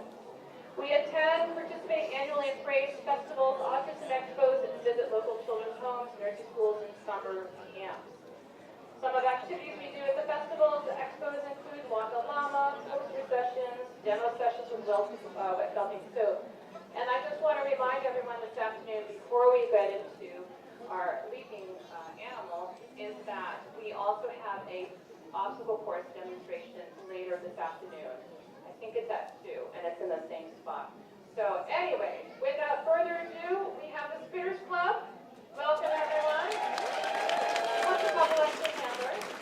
And we have an assortment of llamas and alpacas in this group. So, we're going to set up the jump, and I am going to be looking for 2 volunteers who can help us with, I should ask some llama backstories here. But since I have 2 very willing here, right here, can you tell me what your name is?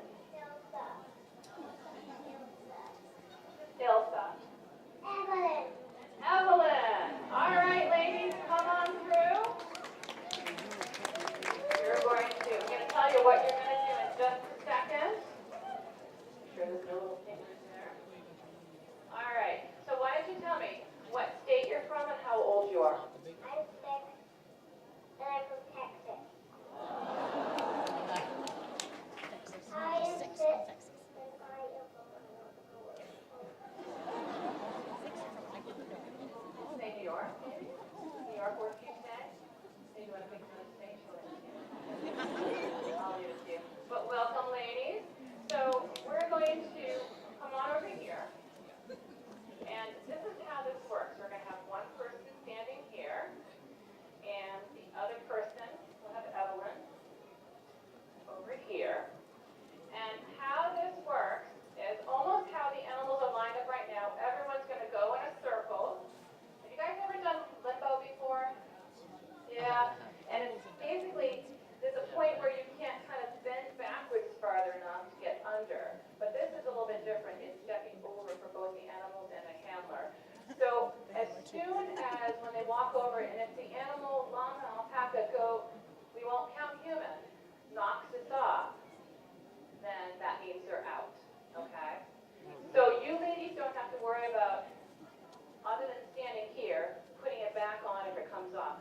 Once we've gone around once through all the animals, the next step is, this is your big moment, ready? You grab this bowl, you wanna try this, Elsa? And you move it up to the next section. That's how it works, you got it? And then, as the whole competition progresses, you keep moving it up higher and higher and higher. And the highest one, let's show the crowd, Elsa, wanna pick up the pole? Look how high that is. Wow. Who do you think's gonna make it over this? Get to wave your cards out right now. Scan the crowd and see. And it doesn't mean that they can go under, they have to jump over. You ladies ready? Okay. Grab this and bring it back down. So put it down back to the bottom now. All right. Are you ready? So, most of these people here know the handlers, how it works. You guys know you just keep circling around. And the first time it gets knocked, again, we don't count handler. So let me just back up. The handler does not have to step over the pole if they don't want to, because there's a point where it gets a little too high for some of us. And what we like to do is kind of trick the animal out, run by, and then do a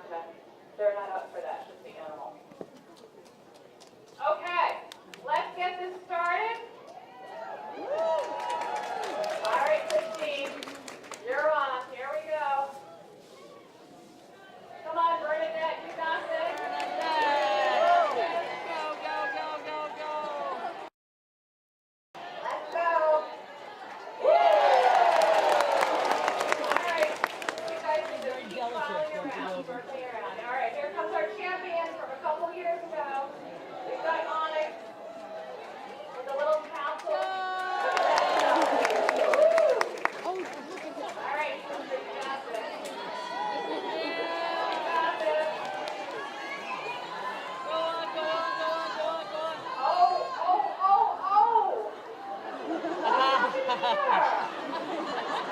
are trying to trick you. How clever. Yeah, so what we do is we like to go around through all of the animals. But I like that sneaky approach. Good. All right, sister.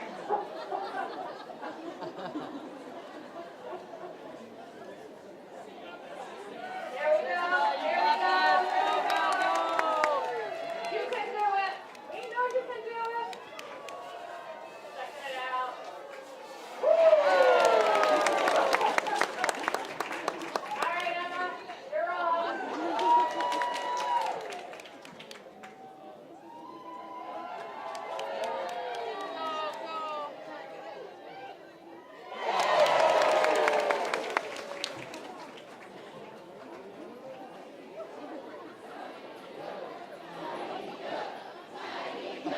Tiny Joe, let's go.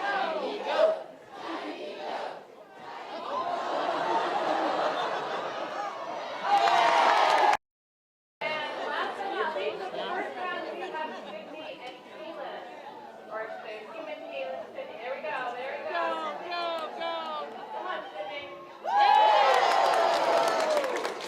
Okay, so remember we're all back, we're still warm up phase. Everyone say? Okay, so here we go. Bars at the same level, what do you think? That was practice run. First one, you good with that? Oh, of course. These girls are tough.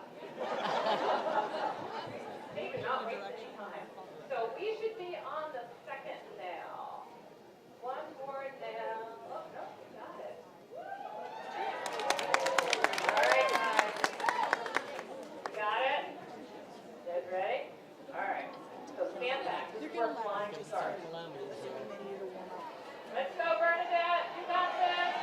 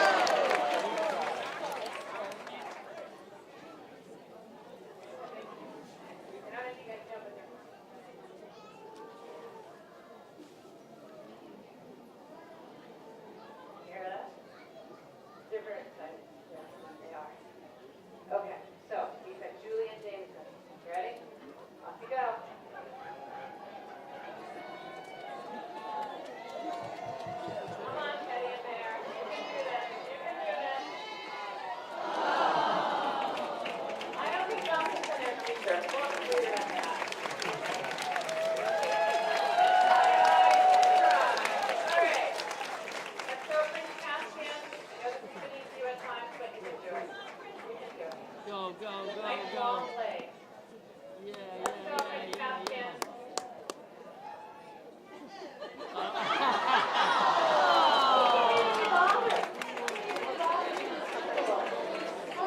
All right. We've got Bird and Remy. You ready? Gotta run up start. Beautiful. Here we go. You got this. Go, go, go. You got this. Go, Remy. Remy's full name is Remington Steele. Oh. Silly human things we have to do. Okay, Ringo. We know he's live. Let's go, Ringo. Let's go, Ringo. Come on, Ringo. All right, kids. There you go, Benson. He's so proud of himself. Scope out the whole town. Make sure there's no surprise. Check it out. Well, I'm gonna walk over this. Good try, kids. Good try. All right. We have Bertie and Brooke. Here we go. Here we go. Let's get. You gotta get them going. Come on, Bertie. You got this. This is going right through. All right. Now we have Kaylin and Sydney. Sydney. Let's go, Sydney. Let's Dun, go. dun, dun, dun, dun, dun, dun. Yeah! Okay. Are we on the third now, ladies? Look at that. These guys are on it. Stakes are high. You guys good? You ready? All right, Onyx is like, I got this. Here we go. Here we go. Come on, Ella. Come on, Onyx. Okay, hold on again a second. All right, so ladies, let's have you back away. Come with me back here. We're going to get Sister Mary lots of room. Come on, sister. You got this. Got a little incentive in our hand. Come on. You can do this. You can do this. Nope, can't get the easy way. And come on. Come on. Yes. Good job. All right, Ella, you ready? Here we go, Ella. Jump, jump, jump, jump, jump.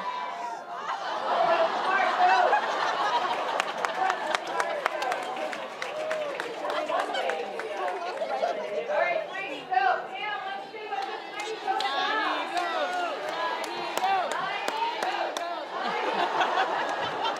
Very smart. Good try, everyone. All right. Here we go. Back to Lana. Stand. Let's see what you can do. Yeah. All right. Come on now. So now it's just who makes it.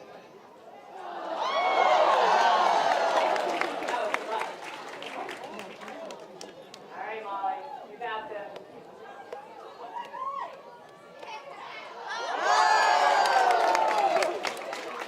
All right, Ringo.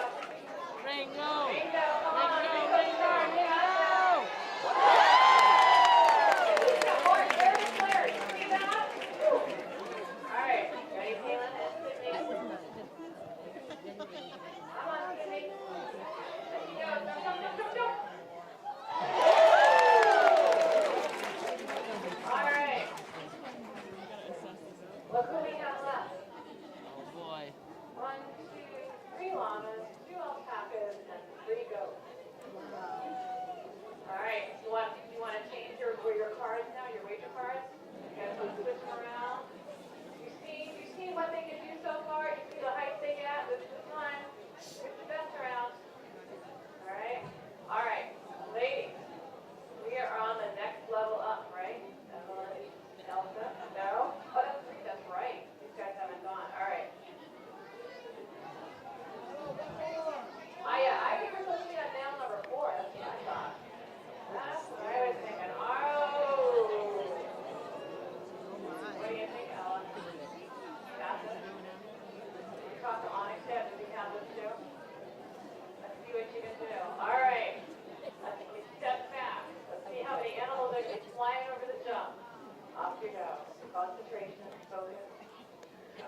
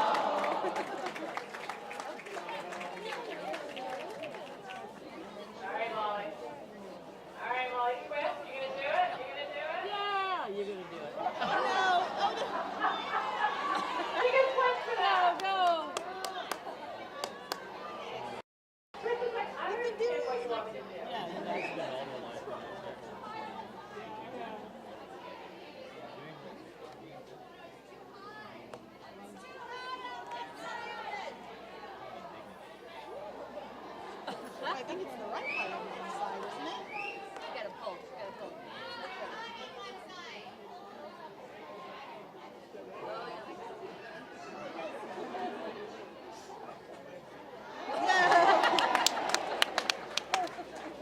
There's Ringo. All right, Ringo. Let's jump this thing.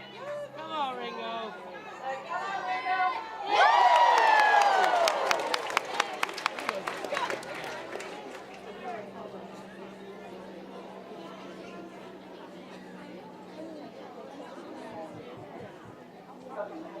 So what we're doing now, just because humans are not quite as friendly as these llamas, all happen to go, we have to make accommodations.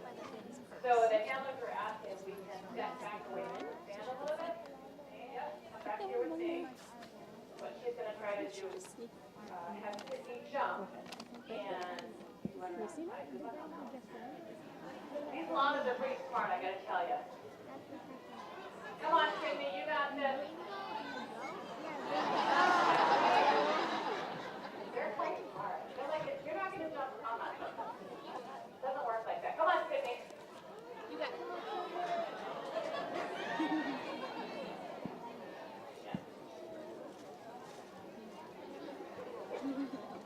He hasn't knocked it over yet. So you are given multiple tries until they actually knock it over is how it works. Come on, Sydney, you got this. Sydney, Sydney, come on, Sydney. You're a big, tall llama. You can do this. Let's go, Sydney.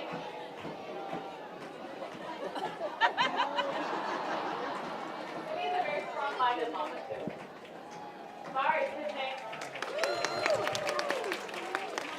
All right. Oh, my gosh. Look at this. We have a goat. We have an alpaca, and we have a llama. Last one. All right, guys. Let's make this again. Who do you think's going to win this? Goat. Yeah, we'll fix the bar. But I wanted you some time to kind of reevaluate. You know that this alpaca flies. Llama's quite tall. But I got to tell you, Onyx is pretty amazing. What I hear from Mom, he is a cart-driving goat. Ella takes him, hooks a feed cart to him every morning, and he brings around the water, the feed for all the other animals on the farm. He's a pretty amazing, and Ella's done a great job training him. Yeah, so I can only expect big things from this smaller animal, but we will see, right? All right, Ella, you ready? All right, so girls, stand back away from the post a little bit because we're going to give the jump to the handlers lots of room. You got this, Onyx. You got this. All right, since we're down to 3, we get 2 tries. One more try. Do you want to come back? Yep. Since we're down to 3, we got 2 more tries. Or better yet, we have the arena for a while too. All right. Let's see how this is going to work. Come on, Onyx. Come on. You know what you need to do. Oh, those darn horns. All right, Onyx. Thanks, Ella. All right. We are down to Dana the llama and Ringo the alpaca. Let's see what you got, Dana. Girls, back away from the side. Oh. All right. Thank you, Lucas, for horse.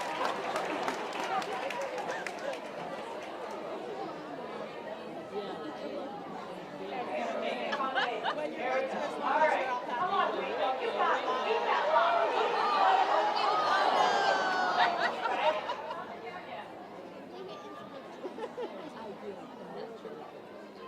I don't think it can go.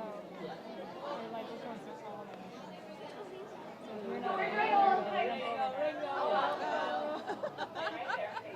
So alpacas tend to be a little bit more skittish in this way, and sometimes having their friends at the end helps them. Yeah.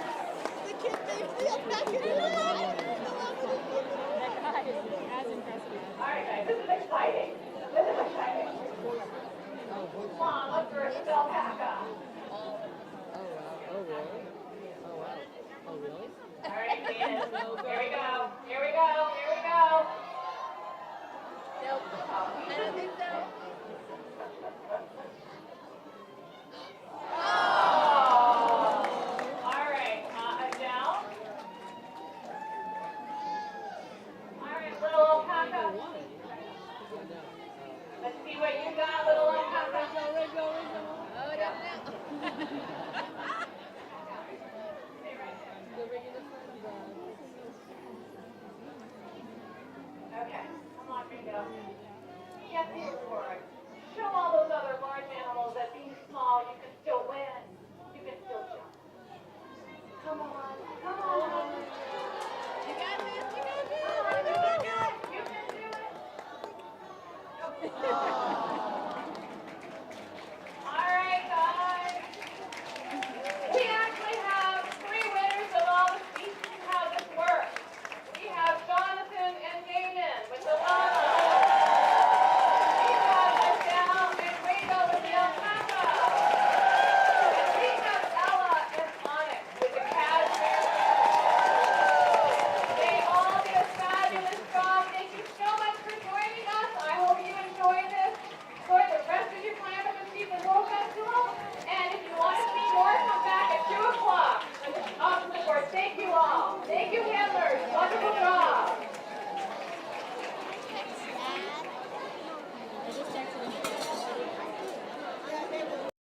Wonderful friend here has figured out if she walks backwards with grain in her hand, he actually knows how to walk on a halter. So Rowan is a North American Wensleydale. They originate in Yorkshire, England, and they are known for their size. They have what's called a pearl, so they're not dreadlocks. If you get up close, you see that it actually sort of wiggles down. They grow 12 to 14 inches per year. The rams can be as large as 350 pounds, and the ewes approximately 250 pounds. He is a wether, he's not intact, so he's probably 250, somewhere around there. They came to the US in the mid-90s, and they're part of a breed up program. So there are, I think, only 25 breeders in the country, and they're used primarily in England to improve the size of the hill breeds, and they're known for their stature, their lean meat, and their superb fleece. They're a distinctive, tall, long-bodied, deep-chested, with an alert head, clean face, and dark skin. They do come in both white and black. He's considered black. And it's probably the heaviest of the indigenous breeds to England. And they have a magnificent, long, lustrous, curling fleece that's repeatedly called the finest of the luster long wools. So Rowan, the North American Wensleydale.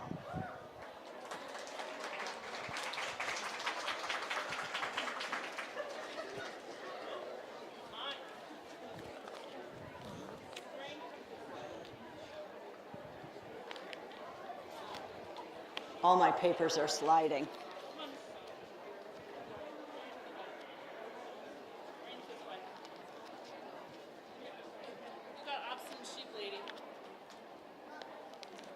Opposite, that's far. Did you just wake up?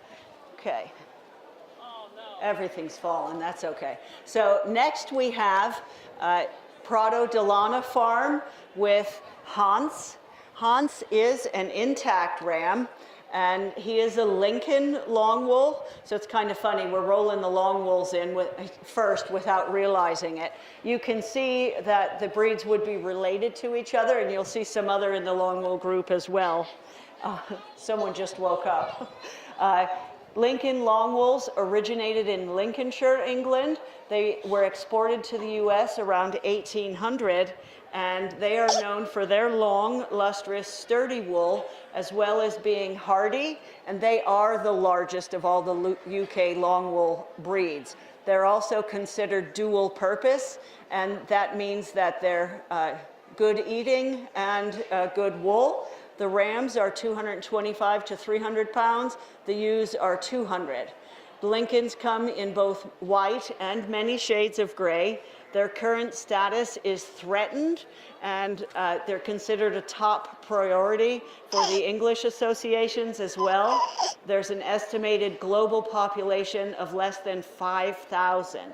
So it's important that many of these breeds are preserved. Can you help me and get the one I need next? So Hans. Next I have Coopworth. Hold on, my papers all fell. There. That one. That's it. Next we have the Powder family, and these are Coopworths from New Zealand. They're known for their productivity and their easy care characteristics. The rams are 175 to 275 pounds. The ewes are 175 pounds. Coopworth sheep are a medium-sized, dual-purpose, long wool breed with an alert but quiet disposition. The long face is usually clean with a small top knot or bare head and a slightly Roman nose. Lost my spot. They stand a bit taller than the New Zealand Romney and exhibit heavier muscling than the Border Leicester. The body is long with good loin and hind quarter, light forequarter, and a wide pelvis. The fleece with pointed locks and bright luster has a well-defined crimp, averaging 3.5 crimps per inch and a fiber diameter of 35 to 39 microns. The staple length is 6 to 8 inches. Both white and natural colored Coopworths are accepted for registration. So Nick, if you want to then roll them down here.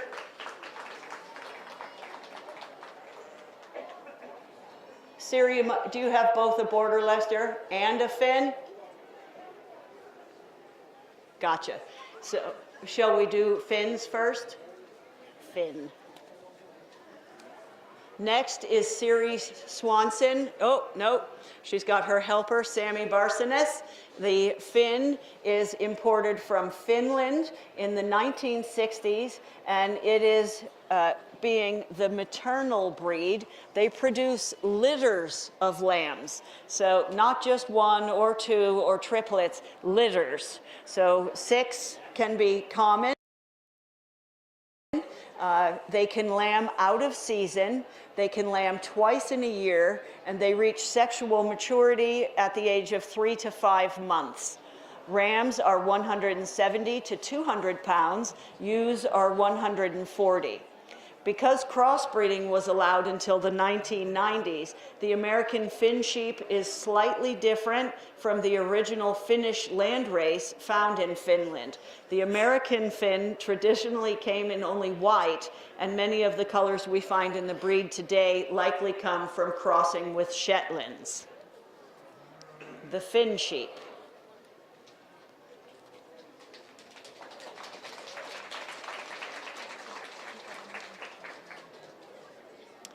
Next, we have Siri Swanson, and she is representing both the Border Leicesters and the Finn sheep. So now she has her Border Leicester. The Border Leicesters were founded in 1767 in England. It is unknown when they first came to the United States, but a 1920 census records report more than 700 head at that time. They're not a meat breed nor a wool breed, but a maternal breed. Border Leicesters are one of the most popular breeds globally for making crosses in commercial ewe flocks. They produce a lovely fleece, lambs with above average carcass quality, and they are excellent mothers. The Border Leicester was used to develop several other breeds, including the Coopworth, which you saw earlier. The rams are 200 to 300 pounds, and the ewes are about 150. Border Leicesters make excellent 4-H projects and show sheep for young kids. Their disposition is calm and curious, and they are extremely easygoing sheep that are said to get fat on air. The Border Leicester.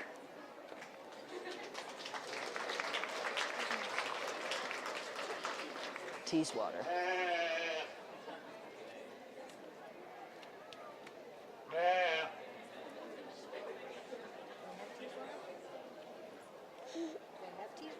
Did I lose it? So it looks like I've lost my Teeswater paper, but I know much about them. So I'm going to give this a whirl. Here comes Sherry Parker with the Teeswater sheep. You'll notice that this is another long wool that began in England. The Teeswater is different than, the Wensleydale that came first is an outcrop of crossing a Teeswater and a Leicester long wool, which you'll see shortly. So the Teeswater is known for the coloring on the legs and on the head, and they can be black in this country. Is that correct, Sherry? Just not registered. So in England, they recognize the white, and they also have a long, lustrous fiber. And sorry, somebody's decided she doesn't want to be here.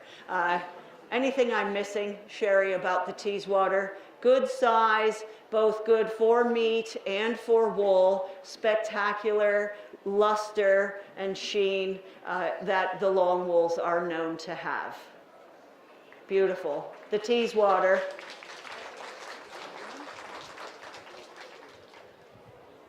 South Downs. Regular. Next, we have the South Down sheep, which this is Katie Drum, the Drum family. Katie is a 4-H youth who regularly shows her beautiful sheep. You can see how kind they are and that they're even willing to wear their costumes to come in here with us. The South Down also originated in England, and they are known for their meat and their wool. It's considered a down wool, which is a little bit on the springy side, and rams are 250 to 300 pounds, ewes are 225 pounds. They are easy to work with, they're good with children, and they're very popular across the U.S. If anybody's interested in learning about 4-H opportunities, Katie has been exhibiting and showing her sheep regularly, and she is available in the breed barn, as all of these breeds are, so that you can talk to everyone and get to know more about working with these animals. The South Downs.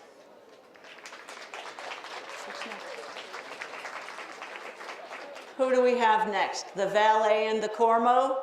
No, who's next? Okay, next is the CVM Rommeldale. The CVM Rommeldale with Jimmy Powers and Marie Minnick. And these two little girls haven't been on halters before this week, but they're doing great. So the Rommeldale, or CVM Rommeldale, was developed in the U.S. with Rambouillet ewes of U.S. origin and Marsh Romney rams from New Zealand in the early 1900s. Both used for wool and meat. Their wool is known for its next to skin, soft, full range of natural colors in both black and mouret shades, which are browns, variegated fleeces, and they have a staple length of 3 to 6 inches. The micron count is 20 to 25. The micron count, when I refer to that, is the thickness of the individual wool follicle, and the softest you'll mostly find is 19. So the 20 to 25 is quite soft. Their meat is mild tasting, and they're also known for their ease of lambing, excellent mothering, and out-of-season breeding. The rams are 2 to 250, ewes 140 to 190, and they're known for their friendly, easygoing temperaments and good flocking characteristics. The CVM Rommeldale. They did good. They did better than my boy. Okay. Next, we have the Corriedale. So the Corriedales, and this is the Viedershave family with patchwork pastures, and they are local members of the Dutchess County Sheep and Wool Growers Association. Several people here are. The Corriedale originated almost simultaneously in New Zealand and Australia. They are the oldest crossbred sheep. They come from Lincoln Rams and Merino ewes. The Corriedales produce a thick, stapled, bulky fleece, which is popular with spinners and can be used for a range of hand-spun garments. Rams are 150 to 200 pounds, ewes are 140 pounds, and the Corriedale have a long lifespan, are hardy and even balanced all over the body. Corriedales are docile, easy care mothers with high fertility. They adapt well to a wide range of climate conditions, and they have a wonderful temperament, doing well as 4-H projects. So here again, you have a 4-H'er who's happy to talk to you about participating in 4-H and raising sheep. Cosette. Yes. Thank you, the Corriedales. Shetland. Next, we have the Shetlands. This is Judy Lerhaupt, and it's an entourage. So they're walking better when they're together. So this little Shetlands, it's her first time on a halter. She's doing great. The entourage can come if need be. So to the country through semen and embryos from New Zealand in the US starting only in 2018. So this is one of the newest breeds to the United States. They come from the Valais region of Switzerland. They are commonly called the world's cutest sheep. You see it all over the internet. People think they're teeny tiny though. How old? Titania is only 5 months. That baby is only 5 months old. Woo! They're common, yes, they are prized for their looks, their gentle temperament, and their outstanding wool production. Valais black-nosed sheep should have black noses, ears, eyes, rims, knees, and ankles. Helical or spiral-shaped horns are typical of both the ewes and rams, and they should be well balanced. Sorry. Welcome the Valais black-nose. Oh, you want to hold it? That's for... Okay, next I have the Leicester Longwool. I shouldn't have messed that up. That's one of the ones we have. The Leicester Longwools. You have Kim Mastriani coming in with her Leicester Longwool. The Leicester Longwools came to this country in the from England in the mid-1700s from Leicestershire, England. And the Leicester Longwools were developed by Robert Bakewell, who is extremely familiar in the world of sheep rearing because he changed and revolutionized the breeding protocol worldwide. His efforts to improve local livestock were through selective breeding, and his improved Leicester was a hit, as I said, worldwide. George Washington and Thomas Jefferson had sheep imported to improve their own flocks. The fleece of the Leicester sheep is very distinctive, in part, sorry, she's gonna hold so I can rock. Okay, in part, is very distinctive and important part of the breed. They have a high luster, they're silky with a soft handle. Its versatility, staple length, and glow make it sought after for spinning, knitting, and other fiber arts. It can grow from 5 to 14 inches in a year. The rams are 275 pounds. Ewes are 190. This is Mr. Bingley from Maple Frost Farm, and Mr. Bingley is 1 year old, and this is his second year at the New York Sheep and Wool Festival. I'm going to let her crawl in this way. Mr. Bingley.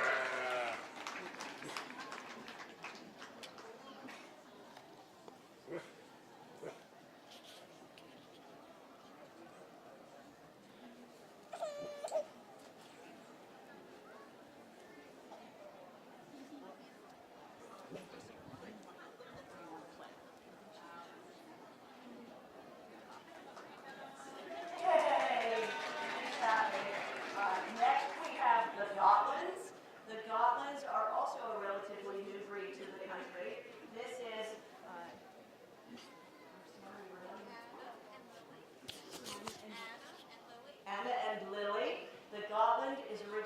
from Sweden. The breed was first established on the Swedish island of Gotland. They've been developed in Sweden since the 1920s through controlled breeding and intensive selection, producing a true multi-purpose long wool sheep, yielding good flavored, close-grained meat, fur skins, and soft, silky, lustrous fleece. They came to the U.S. in 2003. Rams are 165 pounds to 190. Ewes are 155. They have lovely natural colors of gray and black, sweet personalities. They're easy to handle. That breed offers hand spinners amazing fleeces. Anna and Lily are both over 90% Gotland, and this breed needs to be shorn twice a year, spring and fall. Gotlands are very docile and enjoy being with people. The Gotlands. Do you want that back on now that she's gone? No, we're good, we're fine. I didn't want her to scream in it. Next, we have the Merino sheep. And my papers are a mess.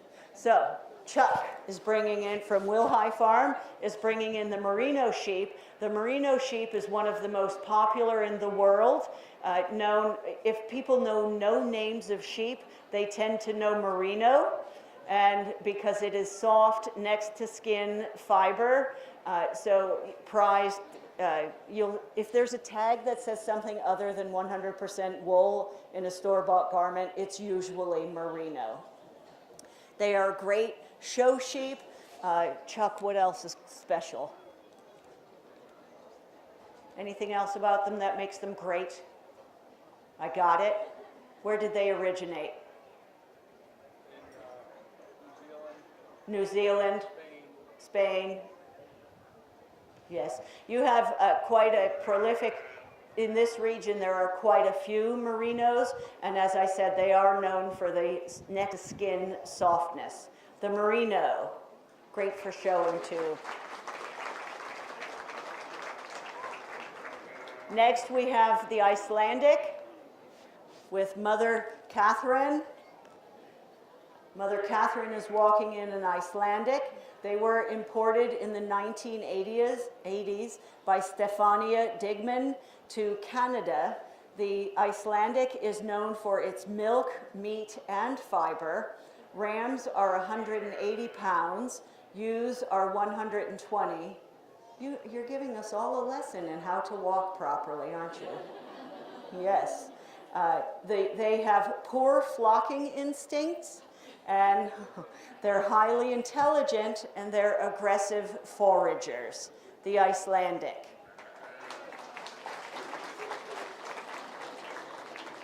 Last but not least, am I down to, I have two more. Cotswolds are showing, so they're, the Cotswolds, if you'd like to see them, they are finishing in the show barn, and then they will be in the breed barn for you to talk to. That's all I got left. Then next we have,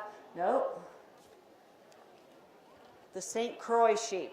The St. Croix sheep, I'm going to have Paula talk about the St. Croix as it walks across. So this is a Santa Cruz sheep. They are island breed. They were a center breed that was possibly on the island for around 200 to 70 years. I'm really not sure, but in that time they made a lot of really neat adaptations that make it very handy. As you can see, he still has his tail. They developed a woolen tail because they weren't being shorn. They actually developed a woolen belly, which is starting to come back because we are conserving them here in New England.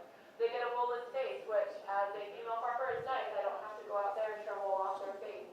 They can be shorn once a year or once every other year as they're very hardy. They're very parasite resistant and disease resistant, and they are great foragers.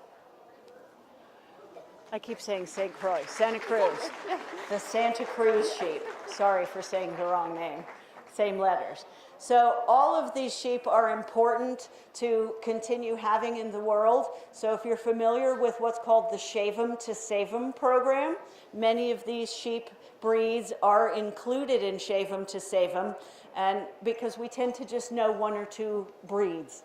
and get stuck with it. But there's opportunities for using the wool from all of these breeds for different purposes. So we encourage you to explore the opportunities available through them.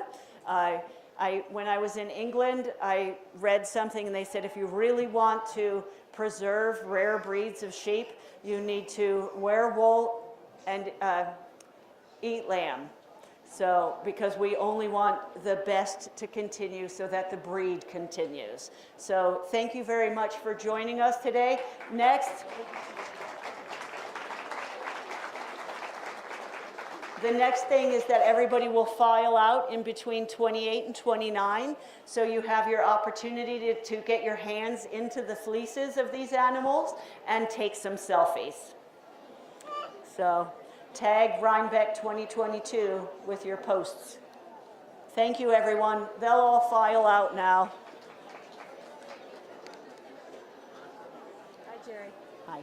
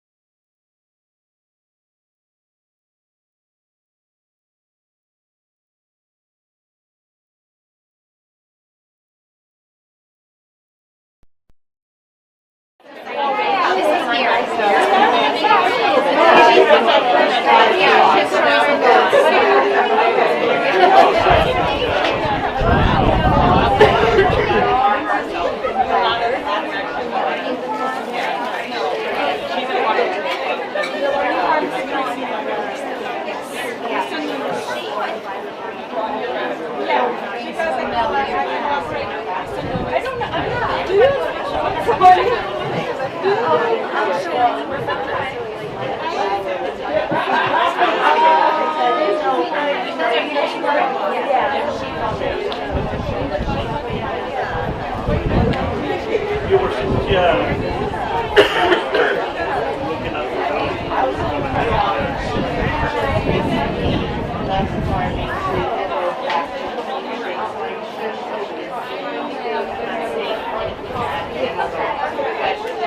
because normally shepherds really, like especially the training, we know, like we were complex, they like, you know that you can get so please reach out, you know, get your contact with one of us, like happy to they've been quite awesome. It's just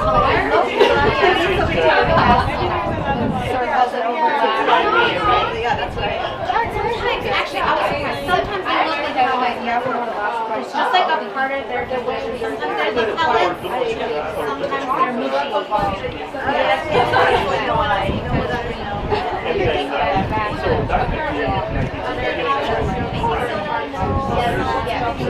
Okay. Sorry, that's my wife. I need to go to the booth. She has a thought. Yeah, let's Get out of the way. Actually, I was surprised because I thought it was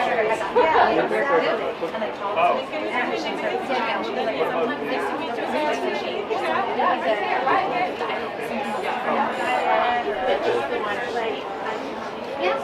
Okay. So it looks like a town hop. You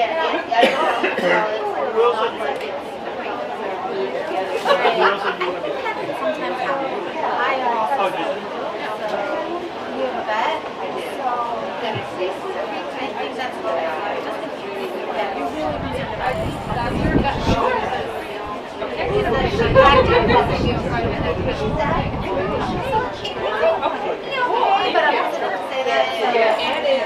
Thank you. This is a radical bread because I asked for a rat from their first issue. And I'm very sorry.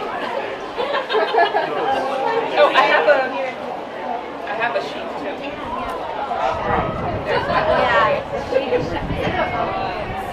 Fun note, she calls it, because they don't do anything. They're not any income or anything. Yeah, she did. She got a picture. She went to get a picture of you too. I'm on Western Massachusetts.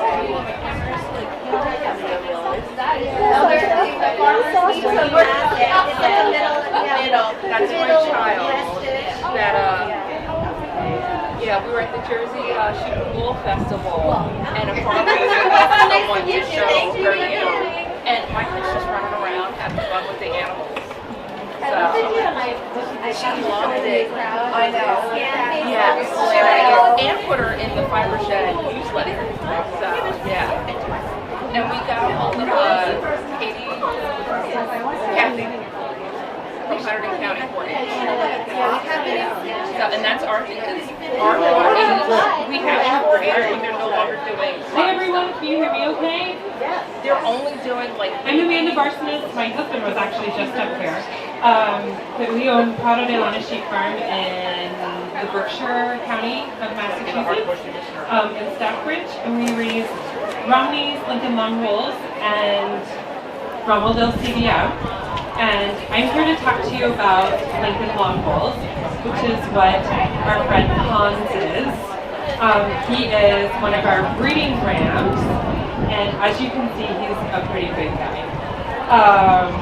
But I like to think the bigger the sheep are, the sweeter they are. So Lincolns came to this country in the early 1800s, and they were really used as a wool production and meat production sheep. They originate from Lincolnshire, England, and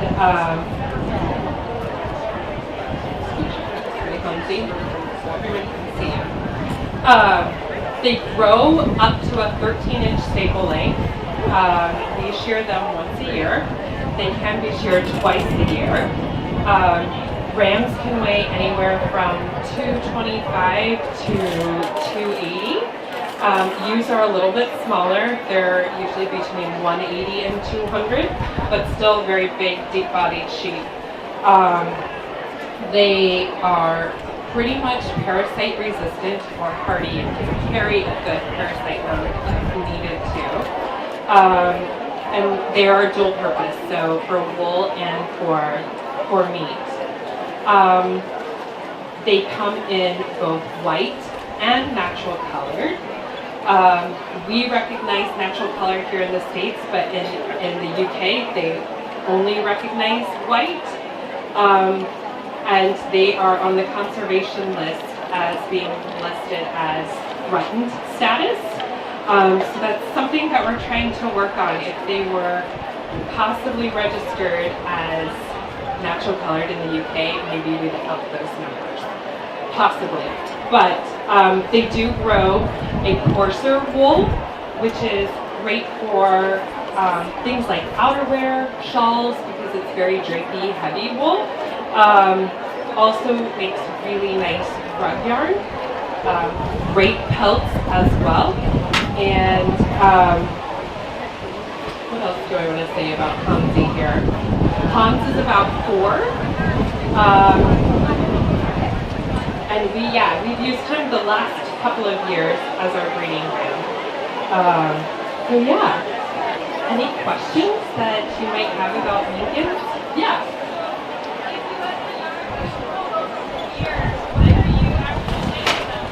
So we shear usually in May, just because we live in kind of a cooler climate, and who knows what the weather's going to be like in May, or earlier. And then we usually land like April-ish, May. But I usually, any ewes that I have that are pregnant, I shear them first, just because it's easier for lambs to find udder to nurse off of. And then also lambing can cause wool break, because all the nutrients are going towards like growing lamb, and like the stress of labor and delivery can cause that to show up in, sorry. Okay. He's like, I'm done with eating hay. But yeah, labor and delivery can cause stress on the fleece. And because we're mostly wool producers, we want to make sure that our fleeces maintain the best quality that they possibly can. So yeah. Any other questions? Yeah. Why the decision about once a year versus twice a year? Where does that lay down? That's just a personal thing for me because they're long wool sheep, so I want to see them in super long wool. Also, it's like cost in a way, because, and then it's also everybody that is on the same shearing cycle. Because I would only shear the Lincolns possibly twice, not the Romneys or the Rommeldales. So, yeah. Plus, in England, you would see them in even longer fleece. They would probably be more like 18 plus inches, because they would go a little longer in shearing them. This guy, what will happen with his fleece is this will kind of like part down the middle, and then you'll have these long, beautiful ringlets hanging over the side. So we do not coat these sheep because their wool grows so long and so fast. It would felt. So yeah, and the nice thing too about them is that vegetable matter doesn't really get stuck in it like a finer wool sheep. So you don't need to coat them, and you don't want to coat them for that reason. Any other questions?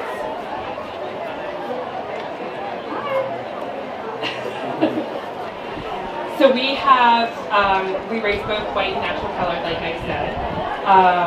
Currently we have him and another ram. He's a lamb from this year. And then we have, I believe, 10 ewes.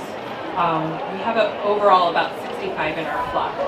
So just various numbers between our other breeds. So, yeah, Hansi. The other nice thing about these sheep is that even though they're super big compared to a lot of other breeds, they're very easy to handle. because their temperament is pretty docile. They let you work on them without searching too much of a fit. And yeah. Other nice thing, they don't have horns either. So, horns. They're a pole breed.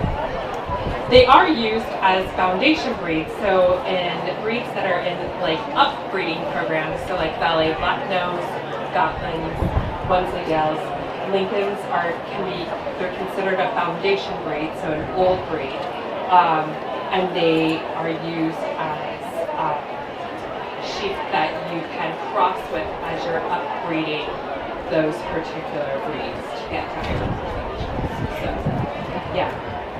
They're great mothers. They lamb easily, especially because they're so big-bodied. Their lambs usually weigh somewhere between 11 and 14 pounds. They look like baby giraffes when they're born because their legs are so long.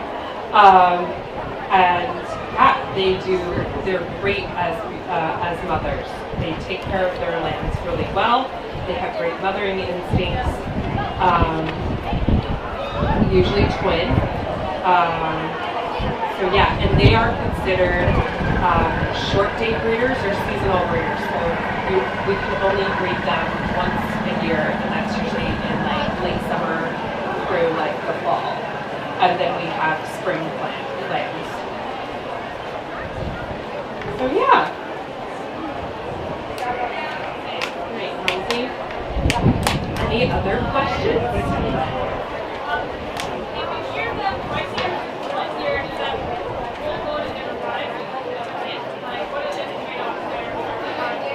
So reasoning for shearing maybe twice a year versus once a year is how your feed management is.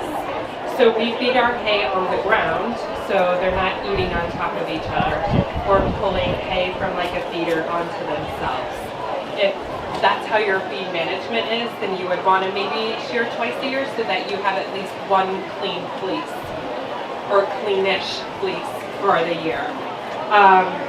Another reason besides feed management would be the mill that you use.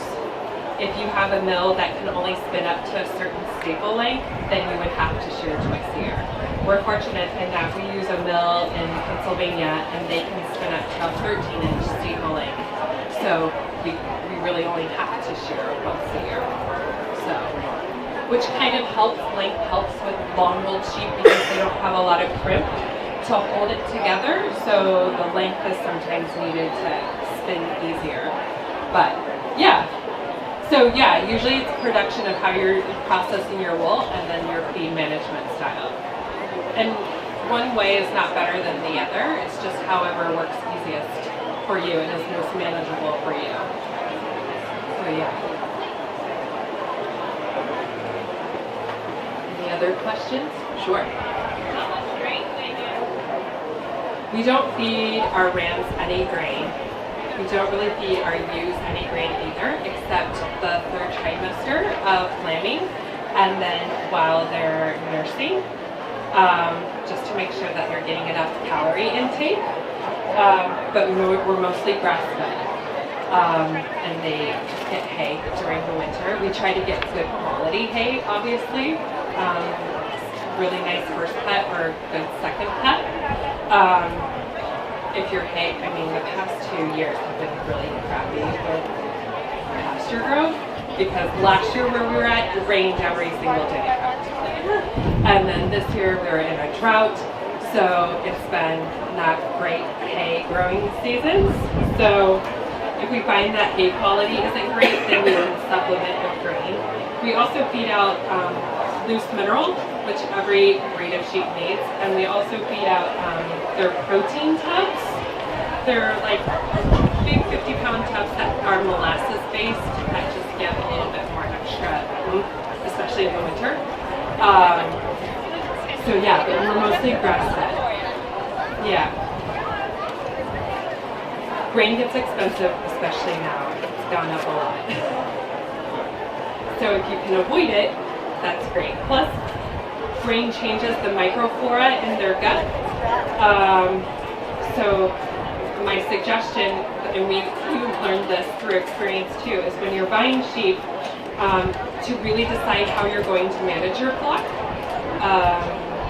Feed management style wise, if you're going to be grain feeding and how much or not. And then, sorry.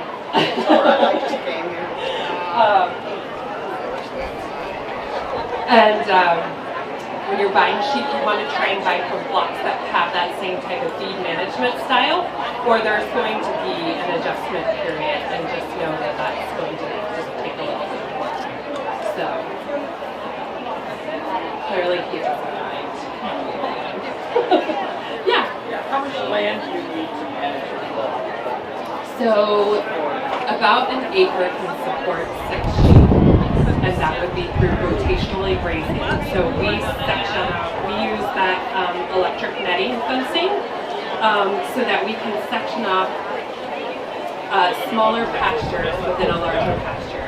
And so we rotate them through new pastures about every week or so, depending on the size of the section that I create. And they grow better, right? Yeah, and so it helps with parasite resistance. Because you're not overgrazing an area. Land management is also important. You don't want them to overgraze an area. So about every week it's a pain to do that, but it's worth it for them and for the land. And what kind of quality of land do you need? I mean, we have kind of some crappy areas in our pasture, like lots of goldenrod and things like that, but sheep are great browsers. Even, I know it's kind of a myth that they only want to eat like pasture grass, like orchard grass and things like that, but they are actually really great browsers. They love eating goldenrod, raspberry bramble, leaves off of trees, which is another great parasite kind of help. But they will eat that stuff too, not just parrot grass. Lots of clover, things like that. So What part of your flock are the like the size in our flock? Yeah, you said you have about 60, so how much more? I think we have like 12. We have mostly Romneys and then Romuldels after that, and then our Lincolns. Is there a rule about the mixed breeds, or not in your breed, but when you breed them together? So our rams live in a separate pasture. They have their own little ram flock. We have about only 8 rams. You're going too far.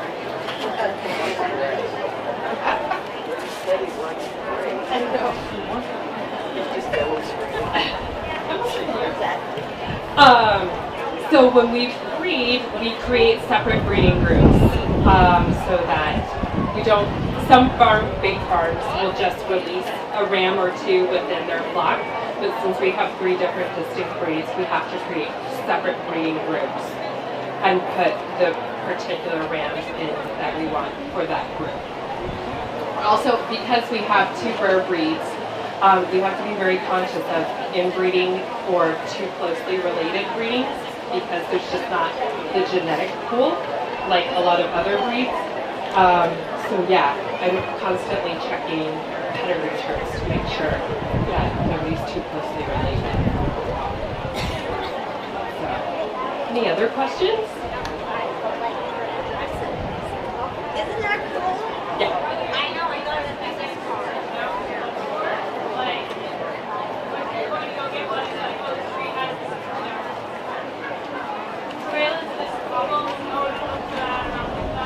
I think you just want to look at overall general health of an animal.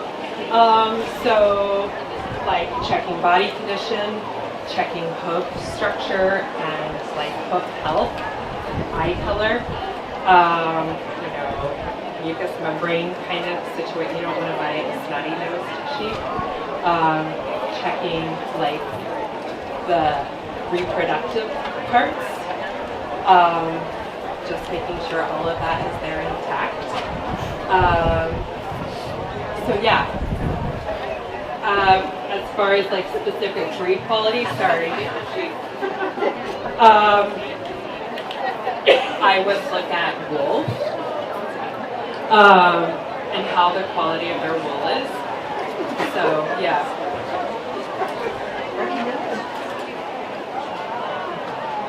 This happens a lot.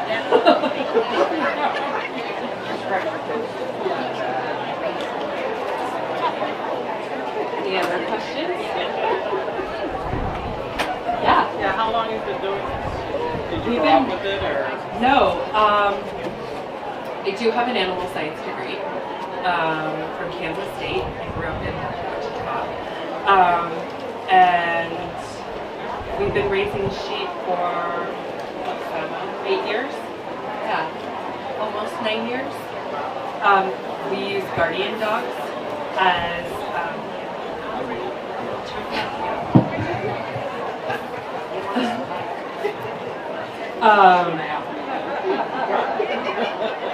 yeah, we have 4 Great Pyrenees that we use as guardians because we have a pretty big predator population out where we are.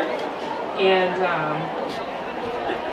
so yeah. What kind of predators? Lots of coyotes, bear, mountain lions, so mostly coyote.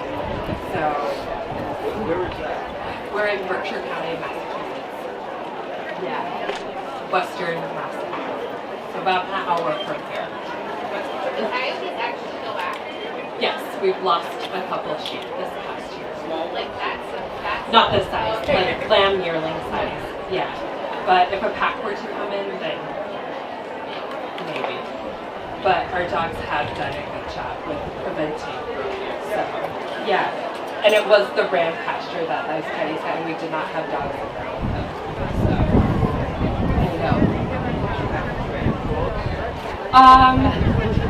we do not have to train our female dogs. We do have to work with our 2 male dogs. They're shocking, right? They're almost 2, and they're kind of like dumb teenage boys.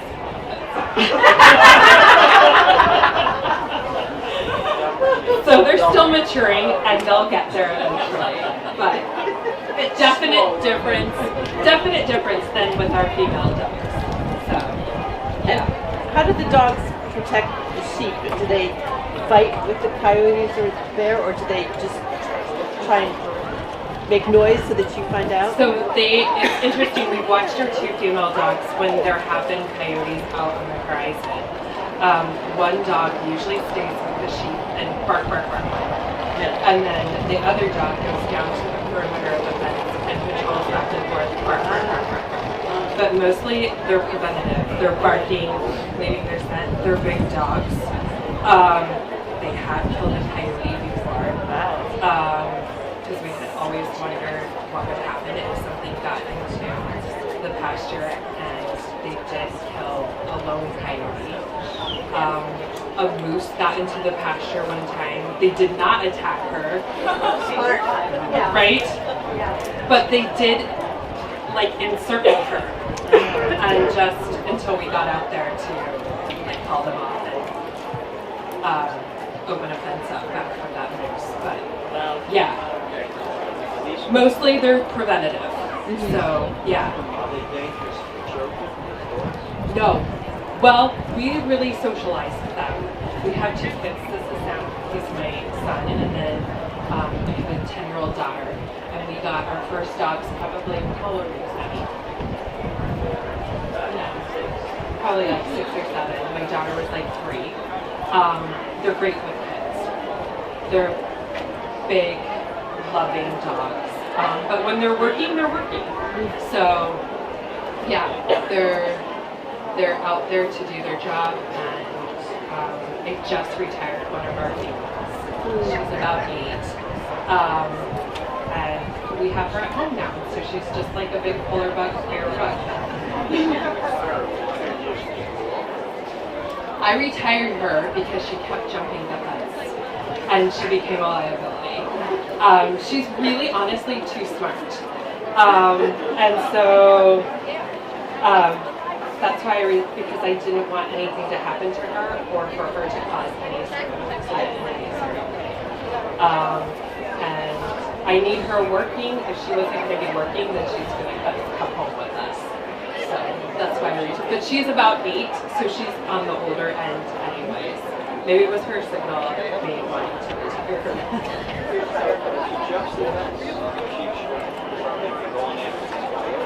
Yes, but she goes very far. Yeah, so I think that's all that we have for time. If you'd like to come up and give Hansi a scratch, he would love that, obviously. But thank you so much.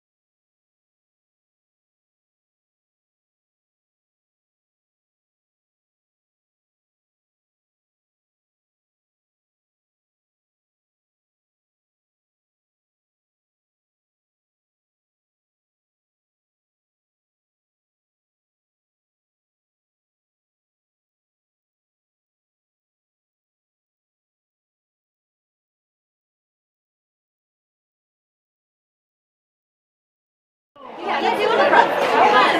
Yeah. Take him.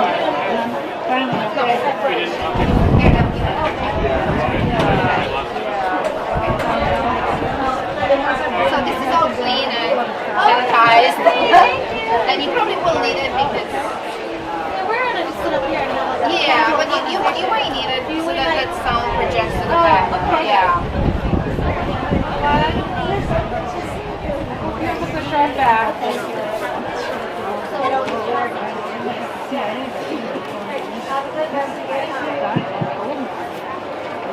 Hi everyone, thank you for your patience.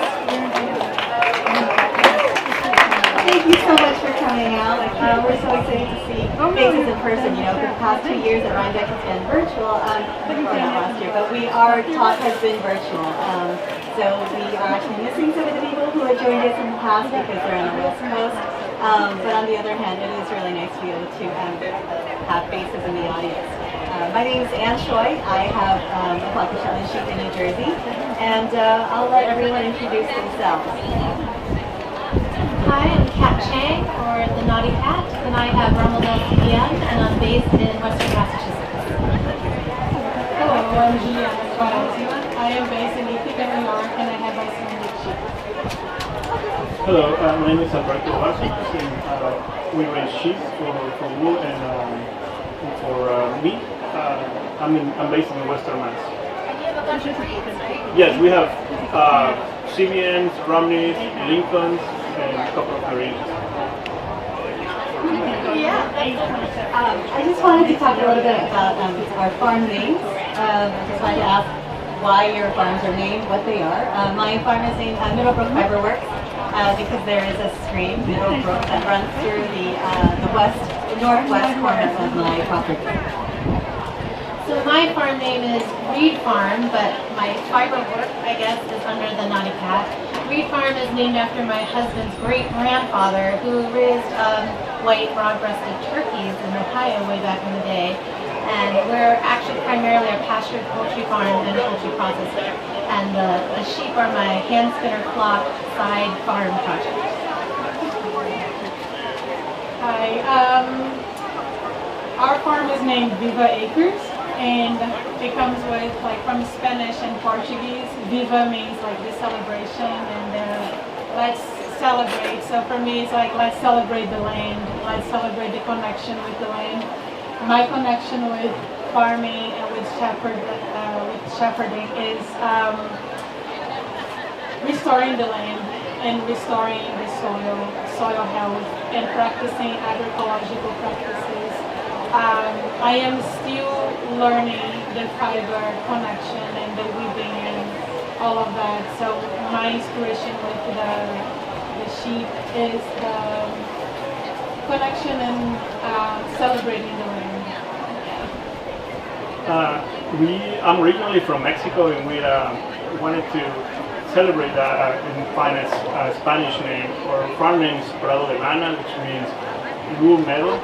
My wife and I primarily are, the sole workers of the farm. We decided that we wanted to bring my culture into the business and what we do. She's American, but she's pretty much involved, I would say, a good percentage of, that's her full-time job, and I help her a lot. But that's why we decided to do that for our family.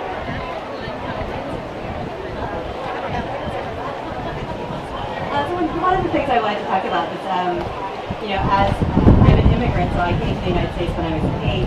As immigrant or second generation or first generation, it's really unusual to find farmers.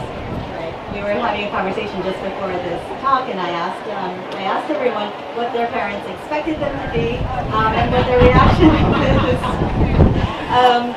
the fact that this is what we're doing.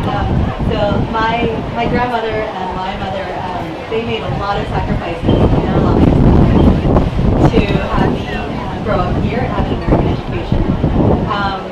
And they worked really hard so that I didn't have to work with my hands. And there I am out in the field. I get pooped on regularly. My hands are filthy, and that was exactly what they didn't want for me. But this is what I chose. And what I really wanted to ask the rest of the panel is how you feel like you might incorporate your background, your culture, into what you're doing. I thought about that as you're talking about what your farm was called. So yeah, I think about how you incorporate that. I think sometimes it's conscious, sometimes it's not conscious. The yarn that I make with my sheep's wool. So this is one of my yarns. So She grew it and made it. Right, so I grew it.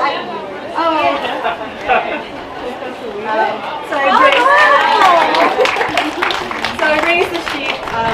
I had it milled, and then I wove it and sewed it. And the blend of the yarn is, it's my sheep. It's also a fine piece from the Hudson Valley silk, and I incorporate a fabric called Raimi. And Raimi is a bast fiber like linen, and it's a fabric that I grew up with in Korea because it's very traditionally woven in Korea, and it's actually a huge tradition to strip the fibers and then to tie them into continuous yarn. but I wanted to incorporate that into my yarn. So I wanted to know if anyone else is doing that subconsciously or consciously. You can go first. I am first generation moving to this country. In Brazil, the region we're in, we are very connected to herbal products. I grew up with my grandmother and my mother raising me with any kind of like, if I had a cough or if I had any cuts, we would connect to plants. That was the only way. And growing up after starting my first job, I was already supporting small farmers, and I was working with farmers in areas that there was no hospital, no drugstore, nothing, and then we rely on plant medicine. So what I bring with my heritage and what I grew up with, I love to learn about all the benefits of different plants and how I can incorporate that with my shepherding and taking care of the animals. So I use different herbs to take care of worms, for example, and I use different plants to help with diversifying their diet and bringing like a healthier cold or a healthier immune system. And I have been researching throughout the seasons what are the plants that they are around me and what are the things that I can bring in my farm, that I can grow in my farm, that can be used for the sheep. And yeah, so that is a connection of my heritage with medicine and herbs. I just want to say something that I love to see some places that I see online, that I follow online that I'm seeing here. I follow you online.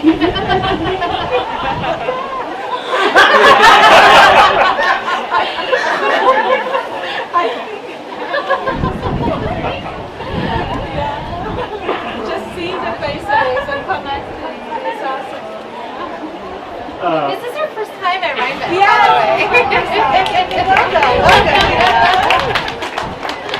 So for us, for me and my wife, we both have had actually agricultural education. But we didn't, I moved to the States and I wasn't doing anything that had anything to do with agriculture until I started to manage this property, and I saw the opportunity of this pasture just being mowed, and I was like, okay, she was like, oh, let's have sheep, and that's how we started. But there's a funny and interesting connection with my family history. My dad's side of the family actually were in the textile industry, but I didn't grow up with them. I didn't meet my grandpa. My grandpa was a weaver, but I never met him. So I hadn't known that his influence, but I knew that. Yeah. So I thought that that's really interesting that in my running around the blood that he was, and his whole family, his brother and sister, they all work in the textile industry. Yeah, so I thought that one share with you. So I don't know if there's a direct tie-in to my Korean heritage, but my love for fiber art really goes back to my grandmother, who helped to raise me when I was young. I was born in the U.S., but she was only spoke Korean.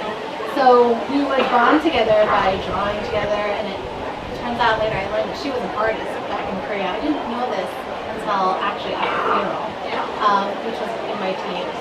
And something that she taught me was how to knit.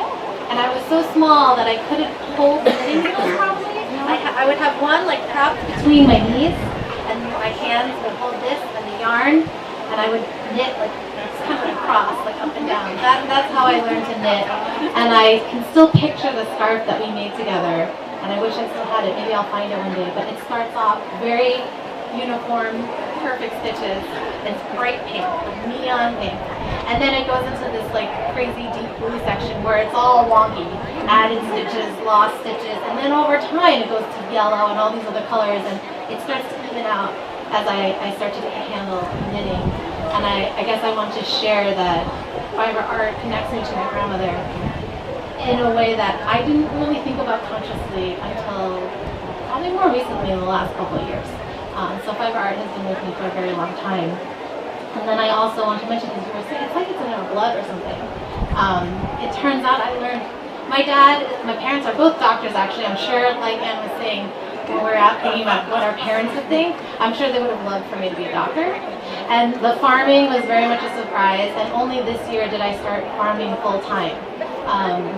And so they're still adjusting.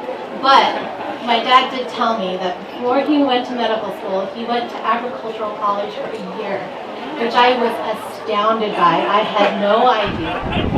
And so I like to think that I'm kind of picking up where he decided to go to medical school because that was the responsible thing to do so he could support his family. And family is so important in Korean culture, a lot of cultures, but so I like to think that I'm kind of picking that up where he left off and kind of bringing that dream to life. I realized I probably should have given a little bit of a history of Farm of Our Own, how this panel discussion came about. And it was when Jerry Lawrence, who is in charge of the breed farm, she asked me if I would want to be part of a panel. And I said yes, and it was online because it was the beginning of the pandemic, 2020. And I said yes, and if it's online, I'd like to actually create a BIPOC-only space. I want it to be a conversation because a lot of the conversations that we have among ourselves, it's pretty personal, and it's not something that we would want to trot out if you don't understand. So we wanted a conversation where we didn't have to explain ourselves.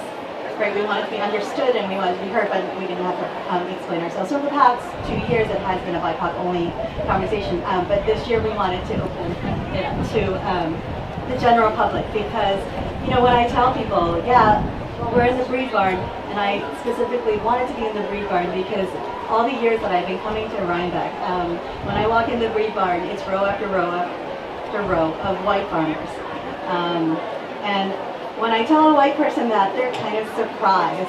When I tell a person who's not like that, they're like, yeah. So it's something that I think we could all think about, and it's not like I think about race all the time. But in the past several years, there's been so much violence. There's been a lot of conflict, and I think that it's something that we could all think about. And I really appreciate having the opportunity to have a space where we can have a conversation with one another. So that's what Farm of Our Own is about. There are only a handful of us. Right? I'm in New Jersey. Emily Tsang, who is Natural Colors in Washington State, she raises fin sheep and makes yarn. She and I are the only 2 Asians in the United States making yarn.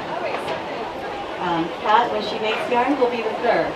Very slowly, because I'm a hand spinner, so. Right, so we're the only ones. So if you want to support Asian farmers making yarn, it's just me and Emily. And we don't want to be the only ones in the room. And what we do know, making yarn, what we know is that when we go into Tractor Supply, when we go to breed associations, we're the only one, and we don't feel like we don't have that network, right? I didn't grow up with 4-H. I wasn't a part of Future Farmers. And I think that if you don't have that network, if you don't have Uncle Kevin with a farm, I think it's just another hurdle. So we want to reach people who are interested, and I know there are other people who are, black and brown people who want to raise animals, but feel like, well, there are all these hurdles. How do I even get started? And I'm not going to approach someone who I don't know. So that's what Farm of Our Own is about. It's about creating community for ourselves and also doing education. Questions? Do we have time to 5 minutes. We got 5 minutes. But you can talk longer. We can talk longer. Did you want to share something? Yeah. I think to build on what Annie is saying about diversifying the farm community and encouraging people, I can share a little bit briefly. My story is, I think we don't own land. We both are leasing. And so I just want to share this opportunity to people that if you think you want to farm and you think the land access it is a barrier, which it is, you are not alone. Leasing land can be one strategy.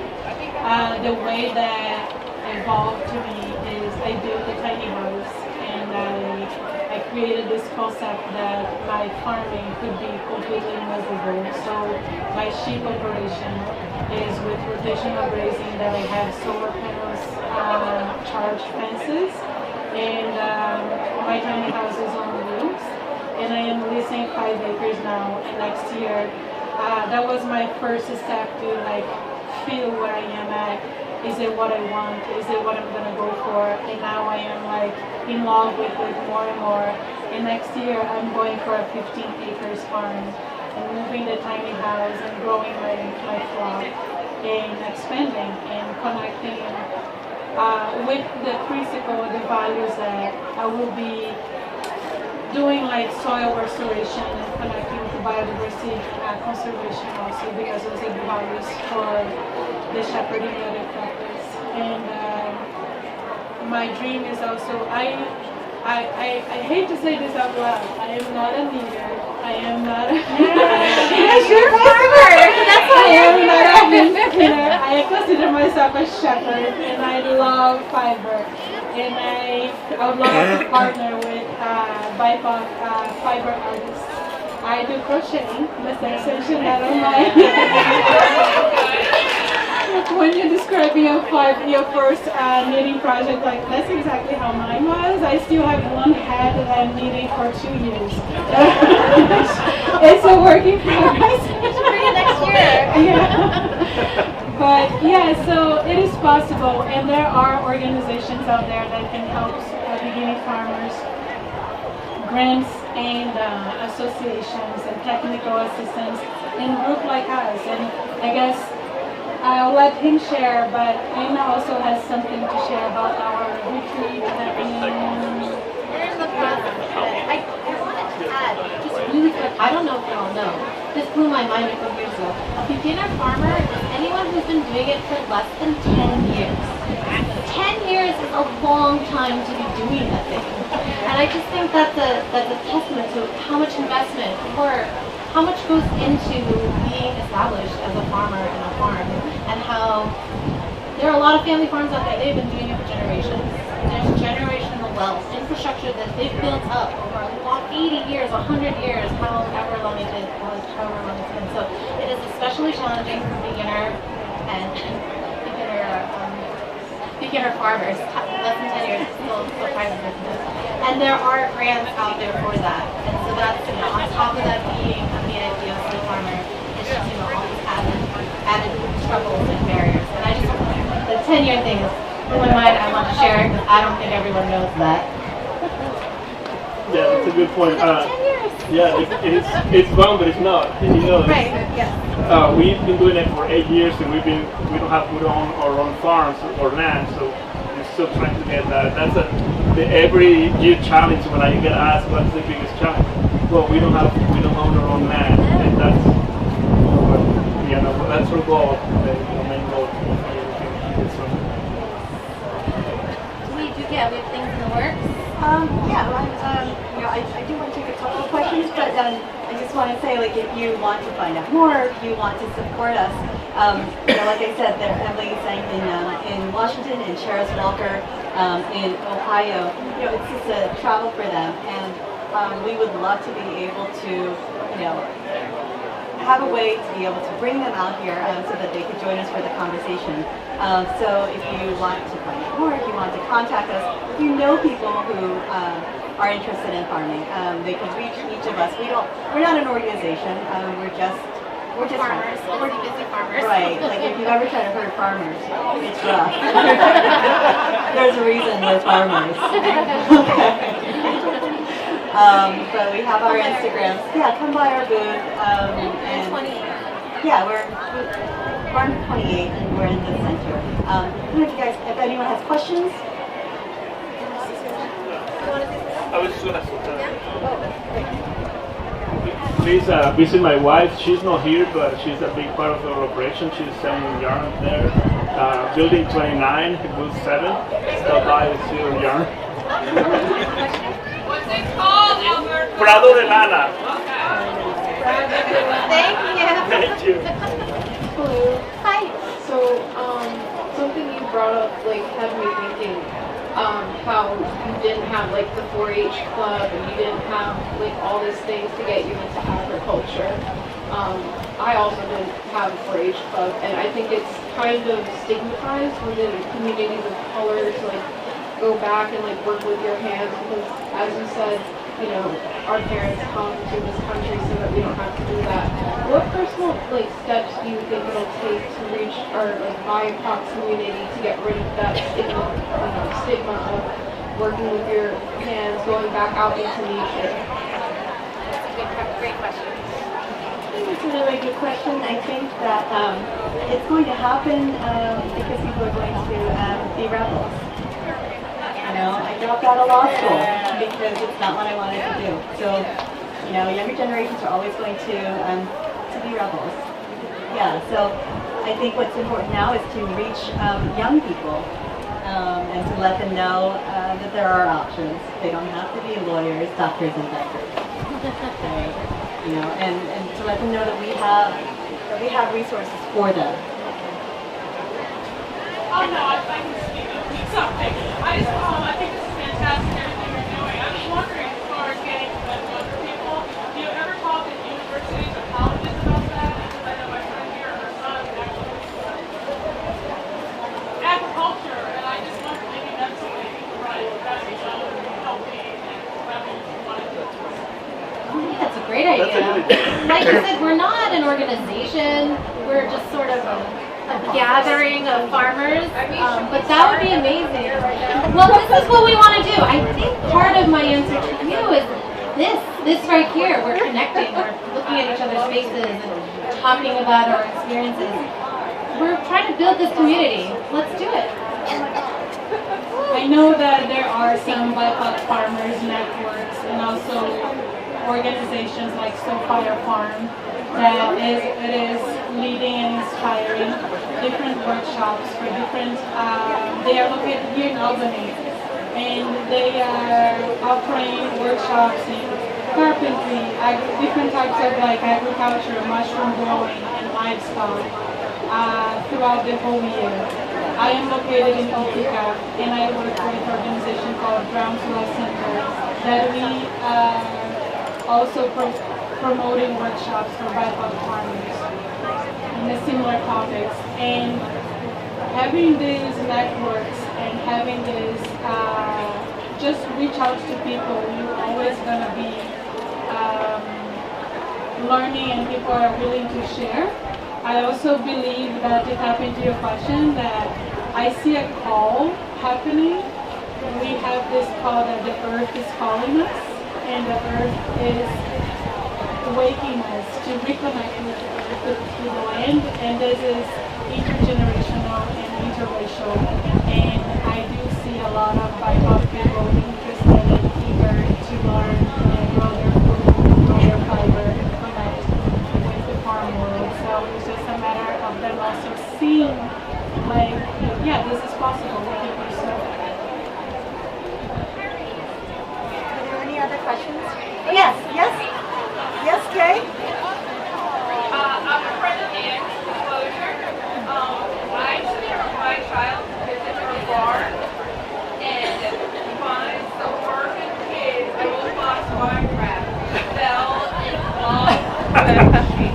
So that's also something we can do, is both the kids, get them out there, and Anne, she was generous to let my daughter come and play in the field, and I'm sure the other farmers would have a day or an event where we could bring the next generation to the farm and see more than just what Sunday makes, actually experience the fiber and the smell and the communion with the animals and the nature.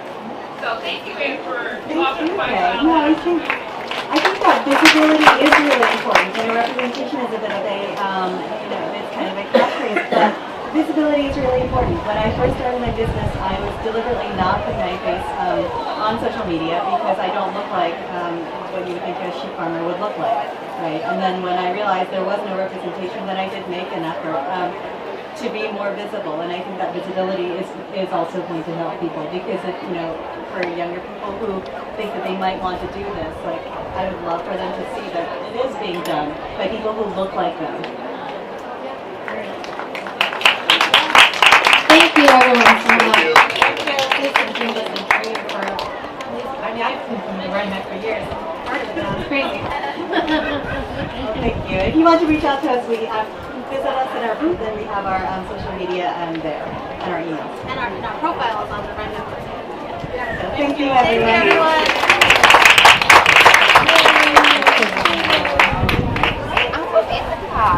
You were with the gospel.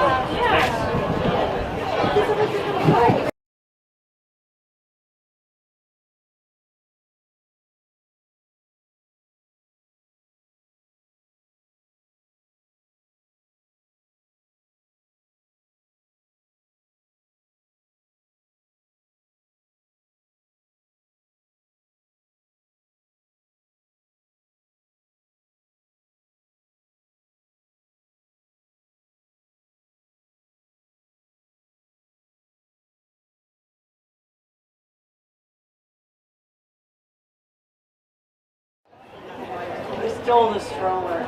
I think it's perfect. So, Anything. This creative, what you want in it.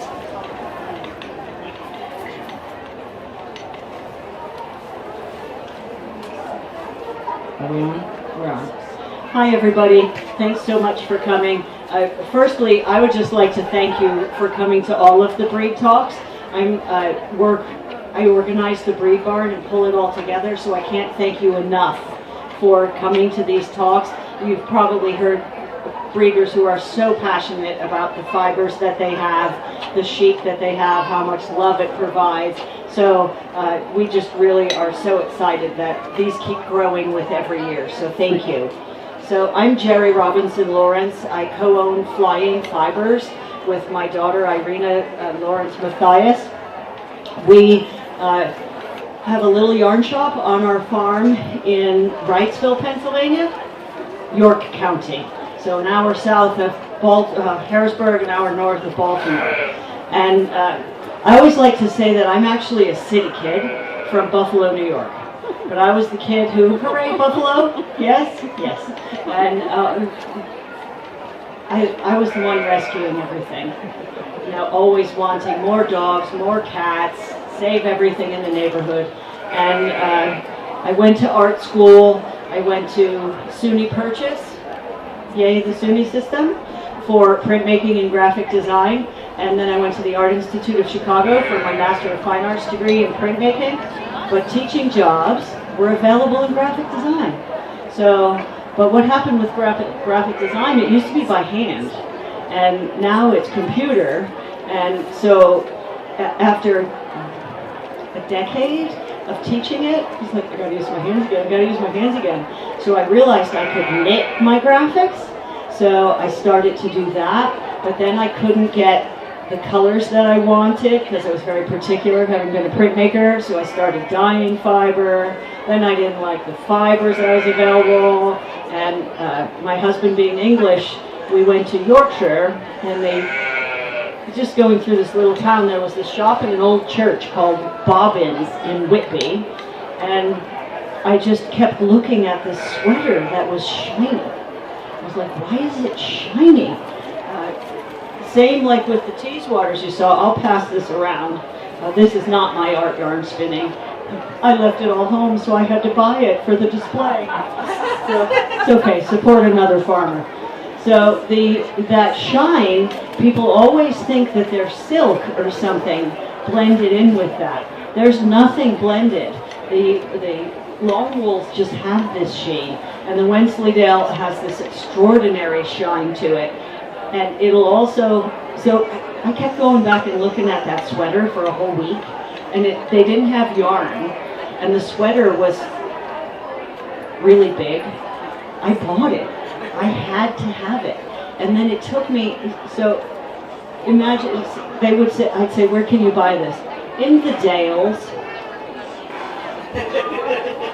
Can you tell me where? Yeah, in the Dales, the Wensleydales.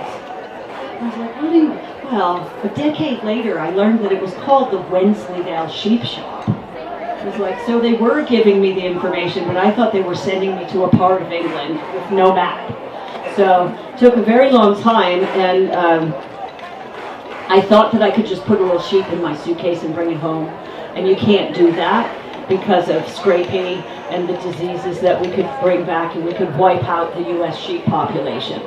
So I became the exclusive distributor of the Wensleydale Sheep Shop yarns in this country, and until they retired 5-10 years ago. And I was like, oh no, what do I do? I'm the Wensleydale lady at all fiber festivals, and now I have no fiber. And prior to that, I did start, city kid, remember I didn't have a farm. So living in Lancaster, Pennsylvania. And the 4-H leader said, you know, if you want to have sheep, you can board them at my place. What'd you just tell me? I can do this? I can have them? So I'm proof that if you know nothing, but you have this passion, this drive, this love, you can make it work. There are people out there who will let you use their land, they'll let you keep your sheep with theirs in exchange for work. So I boarded for quite some time, and then I was able to buy a little piece of land. If it's cheap, there's a reason. So little did I know, it's like, if you heard anything yesterday about the importance of soil quality, I've been working now for 7 years on the soil on that property to try and make grass grow. You think it's easy when you're mowing your lawn and it's always too long. It's not easy to grow pasture. So I've brought out specialists, and now I've got a full-blown plan, and one of the pastures on that property is great. In the end, at the age of 57, I bought my own farm. So we live a mile away. It's a little 2.69. I think the realtor thought I was nuts, because in the house I was like, yeah, okay. I said, can I see the barn? And she got me in the barn, and I burst into tears. I said, I have to have this house. And it was a bidding war on day one, and but I put my thinking cap on. The other couple said, we will beat you by $1,000 no matter what you offer, up to a point. I said, okay. I'm an art student. I'm an art teacher. I don't do math, but we're creative problem solvers. You art students? I thought so. You're the RISD group? No? Are you from RISD? No. Where? Rochester. Okay. Oh, near Buffalo. Yeah. So I said, okay, so if you're going to put a limit, you're going to do it at 5 or 10, aren't you? So I went to 11.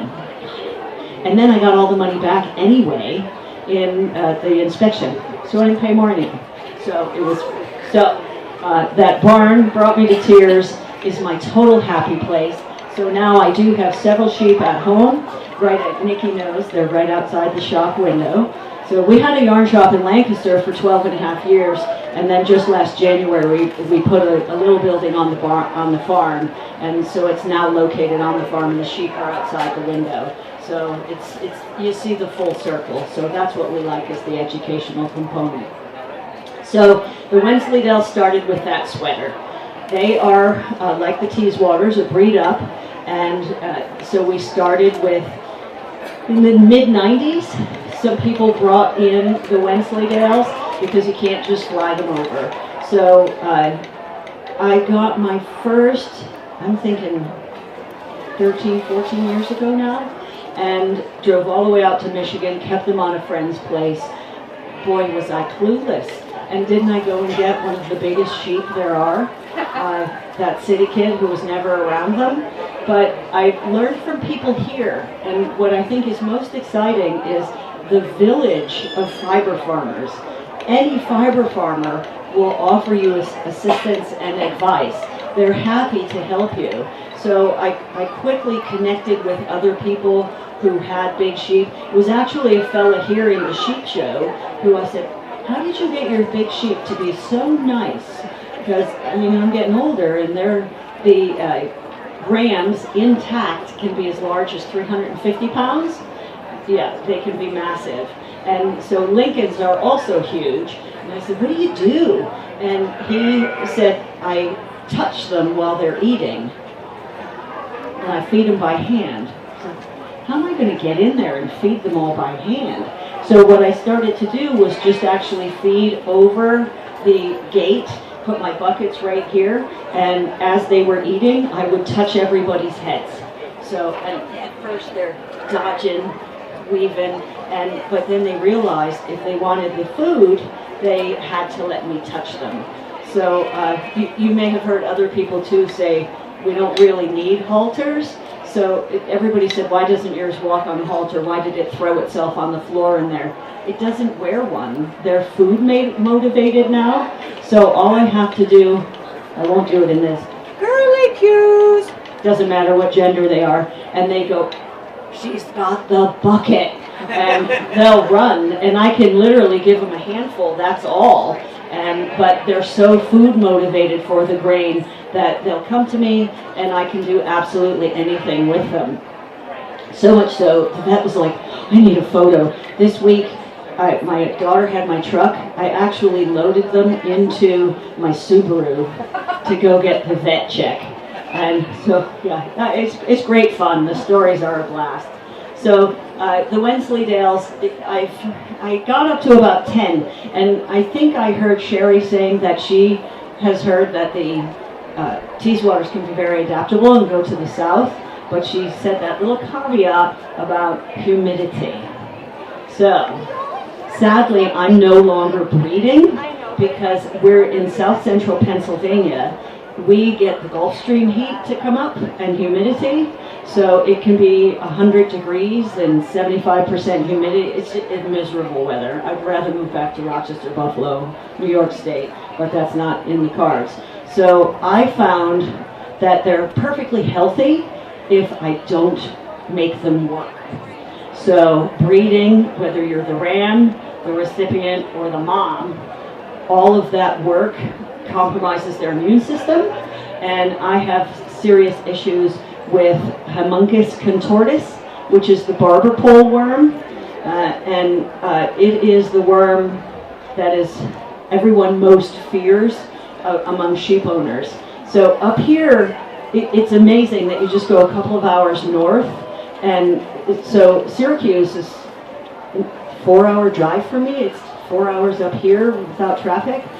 You tend to have a nice freeze in the winter, so it will lower the worm load in your soil. I may not get cold weather in the winter. We won't get sustained days of freezing. It's unusual. We get some, right, Nikki? But it's not like then it's warm the next day. So it's not the right weather, I found. So I found that I can have them, and they're perfectly healthy. So I do something called FAMACHA, which if you're going to have sheep, I would say learn about FAMACHA. It's a way to, you check their eyelids, you check them for anemia and body condition, and you only deworm them when they need it. Because the problem is we're now on the last dewormer in the country, and we've had to go back to one from the 80s. And so South Central Pennsylvania, they're telling us to use the cocktail, which is 2 of the drugs together. Oh, then we're making those worms really strong that survive.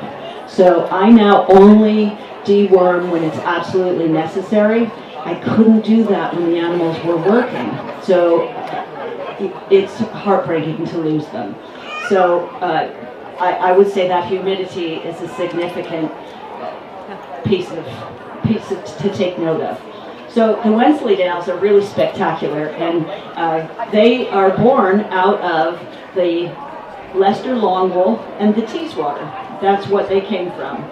So they can trace back in England. So you'll notice they're not on the Shave 'em to Save 'em list, if you're familiar with that, and they are not on the Livestock Conservancy's rare breeds list.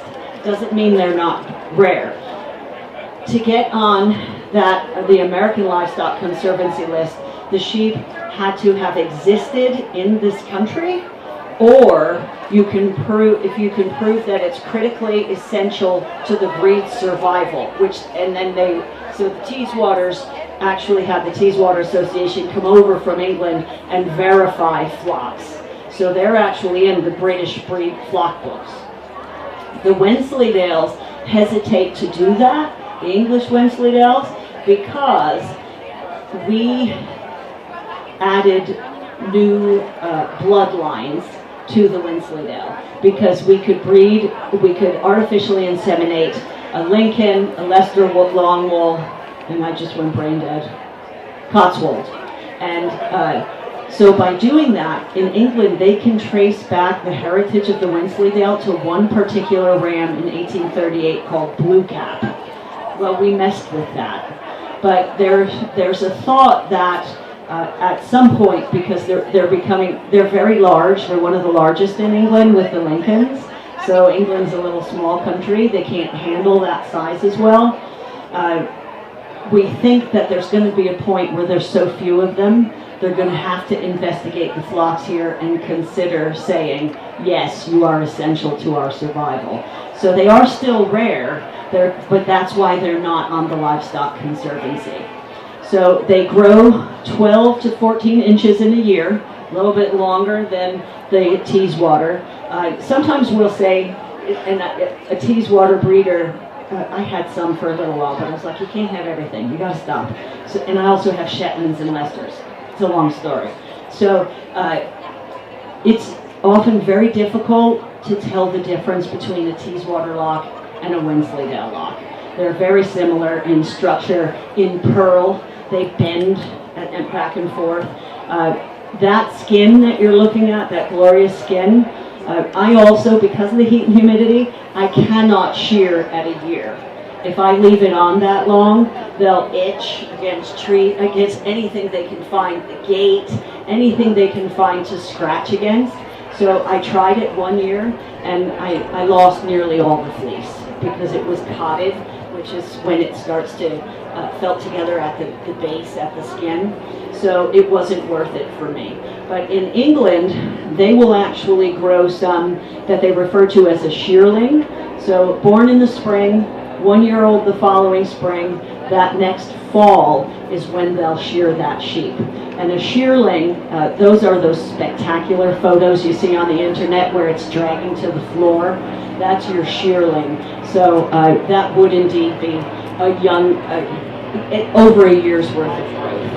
I also found that I don't get the inch a month, and I know big breeders in Oregon, the weather's much more like England, they get that inch a month. Now, are a lot of you from New York State? So there's a phenomenal breeder in Syracuse. So again, not that far from me. She can get this length. Karen Stern of Windsong Farms. So she has absolutely gorgeous animals, and she's in the big building, the far one, and if you're looking for locks and things like that. So they are beautiful. They are they're dual purpose, so they're good for meat and they're good for wool. And I know every time I say meat, then the next question often is, do you eat your sheep? I've never eaten a Wensleydale. I just can't. And yeah, I made the big girl leap this year, and I did have to send some Shetlands off to market. But I tell you that because when I was in England, there was a sign that said if you really want to preserve rare breed sheep, you have to wear wool and eat lamb. So why would we do that? Why would we eat them if we were trying to preserve them? Makes them valuable. So I've never made money off this gig. So why else would I eat them? It increases the market. Because you're not just selling to darn people, you're also selling to people. It gives me another market. It gives me another outlet. Now in Pennsylvania, I didn't go to a USDA butcher, so I can't sell it, but I can put it in my own fridge. I know that they were raised in a loving, wonderful environment. I know what they ate. I know, they weren't filled with antibiotics or anything. But even more importantly, if we want to preserve the breed, you cannot breed with animals that don't meet the breed standard, right? Yeah. So another breeder out there. So it's important to cull the animals that have faults. So what's a fault? Sadly, early on when they came over in the 90s with the Wensleydales, we would often get entropion, which is when the lower lid rolls inward, and it's like having your eyelashes in your eye all the time. So we were culling for that. So culling for me at the time, because I told you I don't eat them, and their wool is so valuable, I'd make them a wether. So it just, they lose their bits, they live forever, they have a wonderful life.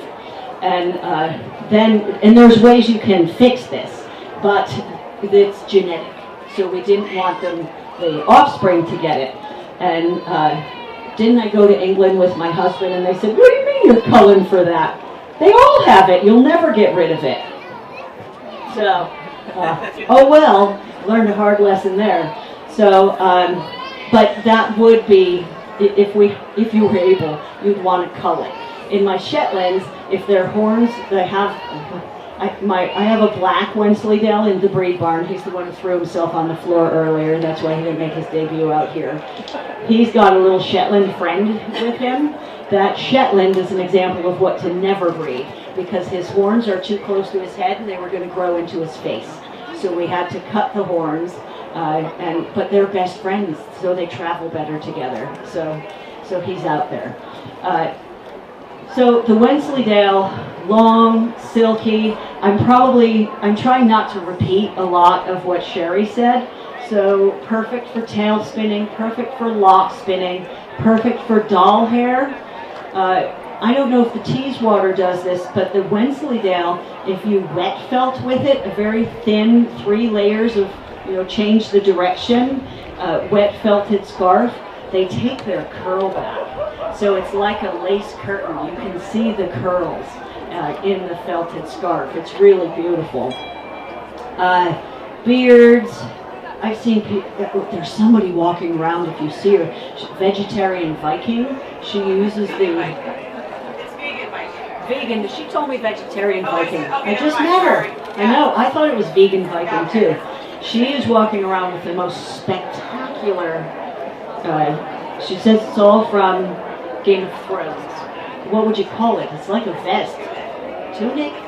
It's phenomenal. And it's just felted with the locks hanging from it. Absolutely gorgeous. So, garments, felting, it's this fantastic multi-purpose fiber. The color, when I dye it, the color just sings. It's so beautiful.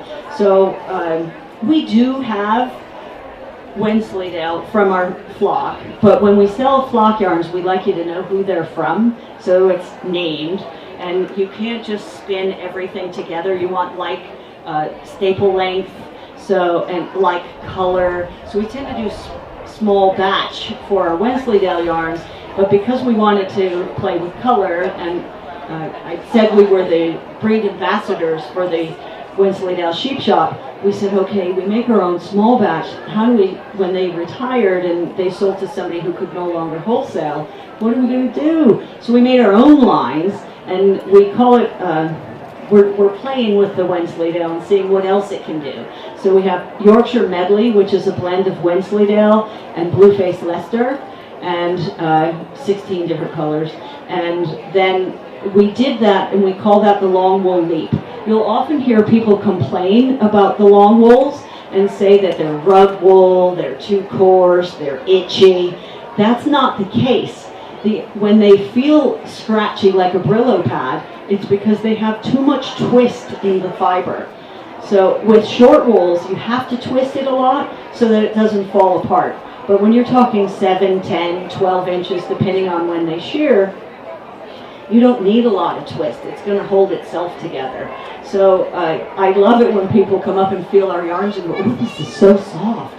I'm like, we can't say that. We have to say it's a long wool, and by micron count, it's anywhere from 32 to 38. Micron count is the physical measurement of the thickness of an individual piece of wool. And so if you want super soft next to skin, the softest, I think, is a merino farm in this country that claims the Campbell Hansmeyer, I think, 18.5. So 32 to 38, then you know, is a thicker. But still, the range sounds dramatic. It's not that dramatic. So it's how you spin it, it's the health of the animal. So if an animal is sick, even if it is a merino, you could get crummy wool. So there's all kinds of things that go into the quality of the wool. So it's not rug wool. It's absolutely delightful. And if you feel that, it's just so soft, so silky. When I bought that in England, I said, well, how do I wash this? They said, oh, just throw it in the washing machine. I said, you want me to throw that in? And so that is my special one. Nobody lays on that. So, but I do throw my whole fleeces in the washing machine. I don't let them agitate. I just soak them because it's too much time to wash them by hand and wait. So I actually do, I buy the old school washers that are bad for the environment, sorry, with the top loader so I can open and close it and wash them that way. The English say that they wear like iron, and so it's the perfect fiber for an heirloom garment. It's going to last forever. And you can wear it out. I have that sweater that I had to have that's too big.